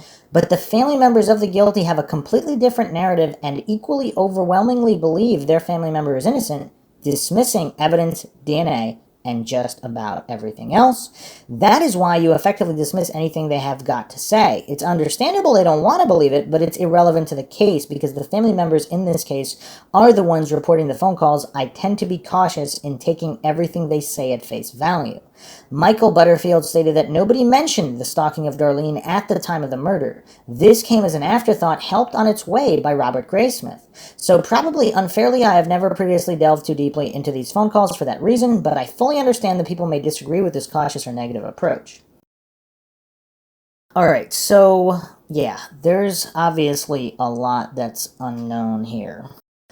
Okay, we have to go really into Mindshock land now for some details that I don't know if most people are aware of in relation to the Sherri Jo Bates case. And yeah, let's continue going down this rabbit hole that just keeps going deeper and deeper. Also from ZodiacCiphers.com, this was posted June 6, 2014, the eve of All Hallows. The murder of Sherri Jo Bates on October 30th, 1966 has split the Zodiac community down the center when it comes to placing the crime alongside the 5 confirmed murders of the Zodiac killer, widely believed to have started with the Lake Herman Road double murder of David Faraday and Betty Lou Jensen just over 2 years later on December 20th, 1968. Sherri Jo Bates was believed to have been lured to her death after the killer or killers had sabotaged her car outside the Riverside City College library, suggesting she was specifically targeted. But it was the sheer ferocity of the attack with a short-bladed instrument that has led some away from the idea that this was the work of the Zodiac killer. The very nature of this despicable murder has been labeled as a crime of passion, a phrase that has always left an uncomfortable taste in the mouth, bearing in mind the brutality and callousness of the attack, with passion having no place anywhere near this crime. One of the more recent detectives charged with the Sherri Jo Bates case was Steve Shumway of the Riverside Police Department. He does not believe in a link to the Zodiac murders, as many from the Riverside Task Force before him, despite the confession letter, Bates letters, and Riverside desktop poem. And again, wouldn't he have to be more of an expert in the Zodiac case to really make that determination? This crime had the hallmarks of a personal nature in what appeared to have been led at least 200... in that she appeared to have been led at least 200 yards into a driveway between two vacant properties belonging to the school. The suggestion being that she knew or trusted the person enough that no harm would come to her. However, due to the complete absence of any eyewitness on that fateful night, only conjecture remains. We are now approaching the 48th anniversary of the Sherri Jo Bates murder, and the family and friends of Sherri Jo Bates deserve an answer. Several likely suspects have been ruled out down the years, but there is still hope that a resolution can be found with viable DNA, albeit mitochondrial, having been retrieved from the scene of the crime in this case. Recently, I was contacted by someone called Ace, who was reaching out for help with a discovery he had made in August or September of 2006. A Riverside City College tablet from 1966 to 1967 with the name of Sherri Bates at the top and a fingernail and hair embedded in the cover. He stated that he has tried to contact the RCC Alum Association to verify if his discovery has any significance, thereby helping to move the case forward in any way. Despite his efforts, he has so far failed to initiate a response from the relevant authorities. These are a representation of Ace's words. Unaware of the Zodiac case at the time, and not a resident of California, he, in 2006, found an old clear satchel with white piping, inside of which was contained a green-blue math schoolbook with an interior square window of chartreuse orange-red with a maths problem at the center. The satchel also held a light pearl blue colored coin purse with a gold frame holding a few nickel and dimes, as well as tissues that had basically turned to lint, along with a faded ID card. The satchel also held a heavy gold-plated 3-rope necklace with a unique clasp and a gold hair barrette,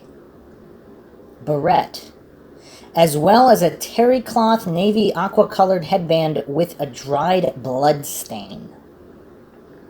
The first 15 pages of the tablet contained homework, mostly graded. Each page had a large paragraph with a diagram beneath the problem question. The owner of the tablet had also apparently scribed the lines for the printing themselves. He is reluctant to divulge the exact location of his find, as he believes the satchel may have been placed there only hours or even minutes before he discovered it, and the person may still have been in the vicinity. He viewed its contents for 5 to 7 minutes before he put them back as he found them and departed the scene. The site location is somewhere along the Blue River Parkway in South Kansas City. Blue River Parkway is located approximately 1,600 miles from Riverside County. He has supplied me with a crude sketch of the tablet and is now recruiting the assistance of an artist to create a better representation or likeness. He is continuing to seek help and guidance from the RCC Alum Association for their expertise in verifying or negating the validity of the drawing and, by extension, the additional contents of the satchel. The Sherri Jo Bates case seems the most likely of all the unsolved cases linked to the Zodiac killer to possibly reach a conclusion, as the killer may have been known to the victim. Let us hope the answer is not far away. Also contained within the satchel were the following items, claimed to be from the taxicab of Paul Stein. In the image below, Ace has created a representation of the said items and outlined some small changes. I found it easier and a better likeness to do it this way. If you swap a smaller rectangular 912 tag for the one I used, and the yellow cab company print was not ink but a yellow and burn orange paint, as it was raised off the cardstock in the bell shape as shown, the copper key was a brass one. The black one was a silver tarnish, in my opinion, and the aluminum key. I remember the Minnesota street The serial number is just representative of how it was. Stein's wallet was there too, with CDL picture license. Wow. Okay, so the allegations here are that there is an individual who believes that he found some kind of a bag with both Sherri Jo Bates' items as well as Paul Stein's items. Now, what does this mean? Would that prove a link between the two cases or not necessarily?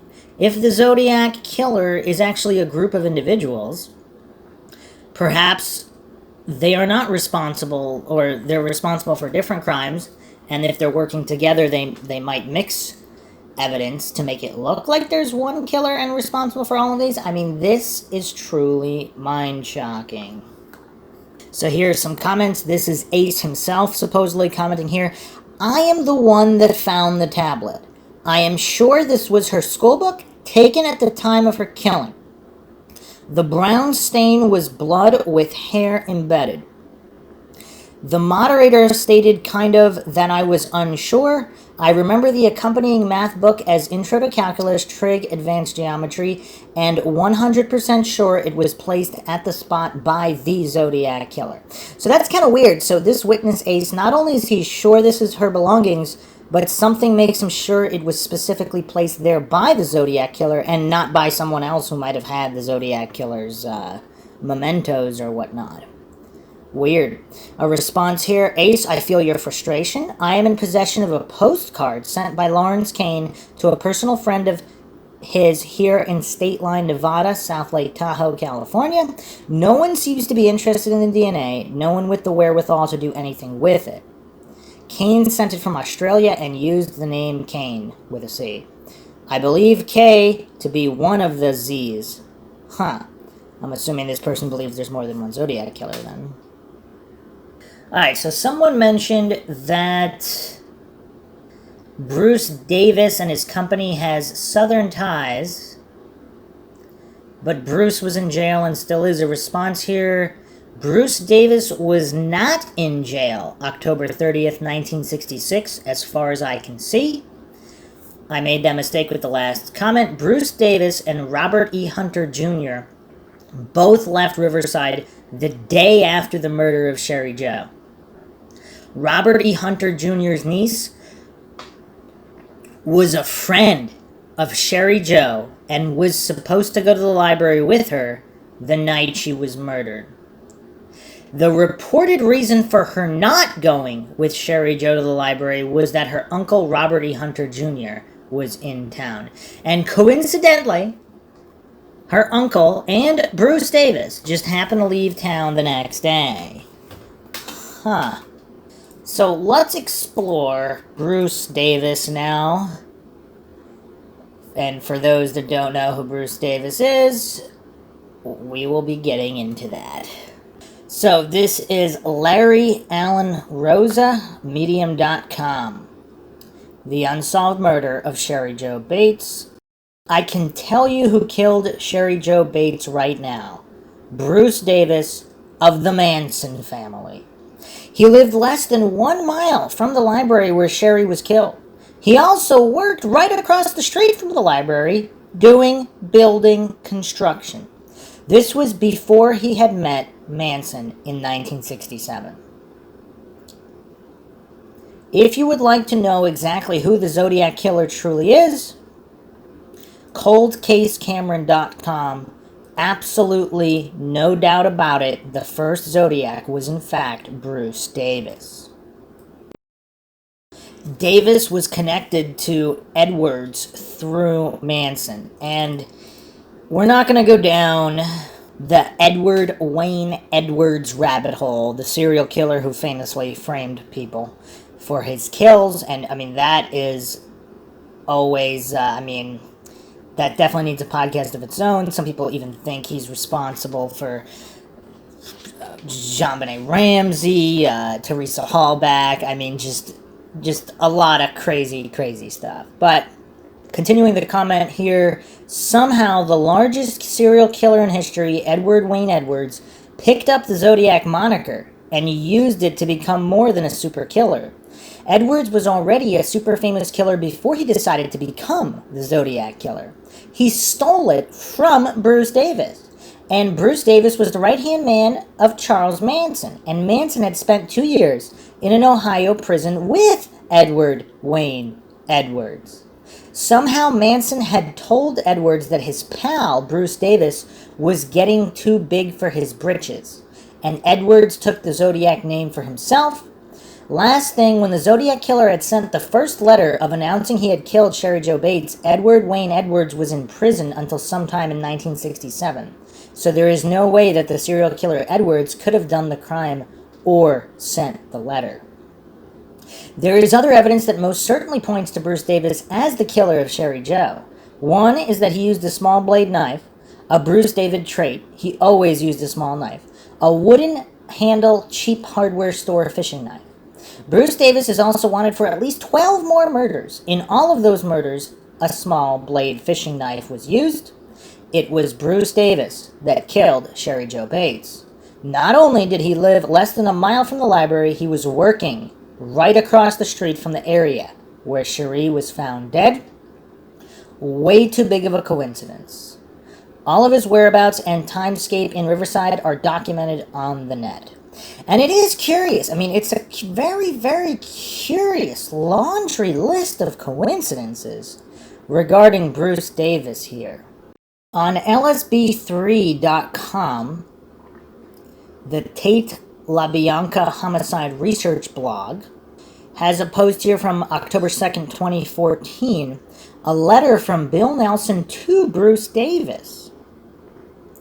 Dear Mr. Bruce M. Davis, today I am busy packing up all of my library of the Manson murders, the case, parole hearings, interviews and research, contacts, etc., and shipping off 2 boxes to an anonymous purchaser of my vast resources collected over the past 11 years. I have taken down my website, I have changed addresses and telephone numbers. In fact, I did not even give a forwarding number for my personal telephone. I am treating this like the people of God were told to do in the Old Testament, not leaving so much as a particle, leaven, or keepsake of the case. I am not even keeping one copy of my book, Manson Behind the Scenes, nor the autographed books from other authors, including Mr. Vincent Bugliosi and Greg King. I was the one who introduced television cameras into your parole hearing. You know that for a fact. I was the one who said on television prior to a parole hearing that you should be the primary suspect in the unsolved Zodiac murders. I have read the 1973 interview by Lieutenant Earl Deemer, retired now deceased, regarding your knowledge of Doreen Gall and her murder with James Sharp. You retorted at the time, I am not very impressed with your offer of immunity since I am serving a life sentence for 2 murders. Now that you believe you are near a parole date, I wonder if the authorities had enough insight and ability to haul you in for another interview if you might sing a different song. You did know Doreen Gall. You knew her intimately. She was in Scientology, had achieved the clear status the night of her murder. November 21st, 1969 should be a date that lives in the recesses of your mind as you close your eyes at night. There was a letter from the Zodiac found in her belongings after her murder. My personal opinion, not that you asked for it, is that you and Tex did the dirty deed together, then left for Vegas, where 4 days later you were both bragging that you were going to raise some money to get Manson out of jail, or start killing some people. Are those the only 2 options for these guys? You did not count on a snitch calling the LAPD about that, did you? That is how we know about it. You lived in the same Scientology house as she did. She had been threatened prior to her murder, hit in the head, September, like it was some kind of warning. Her father told me that she was asking to come home, and he replied that he would send a round-trip ticket. Doreen Gall said to her father, no, Dad, I want to come home for good. This Scientology is a bunch of crap. Witnesses heard her screaming in the alley, oh no, Jimmy, Jimmy, just like the case with the murder of Shorty in the back of the Spawn Ranch, and not in the middle of the day driving down the Santa Susana Pass. Barbara Hoyt was not supposed to hear his screams, but she did. You have been to Riverside, California, but you have refused to admit it. I only learned about it when I met your church-going buddy from Morro Bay, the talented black former Kansas City Chiefs pro football player. Bruce told me he had been to Riverside. Riverside is the scene of an unsolved murder of Sherri Jo Bates, October 30th, 66, a young, attractive future flight attendant like Beth. Zodiac left a note after that murder, too. The language matches that of Doreen Gall. But you knew that. Riverside PD has tried in vain to match DNA with their favorite local boy, but are now silent that there is obviously no match with Bill Bennett. The poor man has been dragged through the mud for decades for her murder, but he did not do that one either. You admitted in the recent parole hearing that you went to Tahoe. Bruce, that is another unsolved scene from the Zodiac murders. Donna Lass. The sister of Darlene Ferrin has identified you as the man seated in the white four-door sedan in Vallejo, California, that July 4th, 1969 night at Terry's restaurant. Positive ID. I have it on videotape. You are fortunate that the SFPD is not interested. Putting her hand to her chest, she said, I never thought I would see that man again. Remember Modesto and the horror-filled night ride for Kathleen Johns from Riverside? The wheel that came off, the offer to give a ride, and the silence for many minutes before she asked a question? Well, Bruce, Kathleen gave a pretty interesting response, hyperventilated, and had to catch her breath when I showed her your photograph from the day you surrendered in Los Angeles, December 1970. The letter sent to prison last year from Barbara Hoyt and was not read in the hearing room. That is tragic because she would have exposed you as a liar if it had been read. All of the court evidence, trial testimony, and witnesses agree that the murder of Shorty Shea occurred down by the creek bed towards Simi Valley after 2200 and not in the daylight driving down from the pass. Bruce, that is where he was moved, buried and found only after Clem gave authorities the location. That was right, Clem. The one not so bright. Stupid, in fact. He gave up the body, not you, Tex, or Susan with your Christian conversions and coming forth with the truth. Clem. And Tex was never prosecuted for the murder of Shorty Shea. Neither you nor Manson nor Clem would give him up, and that is what was needed to convict. Wanting to get out of a prison, are you now ready to come clean and finger Charles Denton Tex Watson as a co-conspirator in the murder of Shorty Shea? Are you that brave of a Christian, Bruce? It was an insult the way your attorney, Mr. Denny, said that he tried to find the relatives of Shorty or Gary. He is an attorney. He can hire investigators, and he could have obtained the desired information. That is, if he were really interested. All he really had to do was go to the courthouse and obtain the death certificate. It is all right there. But fear not, Bruce. Both parents of Gary are now deceased, and the wife of Shorty, remember she was black, had not been seen for decades. That is the same thing I did when I wanted to look up Beth. It's all right there on the marriage certificate, on the birth certificate, the address, births, marriages, dates, places, all right there. Did Beth tell you that I actually met her face-to-face one day many years ago? I was photographing her condo when she walked up carrying little Taylor. Well, actually, she was quite large in the head, and we spoke. You see, Bruce, I had a camera in my hands and meant her no harm personally, unlike you Manson murderers who use knives and guns. I do believe that you will be released. It may not be on the watch of Governor Gray Davis, though. I have fought against that release and tried to connect you with unsolved murders for 11 years. I have information that Zodiac paraphernalia was found related to you following your arrest.